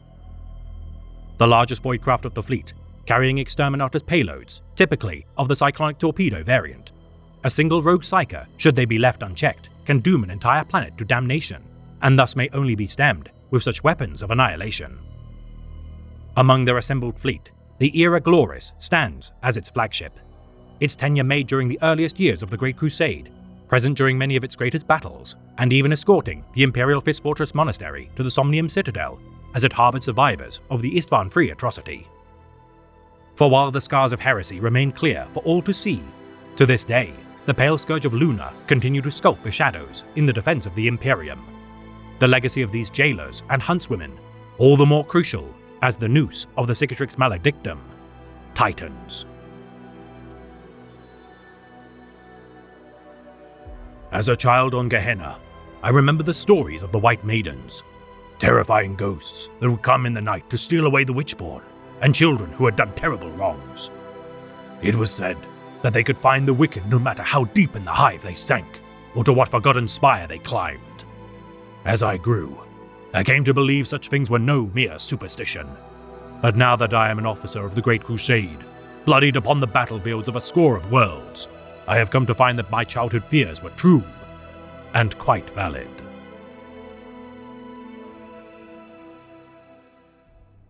Remember, that it is the duty of the mighty Adeptus Astartes chapters and glorious Imperial Guard to wage the Emperor's wars, and the duty of the fearless Imperial Navy to guard the Emperor's spaceways. But it is to his loyal servants, the Adeptus Arbites, that His Divine Majesty in His infinite wisdom entrusts the most sacred duty of all, keeping in check the lawless heretic rabble that passes itself off as the Emperor's worthy subjects. The Imperium of Man is a vast civilization spanning the length and breadth of the galaxy. Humanity faces wars across 1 million war zones as the thralls of the ruinous powers and Xenos threats attempt to claim the Emperor's domain from his grasp. Yet war does not relent, nor confine itself to the borders of distant battlefields, for corruption's spread is rife within the populaces of the many hives of the Imperium. For today, we shall elucidate the enforcers of the law of the Emperor and strict arbiters of the heretic, the mutant, and the dissident, the Adeptus Arbites. As the single most sizable empire in humanity's history, it is no wonder that crime is rampant across the many worlds of the Emperor's Imperium. From the lowliest petty criminal to star-spanning crime syndicates, there has never been a greater scale of criminality in humanity's existence.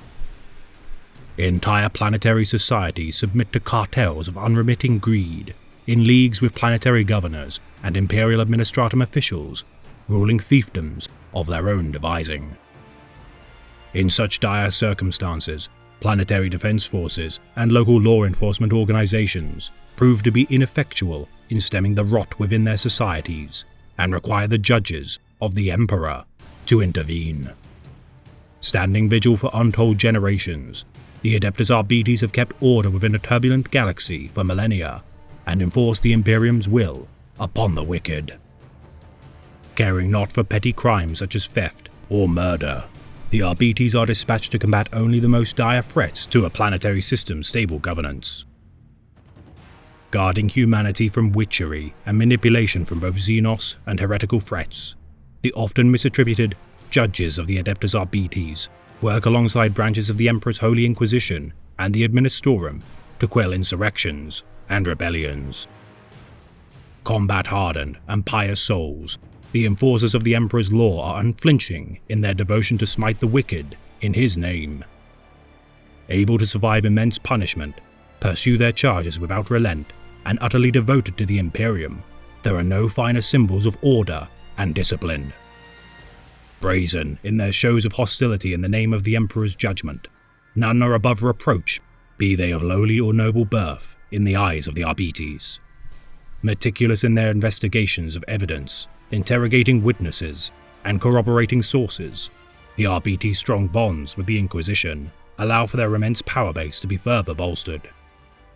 Though should the more radical of the agents of the Inquisition choose to work alongside the Arbites, they must be wary of revealing their own indiscretions made against the ordained laws of the Emperor, lest they incur the scrutiny and wrath of the arbitrators of the Master of Mankind's edicts.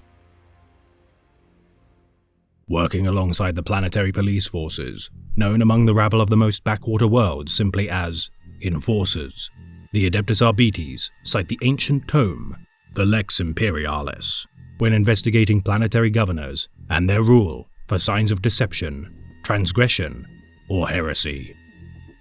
Above the temptations and authority of planetary rulers, unlike terrestrial law enforcement agencies, the Arbites are incorruptible to the vices and allure of those who would subvert the law.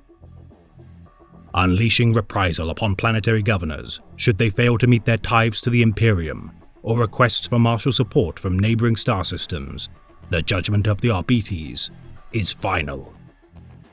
Stationed throughout the galaxy within fortress precincts, the highest authority of the Adeptus Arbites reside upon Holy Terra within the Hall of Judgment. Recruited by the Adeptus Ministorum Schola Progenium facilities, each arbiter shall be molded into an agent of the Imperium's holy law. Given the authority to decree planet-wide martial law and a military force befitting the needs for such commands, the Arbites have the authority to requisition entire Astra Militarum regiments to aid in their containment of planetary strife.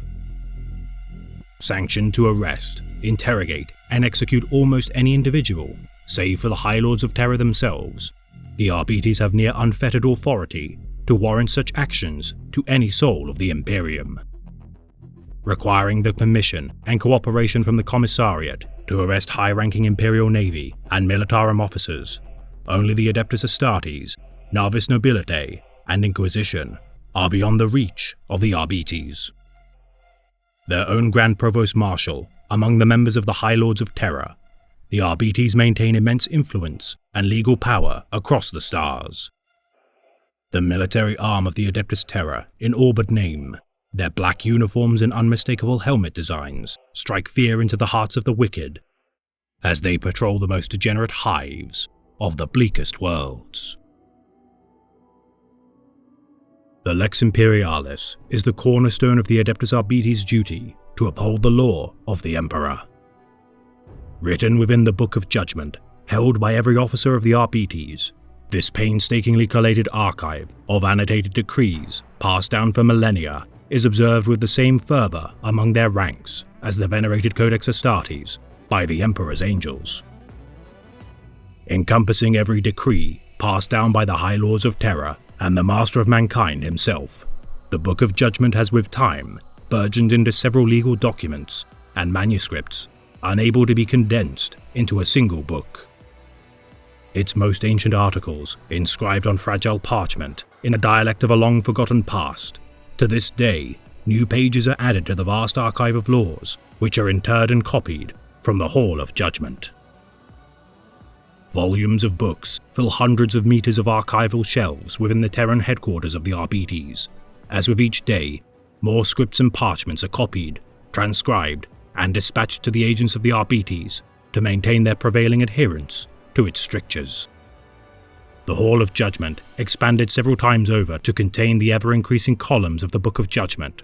The marble and iron creaks and groans under the weight of countless laws and edicts made in the Emperor's name. Countless labor serfs, scholars and scribes work diligently to maintain the now vast labyrinthine complex as legal assistants search for weeks for its vast pages to identify and confirm references and ancient laws. Organizations such as rogue trader houses employ entire staffs to sift through such cumbersome regulatory systems, or to risk being ignorant of its strictures and guidelines is to tempt the reprisal of the Arbites. Those of the Arbites who rise to the rank of Judge must pilgrimage to the Hall of Judgment upon their promotion in order to study the intricacies of their order, with some spending entire solar years studying the Book of Judgment in order to decipher and master its intricacies of the Dictates Imperialis, a task which can take in extreme cases entire centuries to pass the inconsistencies and loopholes now irrelevant to the long-dead incarcerated souls awaiting judgment, the sentence carried on to their descendants should penance be required. Now open to varying interpretations within its continued addendums and amendments, the Arbites find a blunt yet effective means to cut to the heart of their dense clauses and excerpts of their holy text. Any deemed to have broken their compact with the Holy God Emperor shall incur only the harshest of punishments. For any sin made in his name shall be met with death, no matter should it be mere blasphemy or sedition against his Imperium. Allowing for no leniency, to defy the will of the Master of Mankind is to court with his enemies, and such slights made against the will of the Emperor shall not be tolerated. Owing no allegiance to the planetary commanders and officials of the worlds they investigate, though unable to freely sentence and exterminate Imperial citizens, alike to the Inquisition, the lack of such subjects' rights to trial is a boon for an Arbite's freedom to enact the Emperor's will. Punishments such as public lashings are among the most minor of judgments administered by the Arbites, with death by burnings for more heretical crimes. Should an Adeptus Ministorum priest be found espousing heresy, they shall be sentenced to undergo the procedure of arco-flagellation. Yet while execution of the wicked is commonplace, should several Arbites be assigned to a single case, interpretations of the Emperor's law can prove difficult to assign. Disputes over contradictions in the eyes of the Arbites cause friction between their ranks, yet the vast amount of suffering incurred from the prolonged proceedings of the Arbites shall fall squarely upon the shoulders of the accused. Beholden only to their superior officers, the Arbites of comparable rank bicker among themselves until disputes are resolved by more experienced and studious arbitrators. Those found to have erred in their interpretation of the Dictates Imperialis shall be marked by the crime of abstraction and be judged for their misuse of their powers. Putting summary judgment above the evidence of their case, these arbitrators found to have put their own morality above that of the Emperor's decrees shall be punished for their vigilantism. The most obscene heresy among their own ranks, those found to have committed the most heinous sin of their order, shall be executed. Often the most intelligent and devoted subjects of the Emperor, those that are marked for the crime of abstraction, often overstep their zeal in their methods of dispensing the Emperor's judgment. The intervention of the Adeptus Arbites, causing friction between allied forces, such as the rank and file of the Adeptus Ministorum, for their methods of seizing any deemed to breach upon the boundaries of heresy, it is not uncommon for the Arbites to ruin covert inquisitorial missions for their own heavy-handed and uncompromising opposition to heretical cults and their clandestine operations. For the agents of the throne are a nest of vipers, and every one bears a deadly bite should their actions be disturbed. Operating from their massive precinct fortresses within each hive capital of a planetary governor's proximity, the Adeptus Arbites maintain bases of operation among each major imperial world of note. For larger planets of vast populaces, courthouse precincts shall be dispersed throughout the most dense of hive cities to aid in the Arbites' monitoring of the society. Stationing only a single arbiter upon the more backwater of planets, no matter the scale of their observations, each precinct fortress is regardless equipped with ample resources and facilities to maintain order within their system. The thick black armored walls of the bunker-like structures, a monument to the Arbiter's indomitable presence and menacing reputation, all within its presence, dare not look too long upon their peaks, lest they incur the interrogation of their enforcers. Each harboring vast cell blocks, barracks, armories and a court of judgment, there is always ample room to confine the souls of dissidents for decades should the need arise. Though should the more solitary of outposts quickly fill their cells, summary execution of their most prolonged charges is always an option to free up space. Outfitted with monitoring arrays to observe the communications of the populace for signs of heresy, the automated heavy-caliber turrets of the fortification prevents unwanted rabble from attempting to assault the precinct fortress. Often the first means of contacting reinforcements during planetary invasion, the precinct fortress is often the rally point and hub of resistance when fending off aggressors. Dividing their forces into arbitrator squads of as few as 5 and at most 20 arbitrators, each squad is led by a proctor and are armed with shotguns, sidearms, suppression shields, and power mauls. Intermingling with fellow squads, should any casualties be incurred to their primary units, the Arbites retain their bonds of camaraderie with familiar reinforcements to bring their primary squads back to full strength. Shock troop squads are dispatched for missions requiring paramilitary training, usually comprised of 10 arbitrators. Carrying more ammunition and more grenades than standard squads, the shock troops are among the most grizzled elite of the Arbites and take to the field with grim tenacity. Each of the sector-spanning jurisdictions are known as precincts and are led by the Marshal of the Court. Self-sufficient in their organization, each precinct houses not only arbitrators, but also chaplains, chasteners, and Verispex technicians to maintain their efficient spiritual and technological well-being. Divided into squads for patrol, execution teams, and snatch squads to aid in their capture, interrogation, and disposal of criminal elements, the Arbites also conduct cyber warfare and deploy detectives to collate data and ascertain the whereabouts and activities of the scum of the Underhives. Self-contained, away from the civilian populaces, the facilities within each precinct fortress allow for the arbitrators to remain aloof from their charges and independently utilize orbital docks, astropathic communications, and resupply. Recruitment into the Adeptus Arbites is achieved solely for induction into the elite Schola Progenium training schools of the Adeptus Ministorum. Inducting the child orphans of war-torn worlds, these outcast subjects of the Imperium shall be given purpose in their service to humanity. Drawn from only the most promising students of the Progenium, each individual chosen to be trained as a member of the Arbitrators is picked for specific qualities. The most dominant of these students in shows of willpower, analytical skill, and attention to detail in study shall be noted for their ability and trained as the elite of the Emperor's judgment. Upon their graduation as progena of the Schola Progenium, they shall be stationed to worlds to which they bear no familial ties nor heritage to its culture, to prevent their manipulation or coercion by blackmailers or scheming officials. Novice arbitrators spend their initial years patrolling the crime-ridden streets of vast hive cities, openly displaying their menace to any foolish enough to earn beatings for societal disobedience. Promoted to the rank of investigator after proving worth of their pedigree, they shall continue to root out secret cabals and schemes until earning further promotions for their deeds. Championing tenacity, faith, and an aptitude to uncover criminality in the most dangerous of hives, an arbitrator's ascension through the ranks is solely through deeds. Masters of detecting crime shall become spy masters, whilst those proven to be capable of dispersing riots shall become tacticians, thus allowing each arbitrator's innate skills to be best suited to their role.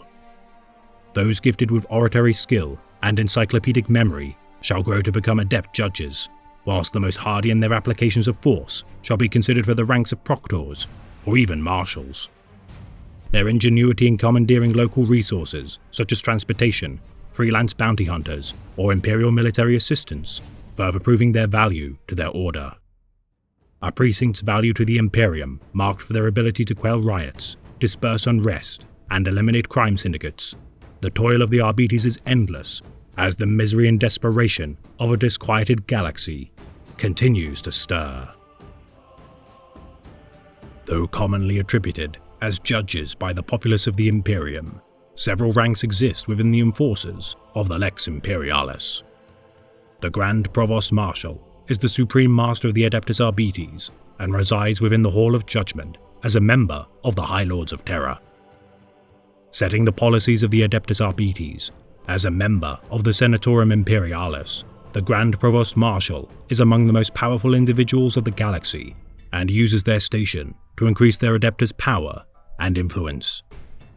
The Lord Marshals serve directly under the Grand Provost Marshal, their presence prevalent within sectors of the Imperium's empire. Capable of assuming direct command of any Arbites force within their respective segmentum, the Lord Marshals personally lead their forces to quell heresies across the Imperium, should their involvement prove necessary. The Justicars are among the most decorated forces of the Arbites, and are the blade used to behead the most decadently corrupted nobles of the Imperium.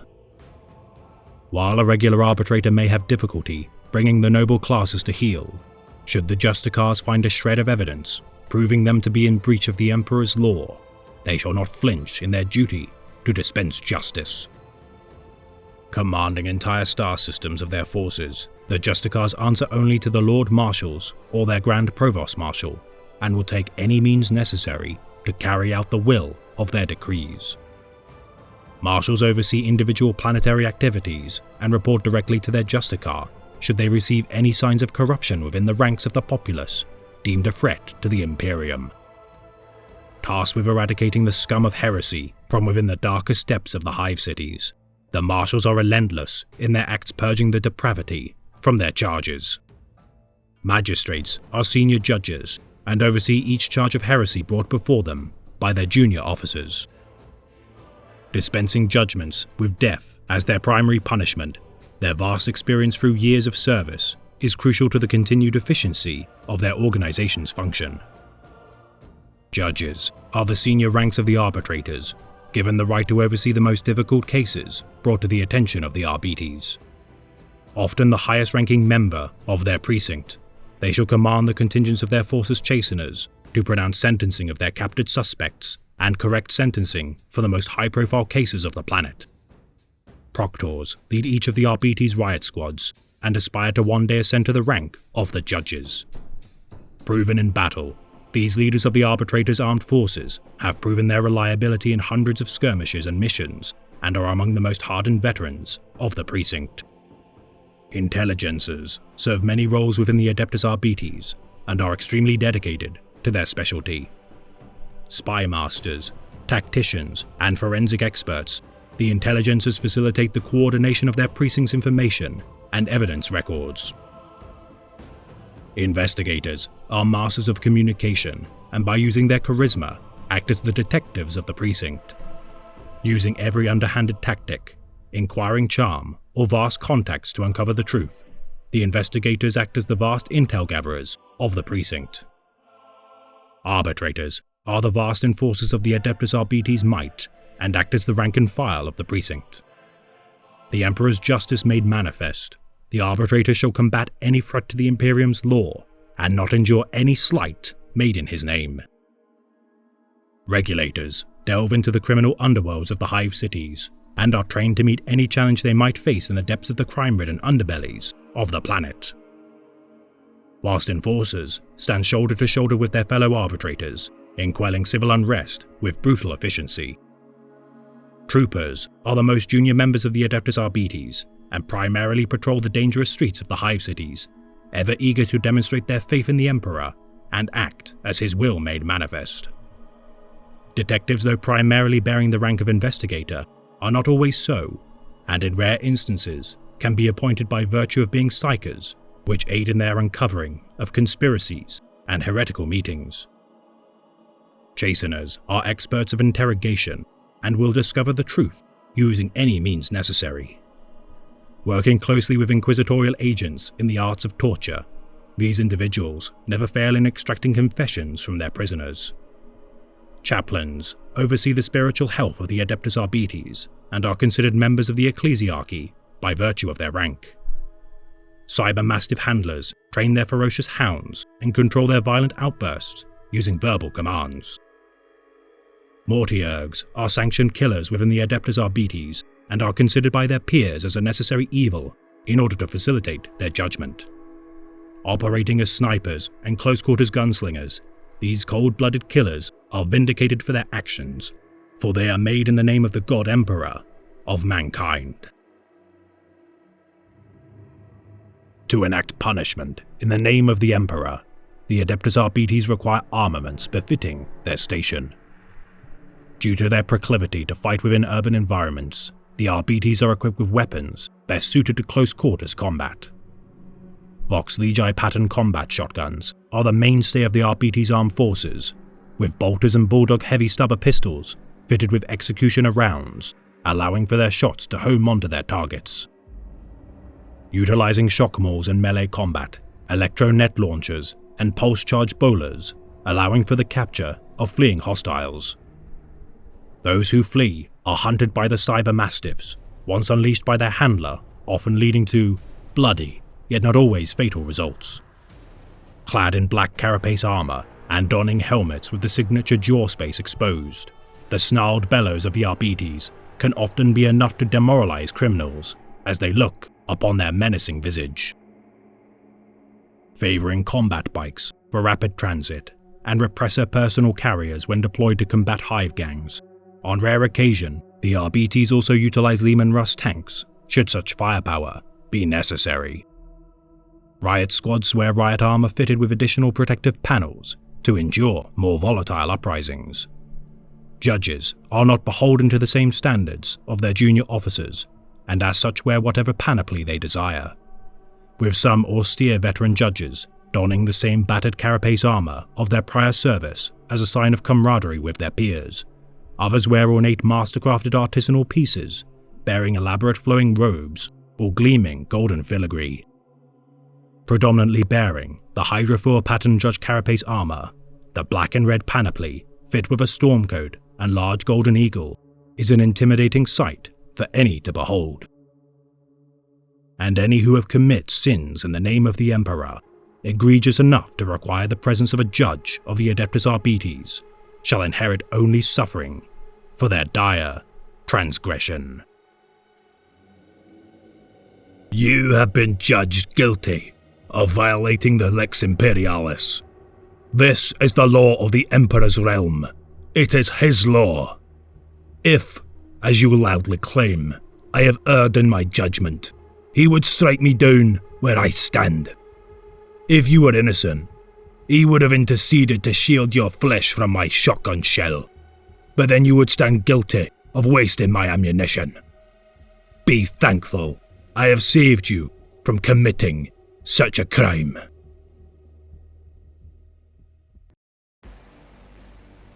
These men are my bodyguards.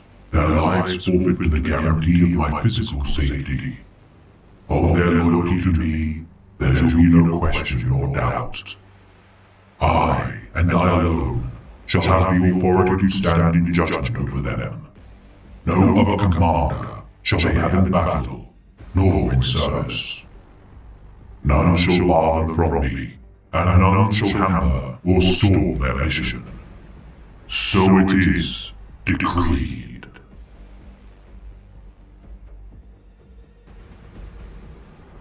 The Imperium of Man requires untold billions to survive the bleakness of the galaxy. His angels, the Astra Militarum, and hundreds of administrative organizations enable the function of the waning yet glorious empire. Yet among all the duties of the protectors of humanity, one above all is paramount for the continued glory of mankind. For today, we shall elucidate the guardians of the Emperor and champions of his will, the stalwart wardens of the Golden Throne, the Adeptus Custodes. During the 29th millennium, humanity had suffered greatly following the downfall of the Age of Strife. Referred to by the societies of Old Earth simply as Old Night, mankind had ascended to heights of paradisal technological advancement and civil liberties, allowing for its expanse across the stars. Yet the hubris of advancement and prosperity did blind the peoples of the age of technology and hearken a spiral into depravity and degeneration. Humanity's use of abominable intelligences had created machine beings known as Men of Iron, which did betray their creators. Billions perished as the vast empire of man fell to ruin and disrepair until its cradle of origin, Old Earth, became isolated from its crumbling fiefdoms. Further excised from the galaxy with the fall of the Eldari and the cruel birth of the being known as Slaanesh, its birth scream conjured vast warp storms such as the Eye of Terror. The lost empire of mankind, having already endured 5 millennia of toil, by the 27th millennium, Old Earth had been ravaged by war for over 2,000 years. With no authority to command the fragments of a tattered species, one man would rise to claim dominion over the anarchic throne world. A being known only as the Emperor by imperial records had lived in the shadows throughout humanity's vast history, observing and witnessing the species' greatest glories and failures. Unwilling to allow for mankind's extinction, the being known by its perpetual kin as Neoth created armies to combat the techno-barbarian rabble of Old Earth. A master of the sciences, the Emperor created warriors of stature and martial prowess capable of overthrowing the many butcher monarchs of terror, such as the Unspeakable King and the 7 Neverborn. Molding 10,000 warriors handcrafted by his genius, the Emperor raised his Legio Custodes to stand as both emissaries of his glory and executioners of his will. The true firstborn sons of the Master of Mankind, the fledgling 10,000 were drawn from sons of conquered Terran warlords and promising scions of the Emperor's grand vision. Dredging techniques and methods from the dark age of technology to create such demigods of war, none save the Primarchs of the Imperium would exceed their skill nor capabilities. Commanding the vast Thunder Warrior Legion during the closing years of the Wars of Unification, though warriors beyond peer, the Legio Custodes could not wage the many battles to come due to their intense labors to create. Crushing each and every tyrant and despot of Old Earth, the Master of Mankind looked upon his proud sons with pride, yet required warriors of more expendable nature and vast deployments to achieve his ambitions. Commanding the Custodians to cull the Thunder Warriors from the Emperor's armies, such barbaric and blunt tools would be ill-fitting avatars for his future plans. A new breed of warriors, the Legiones Astartes, were more noble in bearing, and though smaller in stature and raw strength, bore greater utility in assembled ranks. Marching alongside the Adeptus Custodes in their purge of the Thunder Legions, the gold-clad warriors of the Emperor had earned their place as his guardians and honor guard as the Unification Wars concluded during 712.M30. For their place was at the Emperor's side as the Master of Mankind assumed his rightful place as humanity's ruler. For each custodian wrought by the genecraft of the Emperor, many souls would perish in their making. These warriors were not soldiers. Their duty was to defend the monarch of humanity, and as such, they were ill-made to conduct grand-scale wars. The Astartes, though inferior in martial prowess, fought cohesively in squads and battle lines, for the custodians were never designed to be line infantry, and as such, fought alone. achieving the limit of their amassed strength during the midpoint of the Great Crusade. Only on one occasion would a force of 1,000 of their number be deployed to face the Imperium's enemies. Fighting the Orc warlord, Gargul Blackfang, alongside the reclaimed Primarchs, Horus Lupercal, Rogel Dorn, and Mortarion. The might of the Custodians, spearheaded by the Emperor, was the single mightiest contingent ever deployed and would never be seen again. Said to have slain 100,000 orcs within minutes following the warlord's decapitation by the Emperor, only 3 Custodians would fall in battle. Engraving their names upon his armor, the Master of Mankind's veneration for his firstborn was equaled only by his Primarch sons. The Lord of Lightning's genetic materials, said to be the foundation of his Guardian's genetic code, these Guardians bore not only unparalleled strength, but keen minds of mental fortitude and supreme intelligence. Scholars and philosophers, clad in ornate Baroque armor, these priceless paragons would each be a great loss to humanity should they perish in battle. Functionally immortal, many within the Imperium deemed the Custodians to be unkillable, for what could hope to harm the Emperor's mightiest defenders. Yet during the War of the Horus Heresy, the 10,000 would not evade the scars of war. The Imperial Webway, a project to which the Emperor toiled to liberate humanity from its reliance on traversal through the warp, would be irreparably sundered by the Primarch of the Thousand Suns, Magnus the Red. His good intentions in warning his father of the impending betrayal of his favored son, regardless damning humanity to forever be victim to the machinations of the Immaterium and its fell pantheon.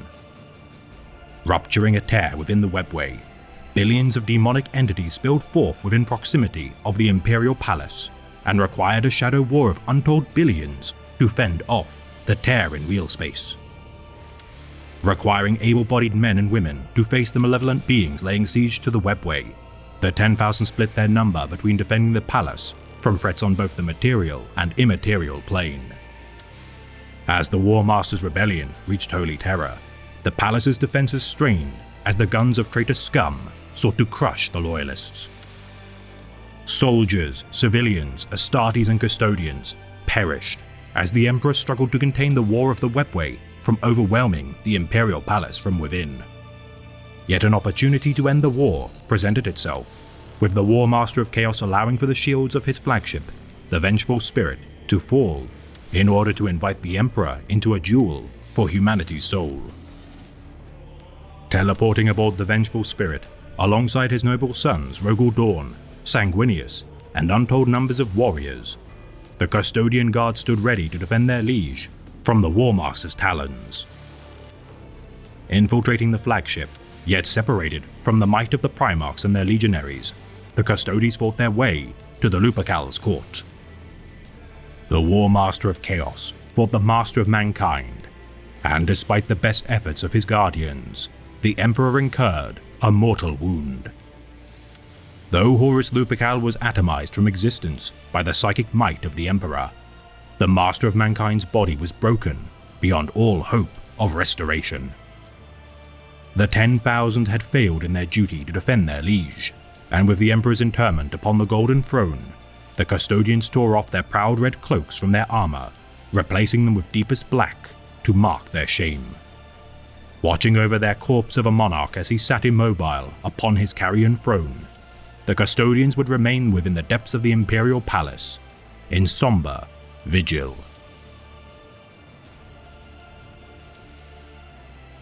Already a rare sight for even the most fortunate servants of the Imperium, the Custodians, once locked away within the inner palace, became almost mythic in nature.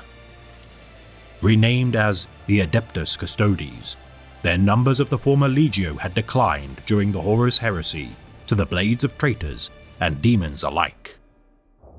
The time of rebirth of the 31st millennium, overseen by the newly appointed Lord Commander of the Imperium, Rabute Guilliman, unleashed reprisal against the traitor legions. The Scouring required every able-bodied Astartes to cull the survivors of the Siege of Terror, yet the Auric Mortalis of the Emperor, for the majority, would not join the fray. The Golden Death could not allow for another injury to their patriarch, and as such ensconced themselves close to his wearied frame. Never faltering in their vigil of millennia, the custodians conducted blood games to prevent potential vulnerabilities in their defenses from being exploited. Aiding the wider Imperium only rarely, such as the heresy of High Lord Goj Vandire during the Age of Apostasy, their involvements, such as in this instance, forever changes the fate of the Imperium's future. None know the extent to how many of the assassination attempts to kill the Emperor have been quelled by the custodians. All that bears saying is that none have come close to succeeding. The right hand of the Master of Mankind, these proud yet humble demigods would prolong the Master of the Imperium's safety for 10 millennia. Yet during the days of the Dark Imperium, wherein all hope for salvation seemed impossible, a beacon of hope would herald a new era for humanity. Cadia had fallen with the conclusion of Abaddon the Despoiler's 13th Black Crusade, yet after millennia of stasis, the avenging son of the Emperor returned. Brabute Guilliman, Primarch of the Ultramarines, had been revived within Macragge's Fortress of Hera, and through great tenacity, ventured to Holy Terra. As the custodians staved off demonic invasion of Holy Terra during the Battle of Lion's Gate, the gloried paragons of the Emperor once more took to the field outside the palace's walls. Reminding the Imperium of their insurmountable might, the custodians could no longer shy away from the wars spanning the length and breadth of the Void. With Guilliman's arrival, the Second Battle of Terra proved one thing above all: the forces of Chaos were desperate to delay the resurgence of the Imperium. Meeting with the Emperor for counsel, the Avenging Son, now bequeathed with the Master of Mankind's legendary flaming sword, began his great work of rebuilding the fallen Imperium. Blessed with righteous purpose by his father's own decree, Guilliman saw to the reclamation of a beleaguered galaxy and would not allow the custodians to wallow in their ignominy. The only soul to be permitted to request aid from their ranks with authorization of the Emperor, Brabute Guilliman commanded the Golden Host to cast down their capes of black and once more proudly bear their venerated crimson. After 10,000 years of mourning, a new age dawned for the Custodian Guard as they once again embarked across the stars. Tasked with shepherding Primara Space Marine reinforcements to the various successor chapters of the Adeptus Astartes and joining the Avenging Son's crusade to combat the blight of chaos.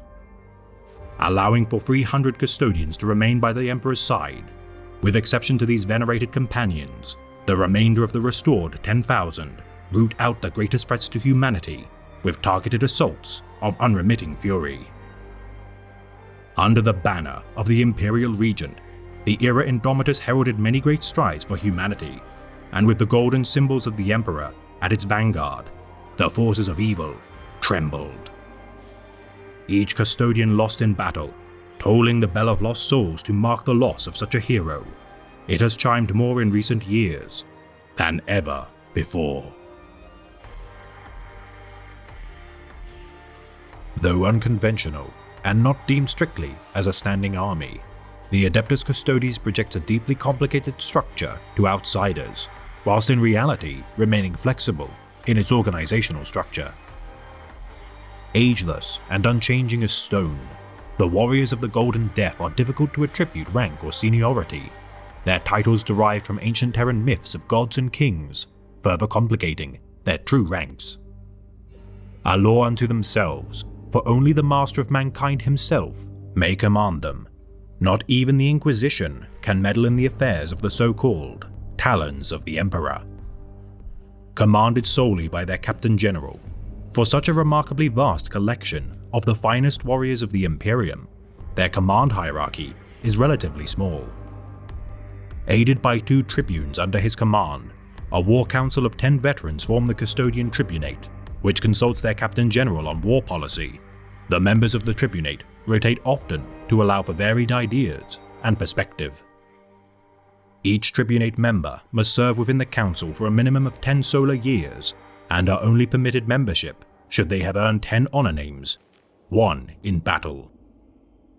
Next is the Custodian Prefectorate, which comprises of off-duty veterans of the Order, whilst active combatant shield captains fulfill their role as deployment commanders. Regarded with titles such as Supreme Castellans, Master Guardians, and Aquila Commanders, the prefects and shield captains oversee the war zones waged by the Custodes. As members of the Adeptus Terra, regardless of their membership as a governing body, the Custodes prefer to abstain from politics when possible. Their headquarters within the Tower of Hegemon of the Imperial Palace, the elite companions charged with the protection of the Emperor remain vigilant on patrol and stationary for years without end. The junior ranks of such champions, known as Sodalities, the responsibilities and duties of such warriors are varied, yet typically equal in seniority to one another. Whether assigned to Rapid Strike Virtus Praetors or hulking Alaris assault squads, all are respected by their peers for their individual gifts and virtues. Forming shield companies, which vary in size, the shield captains handpick the warriors to create anything from small squads of champions to battalions, should they be required, though typically such companies maximize at 40 custodians. Should a war zone require even greater firepower, shield hosts combine multiple companies led by an appointed captain commander and a conclave of his peer shield captains. On rare occasions comprised of hundreds of custodians, shield hosts are among the largest and most deadly standing armies the Imperium can bring to bear, which can potentially conquer entire star systems. Assembled only should no other military arm of the Imperium be capable of victory, it is a rare sight indeed to gaze upon such ornate golden warriors in such numbers. Each custodian belongs to a caste known as a chamber, which defines their tactical role within their order, such as the Hateron Guard, which are now known as the Companions. Led by their shield captain known as Centurions, handpicked by the Captain General as the quintessentially most important brothers of the Order, the Companions, whilst damned to years of purgatorial service, regardless carry the heaviest burden of any of their kin. Unmoving for years on end, this grueling test of patience with a need for instant readiness for battle cannot allow for a single crack in a Companion's mental fortitude. Pragmatically replaced at the cusp of their service being fulfilled, the Captain General must constantly monitor these champions to know the exact moment to assign new inductees. The longest ever vigil, conducted by Astoran Kalos, the Companion of Legend stood unmoving for a Terran century before being relieved of his duty. Usually reassigned to the Aquilan Shield once their service is complete, these honored custodians protect the lives of both proven and divined individuals of great import. The Gilded Guardians of the Emperor's own elite cadre, unparalleled in their ability to protect those valued above all by the Imperium. The Hycanatoi are the military arm of the custodians and bear the iconic guardian spears of their order. Executioners of the Emperor's will, their offensive contingents of Custodian Guard and Defensive Sentinel Guard encompass the typical visage of the Auric Mortalis. The Pharanatoi specialize as heavy shock troopers, and as such are not suited to siege warfare or attrition. Despite these factors, the Pharanatoi's Terminator armor-clad warriors wield Aldrific disintegration weapons created during the Dark Age of technology. The Cataphractoi served during the time of the Legio and acted primarily as scouts and reconnaissance units as the Emperor embarked upon the battlefields of the Great Crusade. The Epheroi conducted covert operations and counter-surveillance during the Great Crusade. Their probing of their own defense lines for signs of weakness proved invaluable during their conquest of the stars. Known to assassinate key targets during battle, their duties in deposing key targets would often be misattributed to the Officio Assassinorum due to their efficiency in concealing their involvement. The Moritoi, or Honored Dead Who Walked, are those of the Custodes who are interred within dreadnoughts. Outfitted with the unique Achilles pattern variant of the Contemptor dreadnought chassis, the technologies used to construct such war machines exceed all capabilities of the Angels of Death models.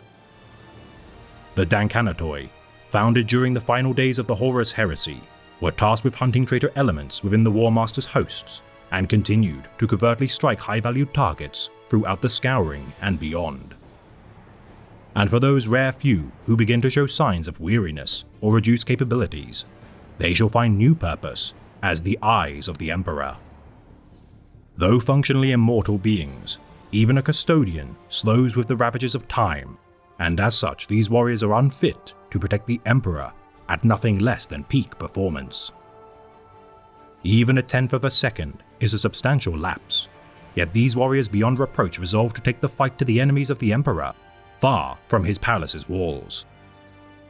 Surrendering his armor and weapons to the Hall of Armaments, such a custodian veteran shall embark upon the void wearing simple hooded black robes and travel to the most far-flung and backwater worlds. Observing the lawless expanses of the galaxy for dark portents of impending threats to the Imperium, the exiled Firstborn cultivate information networks and quell rebellions before they can burgeon. Should they witness a threat capable of reaching Holy Terror, they shall inform the Captain General, who in turn shall launch a preemptive strike to pacify any potential dangers. Regardless of their independent nature, the Custodian Guard requires senior ranks of otherworldly martial skill and military genius to effectively command them. The Captain General, standing above all as not only the master of the Auric Mortalis, but a High Lord of Terror in his own right. Not even the Adeptus Astartes chapter masters can challenge the authority of the Master of the Golden Death. Respected above all by his junior ranks, 17 mighty souls have been attributed the title during the Custodian's history. Custodian tribunes hearken from the era of the Great Crusade, and though defunct as a promotable role, 2 souls have retained such an esteemed title. The personal advisors to the Emperor himself, one served within the Companions of the Sanctum Imperialis, whilst the other, known as the Tribune Ostratarchus, wages wars across the Sea of Stars. The honorific title of Captain Commander is the next most senior rank of the Custodians, for these ascended shield captains command each shield host after millennia of demonstrably brilliant leadership. Shield captains lead each shield company, squad, and sodality, and bear little noticeable difference in seniority when compared to one another. Known by a variety of titles such as Lictors, Proconsuls, Aquila Commanders, and Supreme Castellans, only the most veteran of these shield captains is honored with the title Prefect. Though not a commanding officer, Blade Champions are among the most skilled fighters of the Custodians, and for their insurmountable martial prowess, have their names etched onto the Tome Eternal within the Emperor's throne room. Wardens are veterans of the Order and must serve a minimum of 5 Terran centuries before achieving such a rank. Carrying their mighty Castellan axes in battle, each Warden swears an oath to the Emperor after a century of contemplation atop the Gallo Tower of the Imperial Palace. The Vexillus Praetors bear the standards crafted after 100 years within the Tower Aquilane, marching into battle, inspiring their peers who fight under their charge. Each standard kept within the Auric Eyrie within stasis podia until being carried into battle. The standards are blessed by Ministorum priests and embody the Emperor's divine soul. Alaris Terminators, though massive in scale, are not encumbered by their bulk, and stride across the battlefield unscathed by heavy artillery, such as macro cannon blasts. Uniquely armed with ballistas grenade launchers, these unparalleled heavy infantry scatter their number and lay waste to entire battalions alone, with portable yet devastating firepower. The Aquilon Terminators of legend bear the brunt of the fiercest of enemy opposition, when deployed to designated Zone Mortalis war zones of unremitting violence. The golden-clad behemoths unleash the wrath of the Emperor upon the wicked. The Sentinel Guard form defensive lines and protect Imperial emissaries from harm. Typically armed with Praesidium shields to form shield walls of unbreakable durability, the Sentinel Guard exceed even the Imperial Fist Astartes' expertise in defensive fortification, though scant records exist of their deployment during the 41st millennium. The Virtus Praetors strike alike to lightning, wielding the enormous Inceptor Lancers, as these rapid attack warriors act as scouts of the Custodians. Launching into battle using their Dawn Eagle jet bikes, their precise maneuvers and expertise as marksmen allow for crippling targeted strikes. The Agamata squadrons once fought during the Great Crusade atop Gear Falcon pattern jet bikes, allowing for their heavily armored ranks to lunge into the heart of battle. Firing Iliasta's bolt cannons from their steeds, their reputation to suppress enemy positions and cause mayhem behind enemy lines endures to this day. The Pallas Gravatax squadrons utilize Pallas Gravatax, first constructed by the renowned Mechanicus genius, Arcan Land. The equivalent to an Astartes land speeder in operation, its ability to levitate from the ground and strike with increased speed sets it leagues apart from its more mundane comparison. The Sagittarium Guard specialize in long-range combat, their time spent upon the walls of the Imperial Palace monitoring suspicious activities, potential covert enemy movements, and even speech patterns from afar have cultivated a legacy of incredible scrutiny for detail. Anticipating descent and enemy stealth operations before they have been put into motion, the hawk-eyed sentries quell disorder before it has time to fester. The Venatari squads are the airborne contingent of the Custodes and descend from the heavens using their jump packs, the Auramite Pinions. Nicknamed as the Emperor's Hunting Eagles, these Sky Warriors are veterans of the blood games of the Order and can pinpoint weaknesses in enemy lines with ease and best exploit them with surprise attacks. With such widespread specialists within the ranks of the Custodian Guard, several hosts have been entrenched as permanent positions.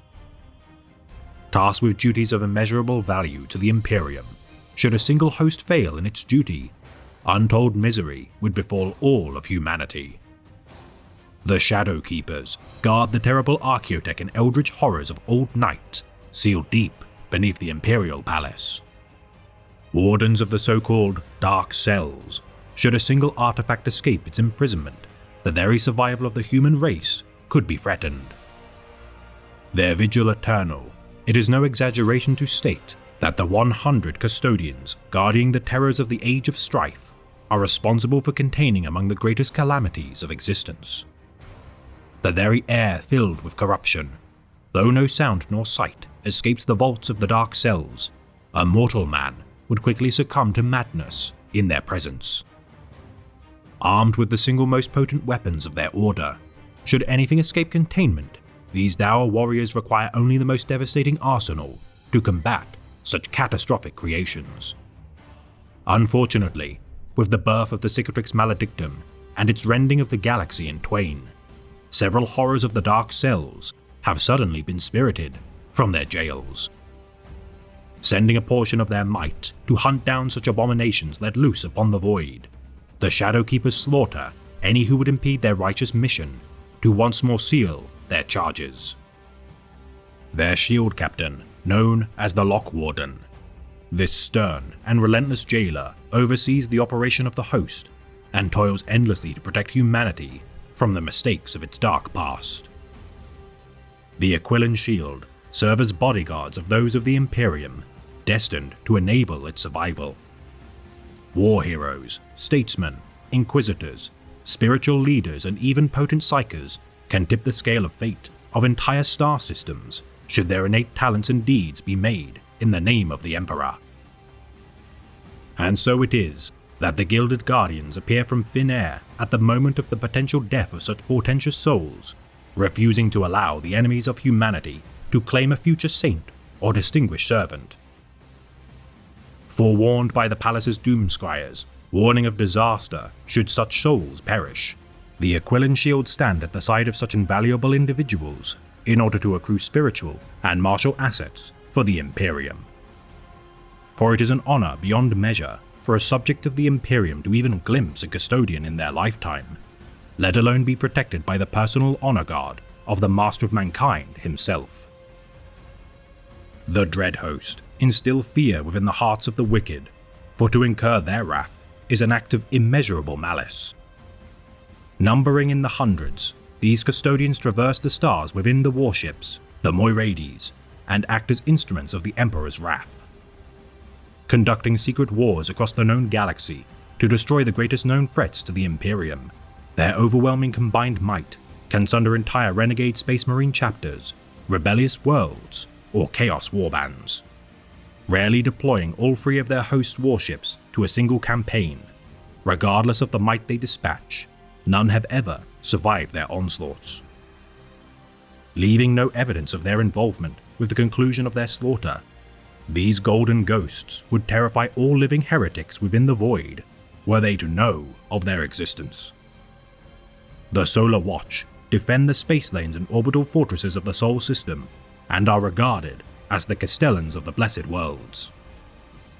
Guarding the Halo Belt from invasion forces intending to harm the Throne World, the Solar Watch intercepts threats before the need of the billions of weapons platforms behind their lines are required to repel invaders.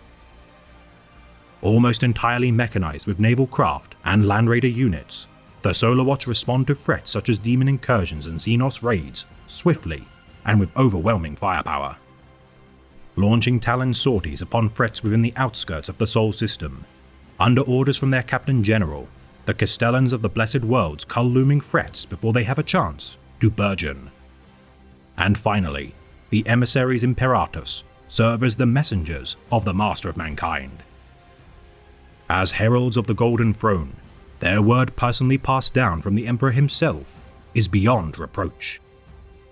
Receiving their commands from their liege during meditation, these valiant souls are attuned to the Emperor's guiding hand and convene their ranks to discuss and collaborate their interpretations of his will. Bequeathed with ancient and powerful artifacts to aid in their ventures to distant war zones and locations of import, the emissaries Imperatus recover ancient archaeotech, divert crusades to more optimal targets, and intercept mounting threats across the void. Their deployments increasing with the return of the Avenging Sun, their duty to deliver Primaris reinforcements to beleaguered Space Marine chapters is of paramount import. The intentions of such peculiar new breeds of warriors earning skepticism from several Astartes chapters, the presence of a custodian proves their sanction by the Emperor.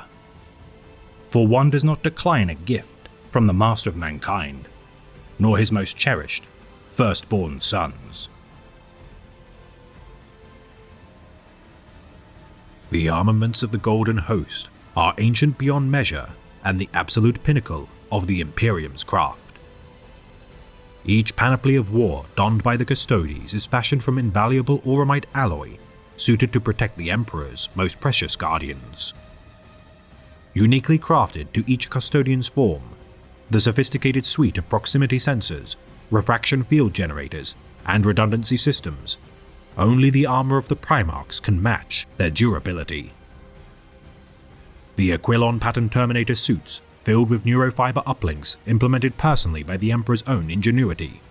Should the Custodes require even more armor, they shall carry Praesidium storm shields forged of layered ceramite or smaller Tarsus bucklers. Carrying Magisterium Vexilla standards into battle, imbued with the authority of the Master of Mankind, its presence instills zeal and fervor within the beleaguered, whilst also containing Vox relays and subsonic inducers within their construction. Armed with the deadliest weapons of any standing military, the weapons of the Custodians are iconic for their regal designs. Foremost is the Guardian Spear, an elegant weapon incorporating both a power blade and bolt gun. Seen by many as the badge of office of the Guardians of the Emperor, its versatility as both a melee and ranged weapon is astonishing in the hands of a Custodian. The most righteous of their design, the Paragon Spears, wielded only by the most noble shield captains and tribunes of the Order, are rare beyond measure. Custodian Wardens wield enormous, heavy-bladed Castellan axes, capable of cleaving through the toughest armor and able to fire volleys of bolt rounds from its haft. Sentinel blades, fitted with disruption field generators, are a far more brutal method of war than the Guardian Spear, its warblade fitted with a double-barreled bolter to unleash hails of short-range firepower. Other power weapons such as Solarite gauntlets, Interruptor lancers, Venatari lances, and Vault swords also exist, though do not see widespread use within the Custodes. Also carrying Lastrum pattern storm bolters and bolt cannons, loaded with hand-manufactured heliothermic warheads, a single burst from such weapons can obliterate any target they impact. Many Custodians also carry Misericordia or Blades of Mercy in battle, which though predominantly ceremonial, can be used to grant the Emperor's peace to any combatant too wounded to survive battle. Their vehicle pools supplied with unique Coronis grav carriers, Caladius grav tanks, Pallas grav attack vehicles, Orion assault dropships, Dawn Eagle and Gear Falcon jet bikes. These armored vehicles are the pinnacle of technological sophistication and are fitting steeds of the Emperor's Knights. Their venerable wounded kindred marching into battle within Achilles, Galatus and Telamon pattern dreadnoughts. The overwhelming firepower of such machines of war, even alone, are enough to tip the scales of battle in the Imperium's favor. Due to their highly independent nature, the heraldry of each custodian varies greatly in fine details. Their armor crafted with no heed taken to the cost in resources nor extensive amount of artificers needed. A single suit's worth of auramite is worth a planet's ransom in cost. Each weapon made by the toil of entire subcults of mechanicus clades and artisans. None among any souls of the Imperium bear armaments of such personalized and prestigious glory. The artisan barons of clans such as Halbrimnir and Gestaxtis, renowned for their artistry and craftsmanship, their bloodlines dwelling within the gilded towers of Holy Terror, spend every moment of their lives maintaining such relics of the custodians. Engraving their many names within the plating of their armor, each custodian earns such names through glorious deeds in battle and service to the Emperor. The most names accrued by any of the Golden Host achieved by their first Captain General, Constantin Valdor, who attained 932 during his tenure. The pauldrons of each suit of armor bear the Imperial Aquila, signifying their duty to enact the Emperor's will with their adoption of his sigil. The gold of their auramite, set with precious flawless gemstones. Each shield company share the same color of gemstones, and will have them carefully replaced should they be redeployed to another company. Their left pauldrons also distinguishing the shield company and host to which they belong. Such color identifiers typically match their tabards and any decorative robes they may wear. Tinting their naturally golden auramite to different shades at the molecular level, the costly process allows for a permanent means to show their adherence to their chamber creeds. Their martially capable mortal armory thralls, following their masters into battle, they shall carry extra munitions and armor sealant, should it be needed. Drilled to quickly reload spent Guardian spears and other armaments once discarded by each custodian, strong mortals are required to heft such weapons and return them to the grasp of their deadly lords. Though diminished from their original stature of 10,000 custodians following the War of the Horus Heresy, over 10 millennia their numbers have once again swelled.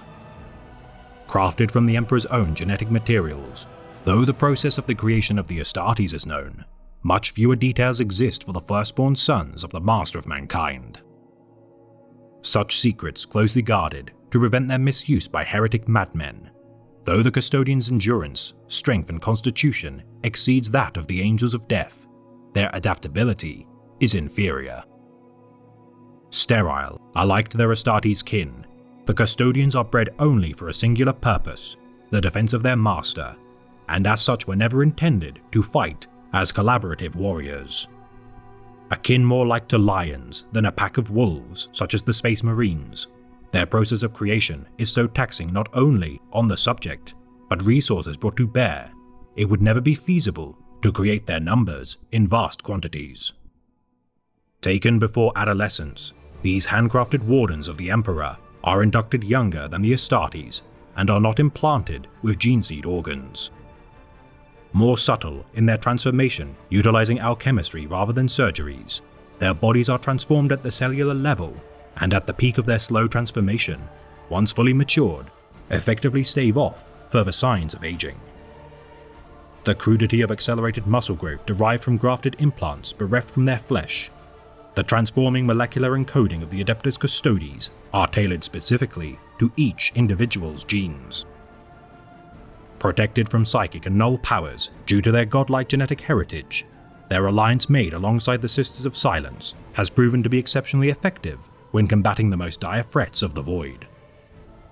Immune to the allure of the warp, none within the ranks of the Custodes bear any hint of talent for the arts of the Librarius, for such attributes have proven to be easy to exploit.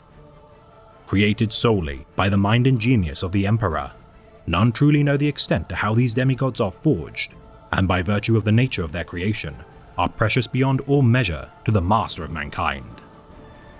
They were to be his companions, his finest sons, those he would embark across the stars with, and share his peerless mind when all others would quake in his mere presence. Guardians of his most precious secrets, stalwart ambassadors of his grand vision, and executors of his will, yet now the master of mankind sat immobile and silent upon his carrion throne. His most venerated sons had endured 10 millennia of shame for their failure. Practicing their martial katas to hone and perfect their skill, within the Colossia Auris of the Imperial Palace, many of their number train without pause until they have proven themselves capable of mastering such stances and techniques. Practicing the katas of Behemor, Saestus, Conservi, Dakatarai, Decapitas, Goliath, Captaris, Rendax, Salvus, and Vanquis, only the elite order of the Blade Champions master the forms of Hurricanus and Victus. Also honing the hundreds of politic, oratorial, and philosophic katas to best serve the Imperium as statesmen, the Adeptus Custodes stand ready as not only warriors, but also representatives of the Emperor's intent. For whilst war rages across the galaxy, and threats on all fronts enclose around the bastion of humanity, its gold-clad champions maintain their vigil of the Golden Throne. Yet after millennia of self-imposed contrition, their blades once more carve the cancer of heresy from the stars, and they shall not want for enemies of the Imperium to bestow the Emperor's wrath and judgment. Ours is the duty absolute. Ours is the vigil that must never end. Ours is the timeless honor, the willing sacrifice, the penitence enduring. We stand a watch that will never be relieved, and we stand it gladly, out of adoration for he who gave us life, and whose life we must, in turn, preserve. We will never earn absolution, for we do not deserve it.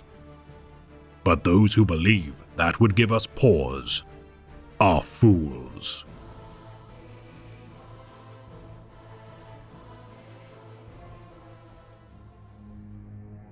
This has been a tale of the Great Imperium of Man, read by the Remembrancer. To imagine the enormity of humanity's logistical needs is an incomprehensible notion for mortal minds. The responsibility to vanguard trillions of souls, impossible due to the untold threats which harry the Imperium's domains. When conducting great deeds, you must be careful not to stretch yourself too thin, for the greatest of callings require immense focus, resources, and willpower to accomplish. While not all tasks can be tackled individually, be careful of attempting too many at once, for weariness shall diminish your endeavors until requisite rest is obtained. So do not feel guilt for taking respite from your labor, for you shall return to your task renewed of purpose and effective in your toil.